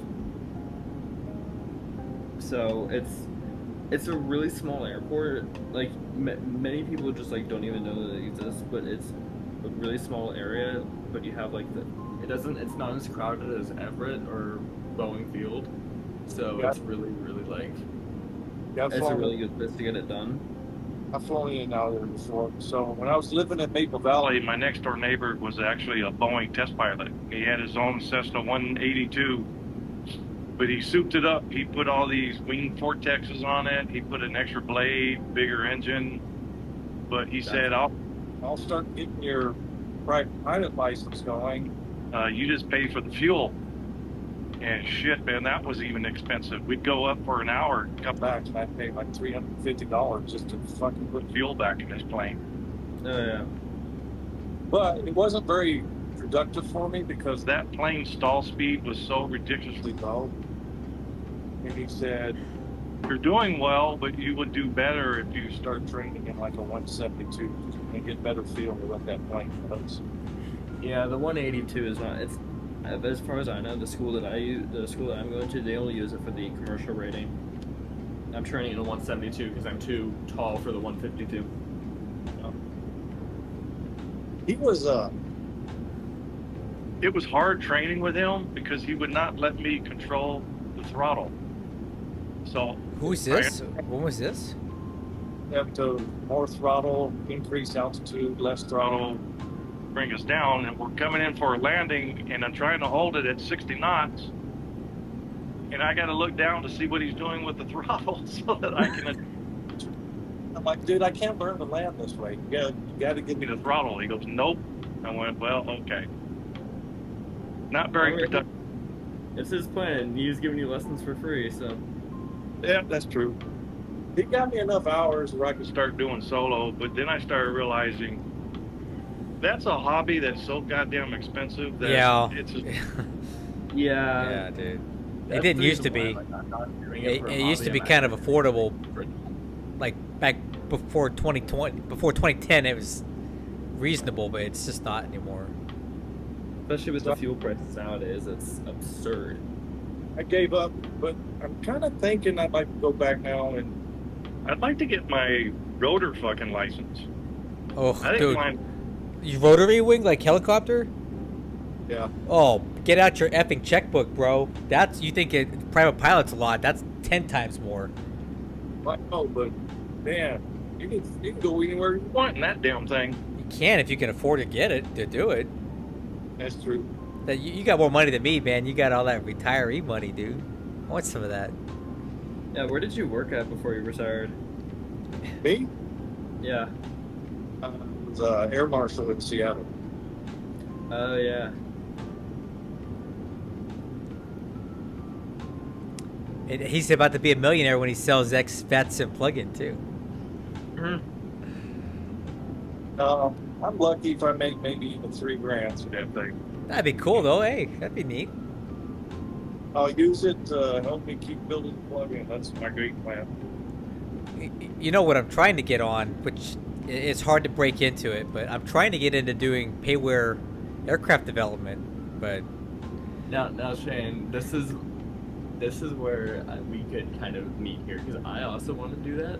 I have an idea for what I want to do. I'm not going to say it out loud because it's on stream, but I do want to get into, like, trying to work on making a, I mean, it's just an idea that I have in the back of my head, but, like, working on making, like, a major wide-body aircraft for X-Plane. Like, I know what I can do, and I would totally have you do a flight model for it, if I were to do that. Yeah, so the hardest part of any team is finding the coders. That's the hardest part. Yeah. There's a lot of people who can do renders, and not as many people can do... more people can do rendering than can do flight models, but even fewer people can do the complex coding than the flight models. I don't do code, so you got to have an exceptionally good coder to make all the systems work the way you want them to work, and that's where teams usually don't make it. The idea that I would have it would pretty much be like, so I'm just gonna say it out loud here because I kind of have to now. It'd be for the 747-400, which would be awesome. Yeah.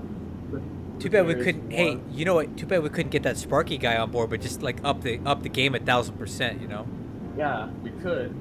But I was thinking that there's like the desktop, like system simulator for the 747-400. It's a Java thing. It runs separately from X-Plane or Microsoft. It's its own thing.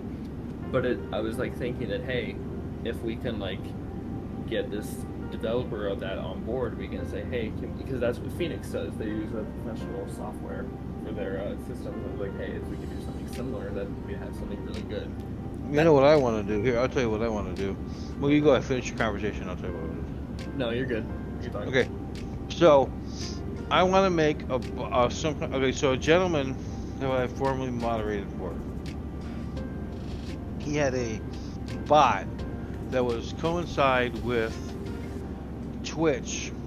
So every time somebody made a dono, a bit, a subscription, or anything like that, or gifted subs or prime subs, would cause catastrophic failures in the plane. What? So, yeah, he had this coded perfectly. So what he did, I begged him and begged him and begged him to please let me have that bot so I could do the same thing with him. He refused on all grounds. Okay, so fast forward 4 years now. I went into not ChatGPT, but one of these like chat AI bot makers. No, don't yell at me. I'm sorry. I don't know how to code it to save my life. But I had the bare minimum of what was written. I think it was in JS or something like that, or some coding. JavaScript. JavaScript must have been JavaScript, yeah. So I had it in JavaScript. This bot that was written in coding that I didn't understand a word of how to make this bot work. I did not know how. Nobody would help because I don't know if it was because I was smart enough to do this, but at the same time I don't know what it was. But I just said, how do you? Okay, number one, you have to register with Twitch to make it legit. You can't just throw a bot on Twitch and not expect them to, wonder. So I was gonna have you have to interact it with Twitch. You have to go into the Twitch developer website, whatever that is, register for that. I've done that.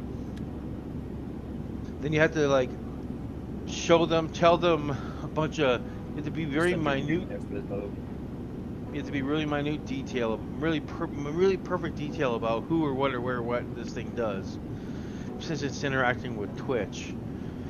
And I had it all set up perfectly. I just didn't know how to put it all together and make it into a living bot. And I'm just wondering if any of you gentlemen would like to, if we can just start from scratch and figure this out and scratch our heads together, Oh. and, you know, whatever.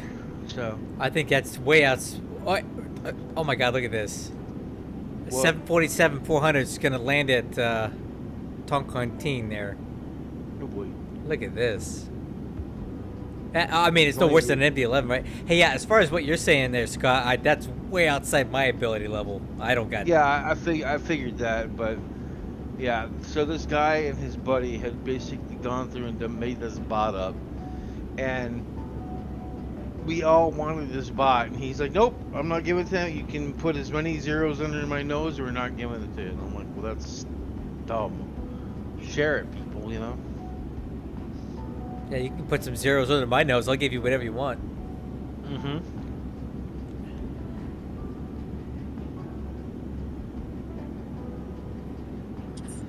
Let's see here. 200 miles Shane, to... on the topic of streaming, like, Huh? I started on the topic of streaming. I started watching it like almost I think it was almost 2 years ago, like, or it was a while ago. Yeah, it was 2 years ago, and yeah, you're like one of the only dudes that would like consistently do the MD-11 on stream, and that's why I kept watching it because. Oh, that's cool. Yeah, I was all about it at the time. That was like the only thing I wanted to do. Yeah. Then I started discovering other stuff. And then these level up things came out. I'm like, dude, this 737 is pretty cool. I didn't realize it. So many buttons and knobs and switches on here. It's fun. Well, Dane, you know what's really cool about X-Plane is that the X-Plane developers are very, very, very inviting to help developers, you know, bring in their stuff and, you know, collaborate with them and make, you know, like, they're like, yeah, here's the code for this. If you can improve it, knock your socks off. Go ahead, you know? Yeah. But, and again, for those of you who are Microsoft 2024, don't get mad. I'm just telling the truth. Microsoft will not, does not, have not. That's why they buried all their stuff in such coding and in such, what do you call them? The file tree? The file tree. That's what, they buried everything in such a deep file tree. But the thing of what it is that one of these computer nerds figured out a way to find out where everything goes, and then they did everything. So, but Microsoft will not, does not, will not cooperate with developers unless they're contracted with them. So when sir, that's why it's so like. But yeah, that's Microsoft will not collaborate with people unless they have a written contract and they got money under their nose. They will not. Hey, real quick, I want to address a couple messages on my stream. Uh-oh. So somebody said, not somebody, it's Brown Over Blue. He's a real airline pilot, by the way. So he helps me with this. Yeah, dude, I like that guy's awesome. He really helps me out. Yeah. He said, "Listen to this.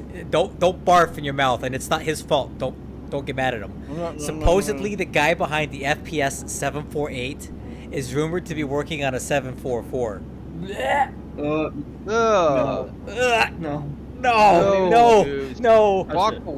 Walk away. Dude, I'm so sad about that whole thing. It just the money grab on that thing. Everyone wants Flight Faction to make a 747, but I'm like, just stick with the 777 and let someone else do it. Well, who's gonna do it though? I know. No one's gonna do it. I'm really considering doing this. Like, but my issue is that once you start coding, you kind of enter that field and sort of doesn't become a hobby anymore to do something that major. Yeah. That's what I worry about. Hence the we'll see ... Yeah, dude, I hope he doesn't because I'm so disappointed in that 747-800. I really want to fly that plane because I like it, but it's just not. Like the code is crap. Like they put their effort into the wrong thing. Like they rebranded it and they released it, and to my knowledge, absolutely nothing changed on it. Like it looks the same. It has the same exact bugs that the other one did. So what the hell did people pay for? Right? And it was supposedly the freighter should have been released months ago. I still haven't seen it. So I don't know what that guy's doing, but he needs to find somebody who actually knows how to code and fix that thing, because that's where the plane needs to be better, is in the cockpit. It flew fine enough. Like the flight model's good enough for me. Like I didn't even have much to even tweak on it. I thought it was fine. The exterior model is whatever. It's fine. Okay. The cockpit textures, okay, not awful. But the systems like the FMC, the overhead stuff, the EFB are trash, and they're the auto throttle system, the autopilot, all of it is garbage, and they didn't do anything to fix that stuff, and that's what needed to be fixed. So I don't trust that guy to do anything right, because he couldn't see the forest through the trees, that the number one problem with that thing was not what was addressed when they rebranded it. So if he can't have the basic insight to know, like, hey, this is where the shortcoming is. The exterior model was good enough, it flew fine, like, but where is it weak? It's weak in the systems modeling and the coding, and they did nothing to fix it. So I just don't see any other aircraft that they make being any better. That's my. Same with the Magnite. The fact that they even released it to that state just tells me what kind of a developer he is. Mm-hmm. Yeah, I mean, I have a little bit of pride in workmanship and stuff, and if I know something is trash, I don't want to put it out. Okay, one thing here, if you, I didn't fly the Rotate when it was first released, but I've heard horror stories that it was pretty much just a late alpha build now. He has improved and made it so much better, and I would like, yeah, if it releases bad, then that's fine. Well, not fine, but like, as long as you like keep improving it and addressing things that have to be fixed, and like system stuff like that, then you've redeemed yourself. Like, I consider the Rotate and the 11 pretty solid. Yeah. I would love to see that thing happen with the Magnite or the fucking FPS or SSG, whatever it's called. But it's like, you gotta do it. Yeah. Oh, hey, Cockpit Scenes, the other 737 pilot, said that my fuel planning in Miami was a lot better this time. So I added about 1,500 extra pounds of fuel. So I think he wants to see something over 7,000 pounds landing fuel going forward. So I'll keep that in mind for my 737 fuel planning. My target should be a minimum of at least 7,000 pounds for landing. At least to start. Keep that in mind. From somebody who apparently knows better than me. You know, it's funny. Go ahead, sir. Somebody talk. Does Guantanamo Bay still have that really weird approach? The who? Guantanamo Bay still have that really weird approach. So they have to you know what? I think it does. That might be a fun one. That would be an easy one to. What's the ICAO code for that? Mike Uniform Charlie. Mike Actually, no, Uniform. Mike Uniform Golf Mike. Guantanamo. I'm going to build an Airbnb at Guantanamo Bay. Oh God. Dude, that looks fun. Let's take a look at this.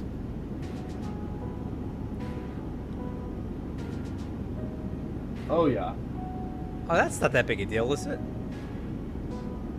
It'd be fun though. Just don't pull what Khalida did back in the day. Oh yeah, I read that accident investigation. That was pretty fun. I think Runway 10 would be the fun one here. Oh yeah. Like, I don't think we should do it if we should do it if Runway 10 is the approach. I mean, we'll probably do it either way, but you can always just shoot a tailwind landing, I guess. Actually, it doesn't matter. 2-week's the same. It's less of weird turn, but it's still a weird turn. 8,000 foot runway. Okay, that's not bad. Hey, add this to the list, dude. This would be an easy one to do too, because we could just fly from just from Miami again. It'd be a short flight to get in there. Oh, tell you what. Here's what we'll do. We'll make it a 2-part flight. We'll fly from Miami or Orlando or whatever to Guantanamo Bay, and then we'll continue on to St. Martin. That'd be fun.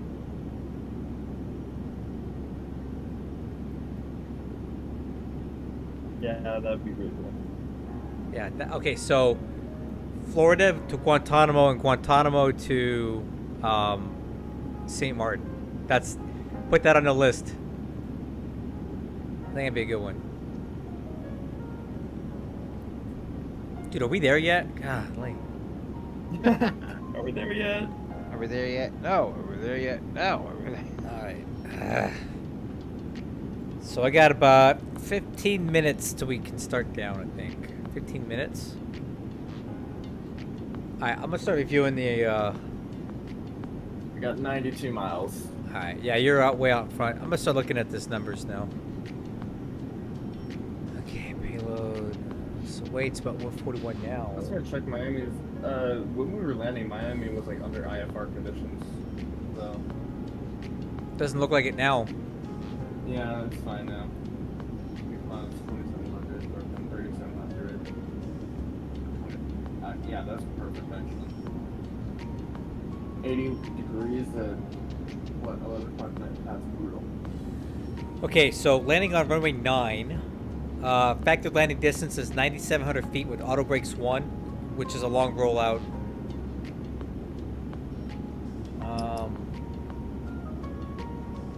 I'm definitely gonna have to call someone over to do a brake inspection on this thing. That's for sure. Okay, so approach speed 145. Hey, Justin, we already landed and we're heading back to Miami now. Are you talking about going back to Miami or the initial landing? Because the initial landing, I don't want to talk about it. Should I send the video to Discord? I don't want to talk. No, I got such a good angle of that. Oh, make sure you turn off the autopilot once you get to the final approach fix per the note. Okay, I'll take a look at that. For the flight to St. Martin via Guantanamo, should we... I don't really want to go out of Miami again because we've already done that. Should we do like Tampa or something like that? Heck yeah. Tampa or even Lakeland. That's a fun airport too. It's real close to Tampa. Lakeland? Yeah, I like it. Oh, yeah. I would do primary cargo for that. Yeah, because that's a base for that, isn't it? Yep, over here. Lakeland's a cool airport, so Lakeland to Guantanamo, and we'll just call it cargo ops. We're taking some supplies down to the Navy, and then I don't know what excuse you would use to go to St. Martin from there, but maybe he got called up by some Dutch dude and was like, "Hey, can you carry this out?" Yeah, top secret, huh? All right, let me take a look at this arrival. Coming up with cargo ops and stuff on. Hey, I'm looking down at a plane just landed in Toncontin. It's a 747, yeah. Yeah. I'm just like, how in the world? I don't know. So basically, another person that's better at it than me. So, for the ground twice. We're just gonna forget that I landed an MD-11 there. I say, like I said, everybody got in there on their first try, but me. And then I almost died on the second one. So it's all good. It's hard.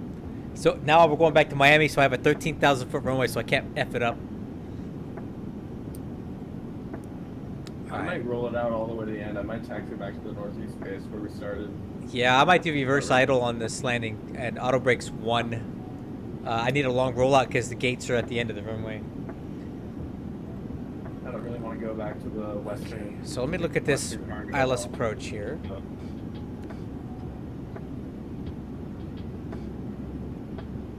Oh, one thing. When you're in the MD-11, you usually don't set the auto brakes until the gear is like, when you put the gear lever down, that's when you set the auto brakes. I don't know why it's that, but like, that's what people do.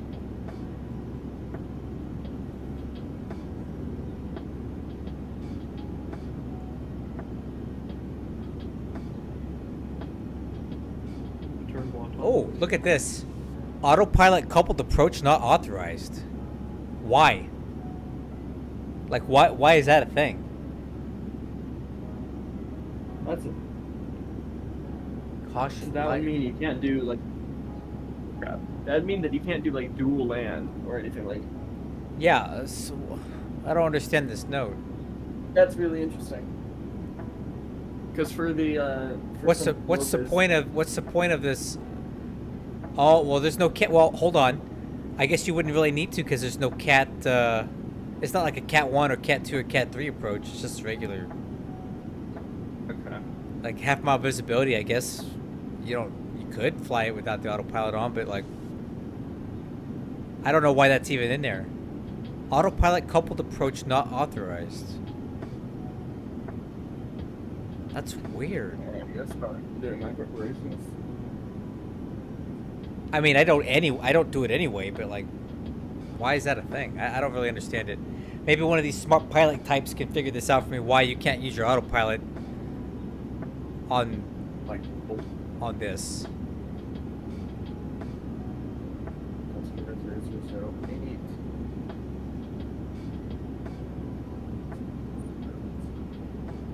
Oh, that's lame, dude. They need to fix that crap then. Readjust the antenna or something. So he said that there's a railroad track at the end of the runway that blocks the localizer antenna. There's no way to guarantee signal reliability with the railroad, so no autopilot allowed. Maybe they should just not have an ILS approach there if you can't use it correctly. That's really dumb. 028. Yeah, and I'll bet you the 8s don't have that. So, approach. You gonna switch it up? No, I don't care. I don't need it. You knew me. I don't fly with the autopilot on anyway. But like, see, yeah, that note's not in here. It's only for runway 9. See.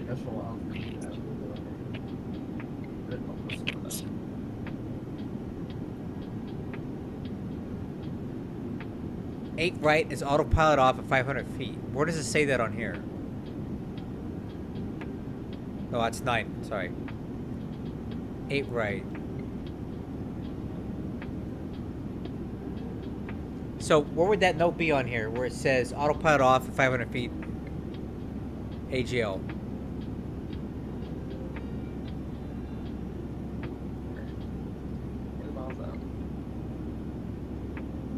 So I don't see that particular note on this chart where it says that.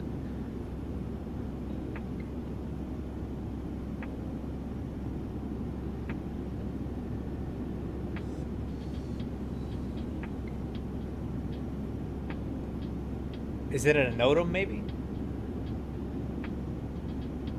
Maybe they just put it in the chart and hey, Brown, would it be here if it was there? Let me see if 8 left has anything like that.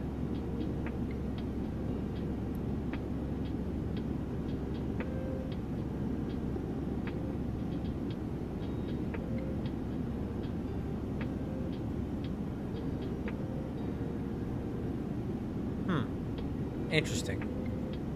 Yeah, that's pretty funny, man. Where is like that train track? Because I don't see it. He said if you look on Google Maps, it's near the arrival end of runway 9. Oh yeah, there it is. Yeah. Wait a minute. Okay, so that's for a minute that looked like an airport thing, like a transit line, but nope, that's not. That's an actual railroad. Okay. That's stupid. 55. Wow, I'm learning all kinds of stuff tonight. I'm learning that you can't use autopilot at Miami, and that my fuel planning sucks, and that I can't land in Honduras. What else am I going to learn? Has this been one long continuous stream, or is this a Oh second yeah, stream? yeah. I'm on 4 hours and 47 minutes right now, dude. Oh wow. Because I got a beast of a computer that can just run for days for streaming. Tabs, or they all leaving? Say again? Still got viewers attached? Oh yeah, Or they all I'm double digits, man. Oh Awesome. Double digits on YouTube, but he's single digits. I got one guy on Twitch. It's probably a bot. No, it's me. It's me. Oh, thanks, man. I'm sitting in. You're welcome. Hang on, let me double. I can double check this real quick. It's a bot in me. Yeah, you're not. Yeah, okay. Yeah, Austin, sorry, you're a bot. Bot. Scott the bot. Scott the bot. Yeah. Stick him. I've been called the worst. I've been called worse. Called worse by called worse by better. Yeah. There you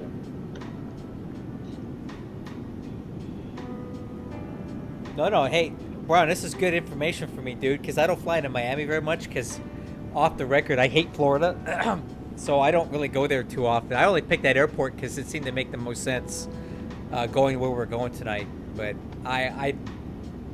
if I never see Florida ever again in my entire life, I'll be really okay. I don't like that place.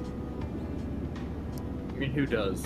A lot of people do. I don't know why. I was born there and lived there until I moved to Duluth. Yeah.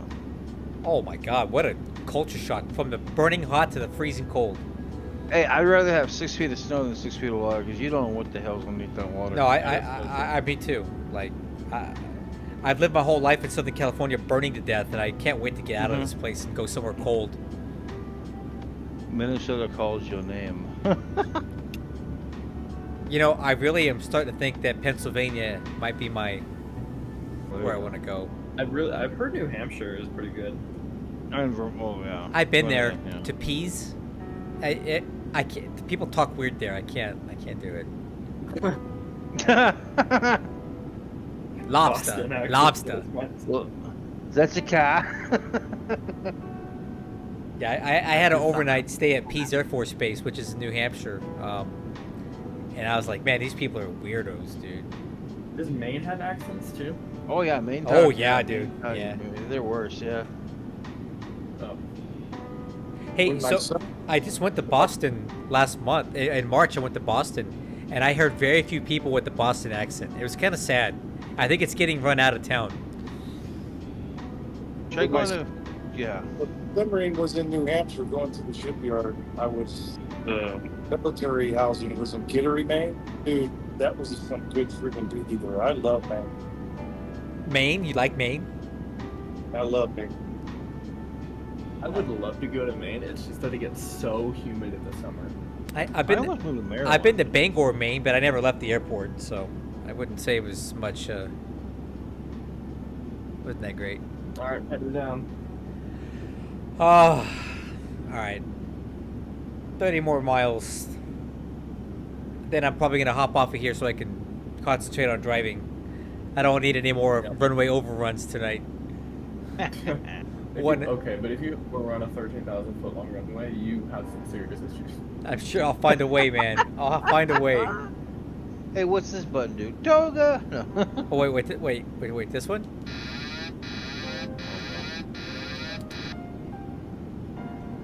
Toga. If we log off, I'm going to have to watch your stream. I didn't watch it in flight. Luckily, we're already pretty well coordinated. I think so. I think our spacing going in this time is better. I think I have so if we look at this, the MD-11 is going to be way out in front no matter what because you already descend and land faster than us, so you won't be an issue. Yeah, that's kind of why I wanted to go out ahead. Of the other three aircraft that are behind you, I think I have the highest approach speed, so we should be fine. Even with Darren, I think I land a lot faster than the A320 anyway, so we should have good spacing there. And then Austin's over there hanging out in Cuba still, the Bay of Pigs or something. I don't know what he's doing over there. I'm just existing. Yeah. That's not bad. That is actually existing is good. I even bumped my speed up to Mach 8.1. Well, I don't understand why you're that far behind though. Like, it doesn't make any sense that your ground speed is that much slower than ours. Like, you took off right behind Darren, didn't you? I think he went into a hold for 20 minutes over the airport or something before he came back. I didn't do any. I mean, I don't know. Maybe the 737-700 just flies slower. I don't know. No, I'm at a 737-7. It should have a similar cruise speed as anything else.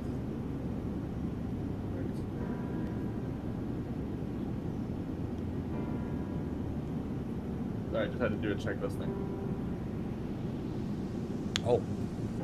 Okay. I need to get 142 with flaps 35. That's lovely. That's really slow.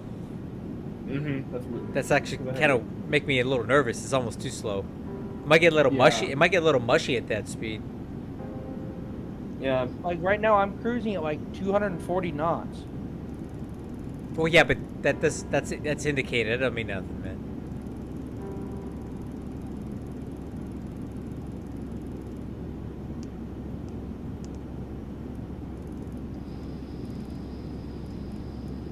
Looking forward to that new VNAV for the MD11 soon. Yep, it should be on the next update. Okay, landing altitude. When they're gonna say, "Hey, that's all, folks," and like push it out on the store and at the beta.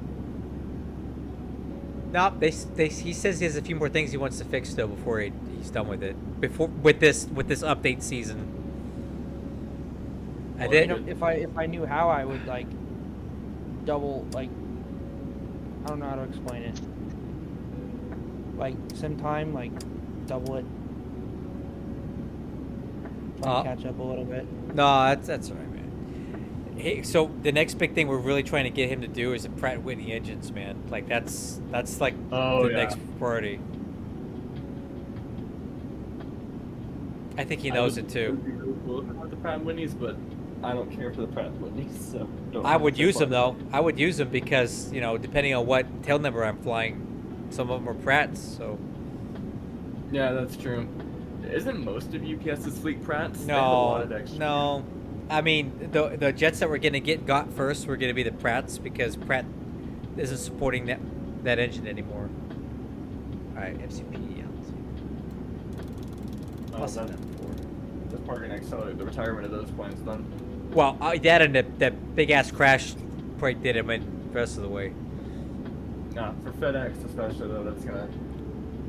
Yeah, the jets that are gonna get parked first are gonna probably be Pratt equipped engines, aircraft.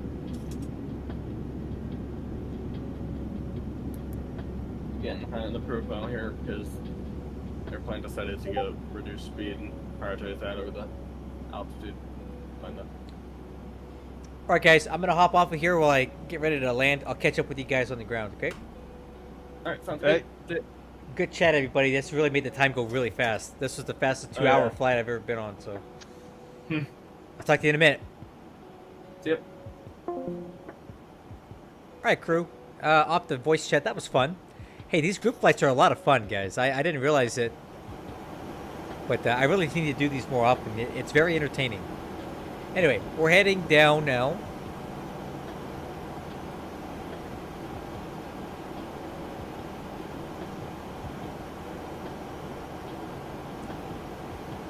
Let me get a weather check here at Miami. All right, information kilo is current, 3 minutes old. Arriving on 9. Wind, oh, okay. Maybe there was more spice to it.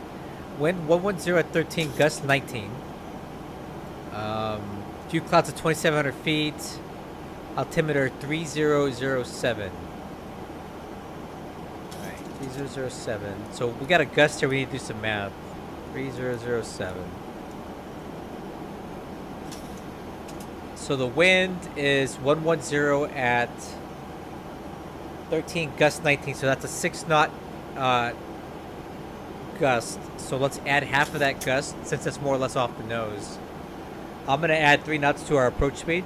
So wind correction is going to be +8. So that's going to give us an approach speed of 148. That's our gust additive.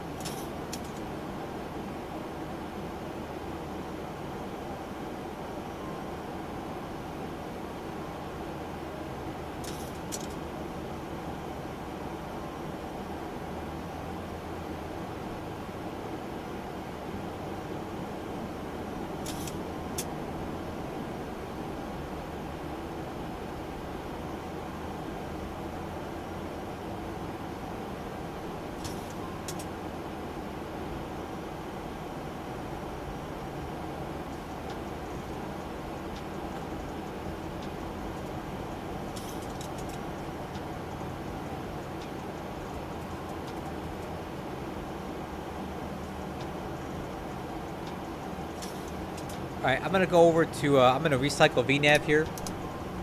So, retard VNAV path.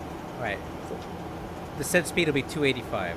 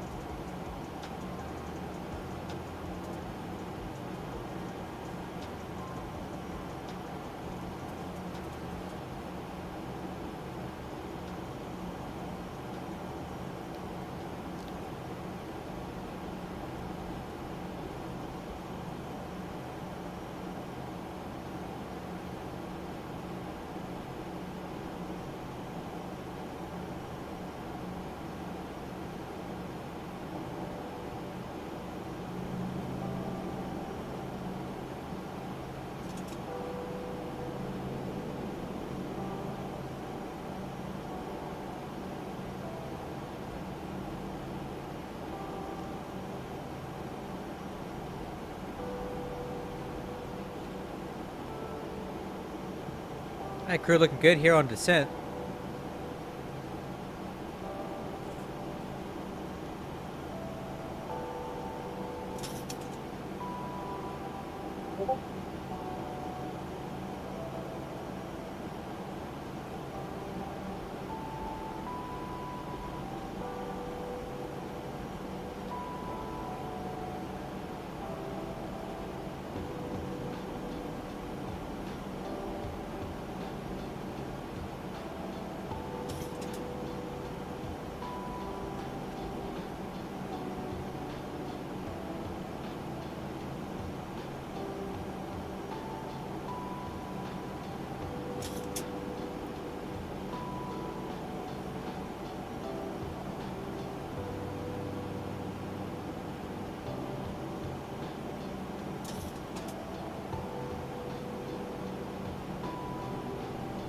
Okay, FMC speed.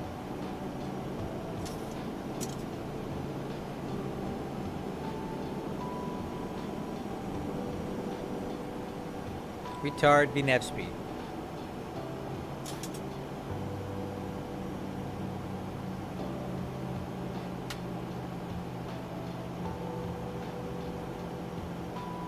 Dude, it's really not that hard. I think the 777 is really easy to fly. I mean, if you have any base knowledge of the 737, a lot of that stuff's going to be kind of intuitive to you. I mean, the FMC is a little different, but the autopilot in principle works very similar. The overhead panel, very similar. So Boeing aircraft always have a same kind of basic layout and construct. So I think coming from a 737 like you are, some of that stuff's just going to be like, make sense to you, I think.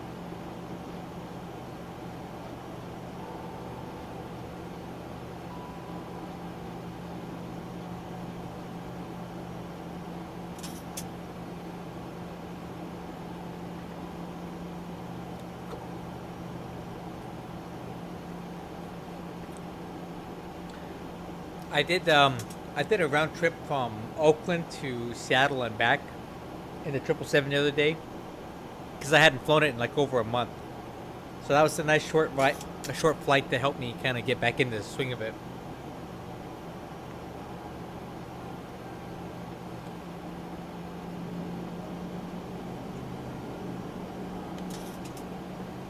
Okay, altimeter 3007. So I got hiccups.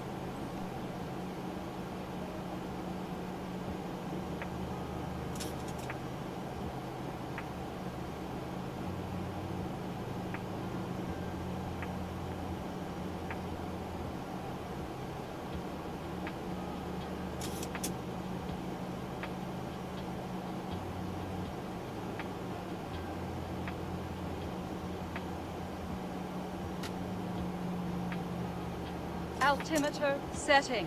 Altimeter setting. Girl, chill. I got it.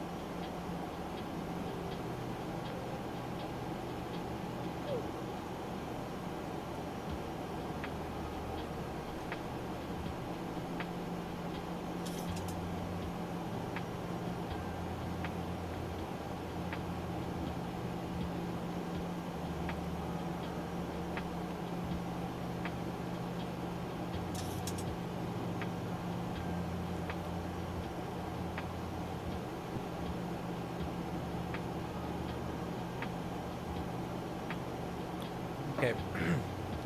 We're about 500 feet high. I'm going to put some speed brakes in here.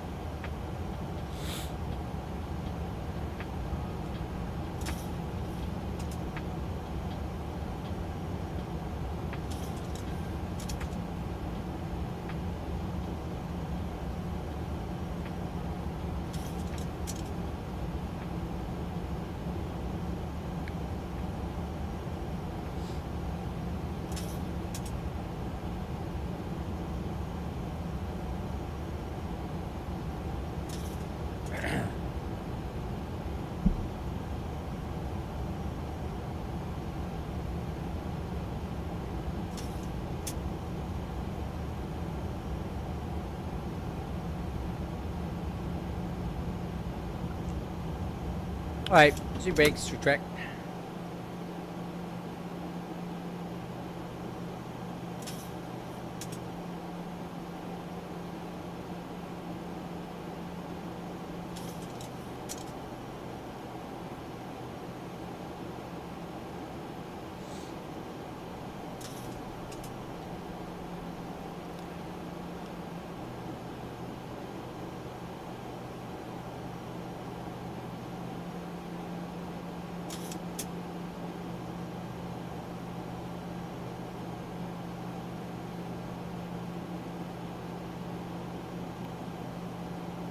Alright, speed 270.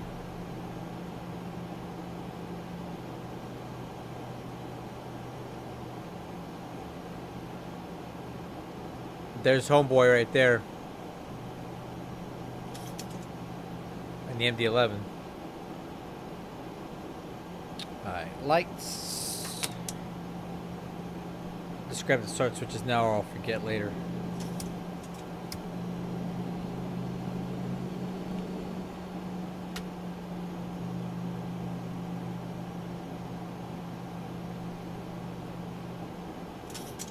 VNAV speed.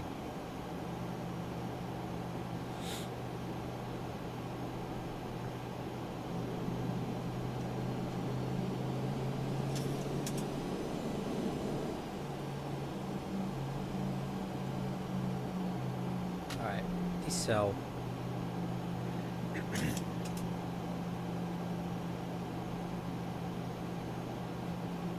Okay, low speed brakes here, we're still kind of high. Got the lights on. Approach check was complete. Let's tune over to Miami CTAF.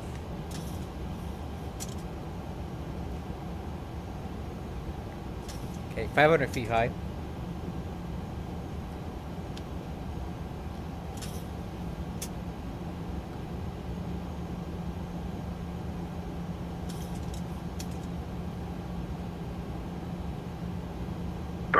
Colombian 541, 5.5 miles final landing.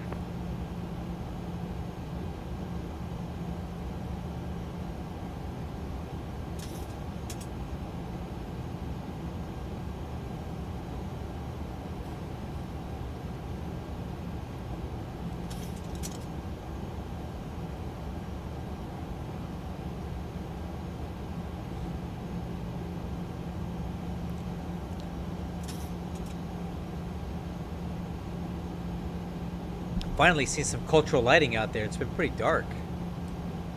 I think it's FLL right there. Alright, altitude's good. Speed back to track. And armed.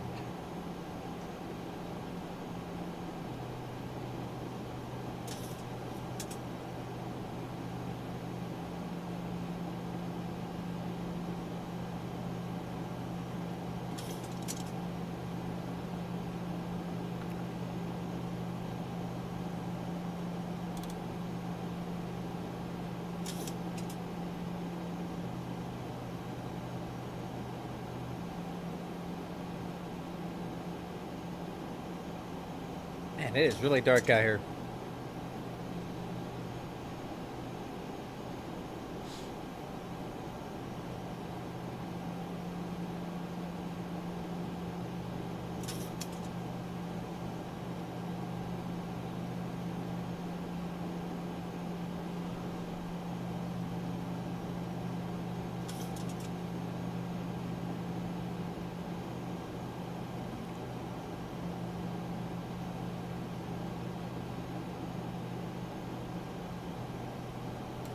Oh, I suppose you're right.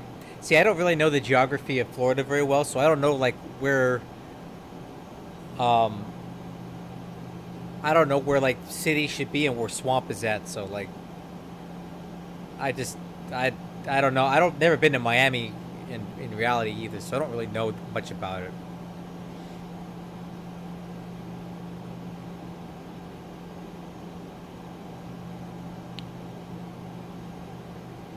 Alright, I'm going to set altitude down to 3,000. That's also missed approach altitude, so maybe we can get 2 for 1 on that.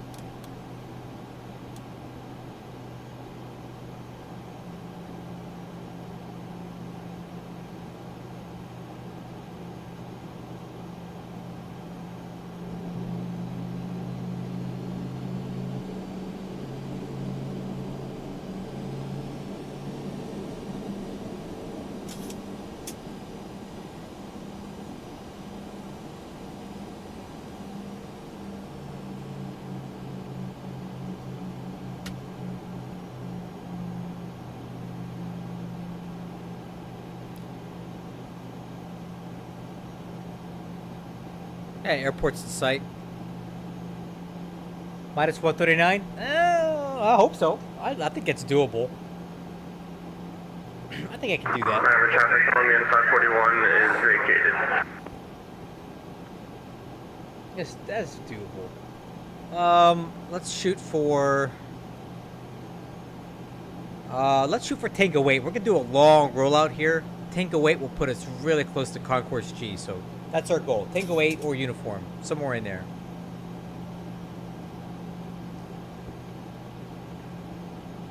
So auto brakes 1, reverse idle. Okay, speed 230. I'm gonna arm localizer.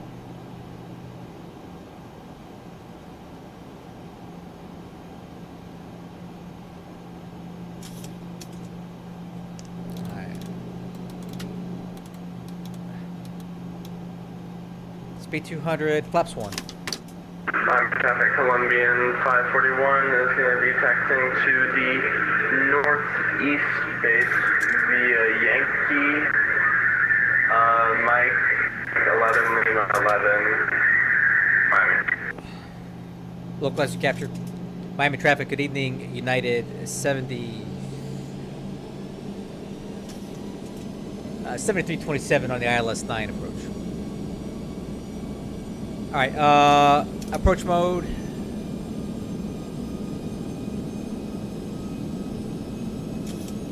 FMC speed.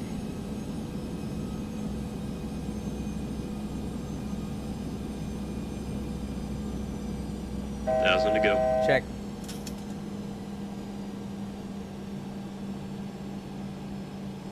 Alright, speed, let's get 180. Miami traffic, 1 million 541 crossing 12.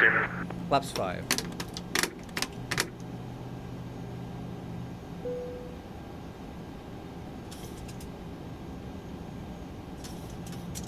Oh, nope. Flaps 5, not flaps 10. Nah, I'll be alright, man. I got time. 541 is clear, 12.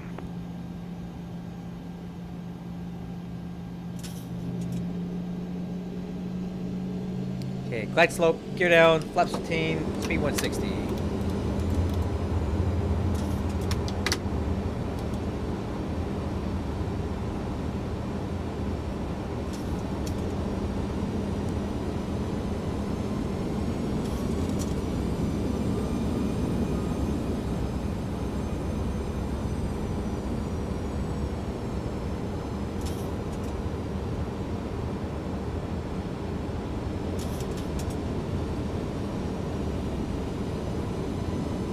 Alright, speed 148. Flaps 25.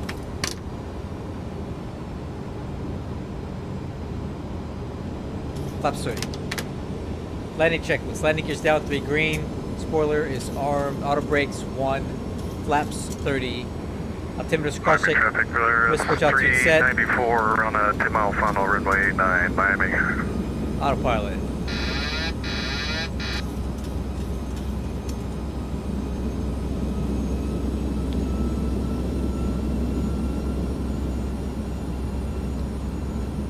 $2,500.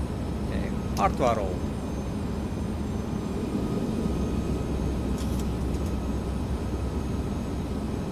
.29 headwind right now.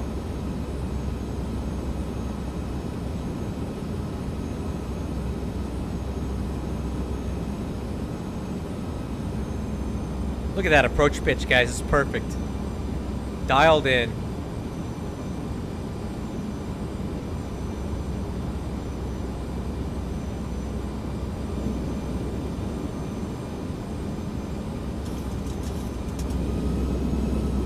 A little bit of gust there.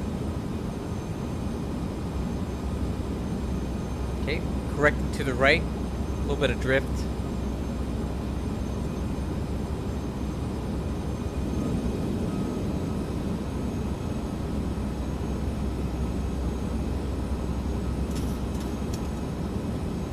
I'm sure you did, man. You're really light.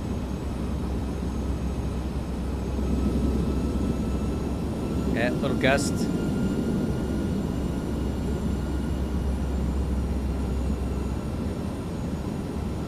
Miami traffic, United 7327 on a 6-mile final, runway 9. This will be a full-length rollout.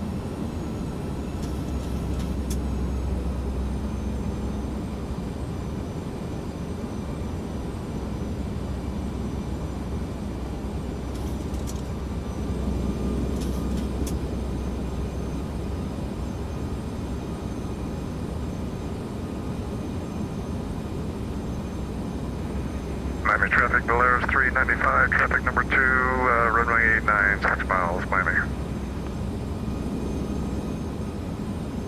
Oh, I think it's gonna be a little close. It's gonna be kind of close with Darren on my tail like that. I think he's gonna have to go around, dude. I'm gonna have a long rollout here, so. I think you better vacate quickly. Nope, I paid for it. I'm using all of it.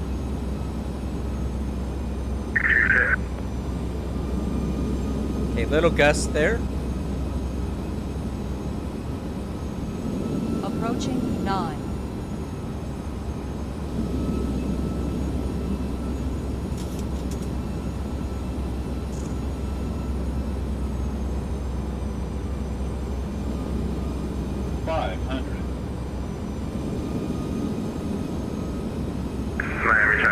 541, we're going to be crossing runway 8 right.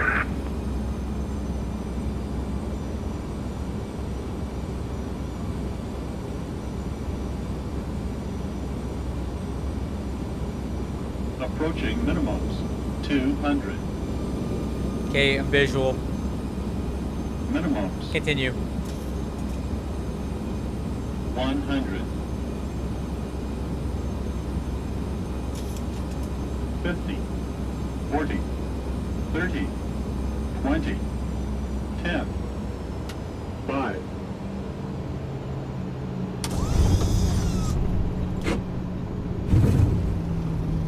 Okay, reverse idle.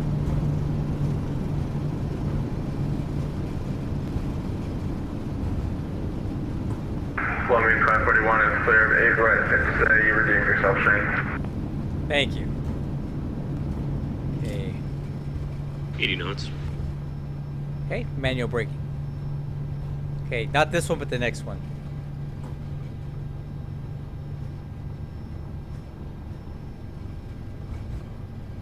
Alright, on the brakes.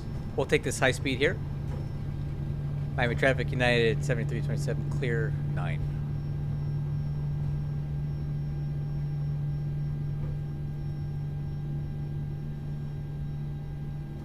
Oh, 185. It didn't feel like that. Alright, whatever.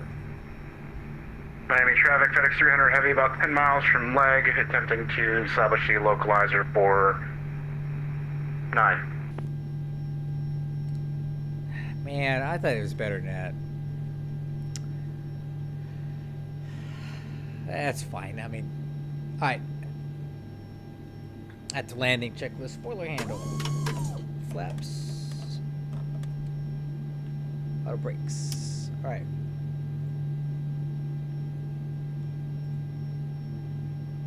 Miami traffic, United 7327 is clear of runway 9 at Tango 8. Taxi to Golf 10 via Tango 8, Tango Cross 30. Alright, let's go. Okay, let's get the APU on. Leave the lights on to the cross. Wixer is off.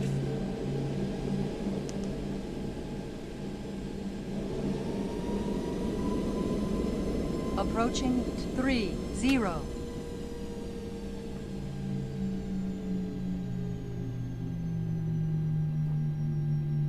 Lights.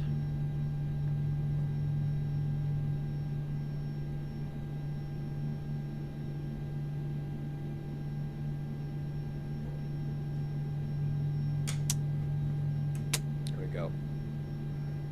Clock. Staff trim.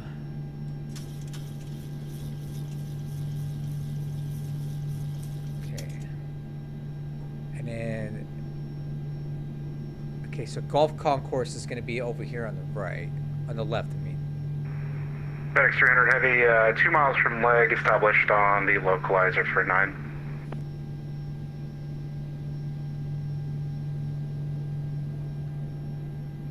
Start switches. Okay, after landing checklist complete.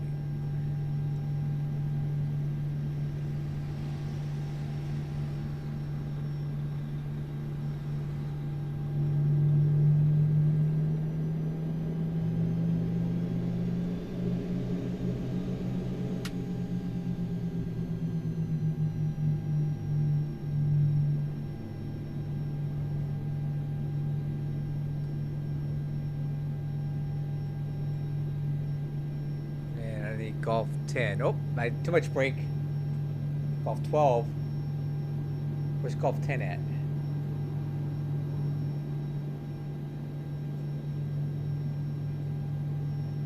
Oh, it's over there. Okay.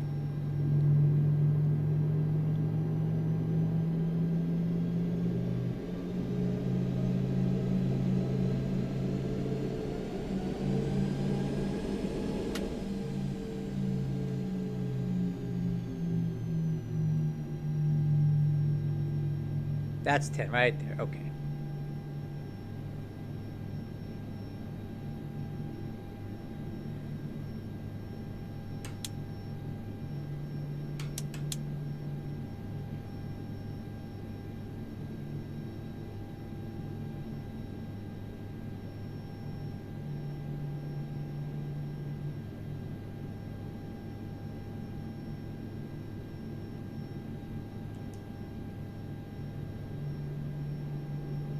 Oh, I guess it's not gonna give me any guidance.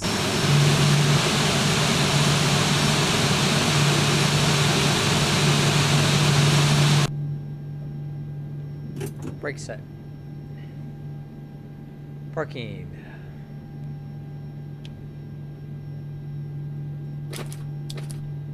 Fuel switches.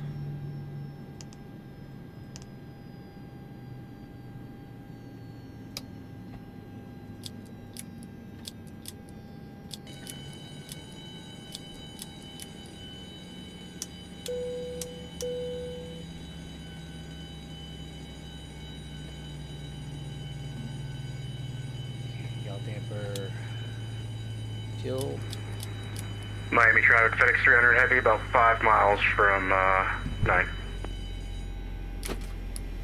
Parking brake released and APU is off.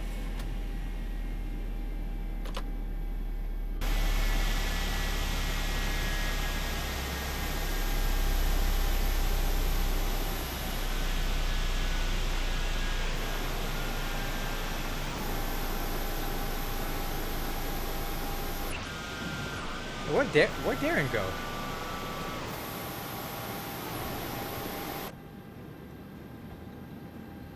Did Darren land here?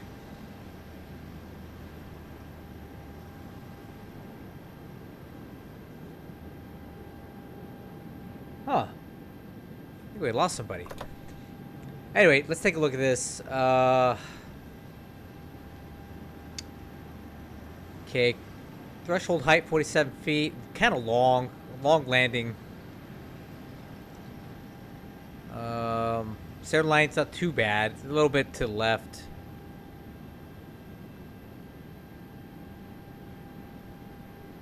Yeah, it's okay. Better than the other one. Well, it was okay. Yeah, I'm gonna go debrief with my guys, and then I'm gonna call it a night because I've been streaming for 5 hours and 27 minutes.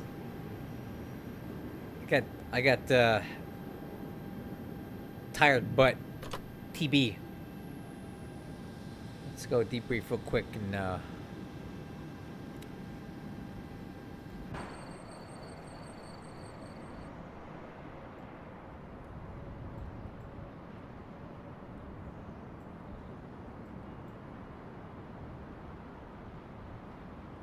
right, let's go see what everybody's got to say. Oh. Well, oh, are you flying the Concorde, dude? Yep. Oh, that's fancy, dude. It is quite complicated. I always forget to set the chronograph. I always do it, and I get so frustrated about it. Ugh. Oh, this guy's got a legit accent, dude. Listen to this guy. Says you. That is true. I don't have one. I'm from California. We don't have those. Gotta say, Californians don't have it. I'm originally from California. Yeah. FedEx is floating. Is it? Well, I did kind of too a little bit. You know why? Cause old brown over blue there got me all worked up about my landing rate, and I messed it up. What is my? Oh, okay. I mean, I slightly overheated. He landed on his nose wheel. We won't talk about that. You have no evidence. Austin, please do better than that. I need to see a good landing after that because that was not good. At least it's on center line, no. He's on center line, but he landed on his nose wheel. What is my autopilot doing? That's very bizarre. Okay, there's Mac hold. So yeah, you got me. That was really got me all worked up at that landing rate. I was trying too hard to make it, and then I floated halfway down the runway doing it. That's you don't need to worry about the landing rate. The landing rates are boring. I know. It's just, that's all we have as sim pilots. That's all the metric we have. We have nothing else to. Yeah, it's our FPM and our G. Yeah, what a beautiful aircraft, man. Dear Lord. Oh, that's a beautiful Darren. Look at Okay, Darren. Yeah, he just. FedEx 300 heavy, clear of 9 via Look at 8 Miami traffic. Is your nose gear okay? Oh, dude, come on. I sure hope so. And then we come back into the hell of this. That's rude. That's crude. It's funny, I'm gonna blame my inputs on that one. Oh, so that wasn't. maybe- So that was a nose wheel landing, or? It's a 7, doesn't matter. You're good. FedEx 300 Heavy, crossing 30 via 10. Hey, should I tell him that I almost went off a cliff about a couple hours ago? Yeah, make it feel better. Yeah. You did what? Yeah, I almost went off a cliff. How? Bad landing technique. Okay. I'm not even gonna question that. Well, Watch the the arrival stream. into the airport it was in was very sketchy. Well, my aircraft selection was sketchy, I think. Well, that too. My aircraft selection what was aircraft sketchy. are you flying? A 737-900. Oh, okay, that makes sense. Kind of a boat. Austin, where are you at? Turning on, turning on everyone's final joining to now. capture the ILS. Oh, hey, it's Flicker. Oh, and they died. Hey. I jinxed it. Sorry, guys. Dude, he saw you in here and he ran, dude. Why isn't my Mach hold working? All right, guys. Hey, I got some serious tired butt here. I've been streaming for 5.5 hours, so I'm gonna go ahead and call it a night. But I really enjoyed this. I did too. This is a lot more enjoyable. These 2-hour flights go a lot quicker when you're talking to people. So we'll definitely do this at least once a month. I think once a month is good, so we don't burn it out. Yeah. Too short. More. Let's keep up with Florida here because you very much love Florida. So we'll do that at Guantanamo. Well, it does sound like a lot of the airports we're looking at are going to be in the Caribbean and stuff. So we got La Paz. One's gonna be in Asia, one's Caribbean, America. and then obviously Kai-Tak. And then we need to look at some stuff over in Europe. Asia. There's got to be something. Asia, Europe. There's got to be something there. Ooh, what about Africa? There might be some cool stuff in Africa. That'd be pretty cool. Like Johannesburg or something, maybe. You could fly New Zealand. I'm gonna do like a multi-leg flight over the course of like a day or two. I'm gonna take the MD-11 down to the Congo and back. Hey, I got another option for you guys too to keep in mind. Is Guam. Ooh, yeah, Guam's cool. Because there's a lot of stuff that you can get to a couple hours away from Guam. Like you can go to Saipan. Like Guam to Saipan is pretty fun. If we had time, we can do like a 4-hour flight from Honolulu to American Samoa. That's cool too. I'd love to fly into Guam. I've never flown into Guam either. I've been to Guam. I've done a few flights in there. It's pretty cool. I've been to Guam. For real. Like, hell yeah, that's dope. Yeah, but I didn't land at the airport. I didn't land at the commercial airport. I landed at Anderson Air Force Base. So. Yeah. They're so close. Well, no, that's what I'm saying is we'd land at Anderson. Yeah. Because I watched my buddy do it in an Atlas 777 for UPSVAC. We got a lot of options here. So keep a running tally, and we'll come up with the next one next month. Yeah. Okay, I'm gonna go ahead and call it a night. I'll touch you guys later, man. Thanks a lot for participating. Hey, yep, no problem. Bye, Have a good night. Bye. All right, stream. I'm done. Hey, Brown. Thanks for stopping by. It's always a pleasure when you're here. You're so unpretentious. You would never know that you're a real pilot because you're just so nice and you don't rub it into people's faces. So I do appreciate all your help, and thanks for pointing out those comments on the approach plates.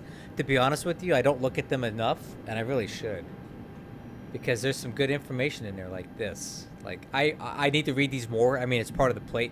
Autopilot coupled approach not authorized. Well, I would have never even thought about that. I don't do them anyway. I like to fly the aircraft myself, but you know, it's good to know that's there. So thanks for pointing that out to me. And I will catch you guys later. Hope to see you around later. Bye.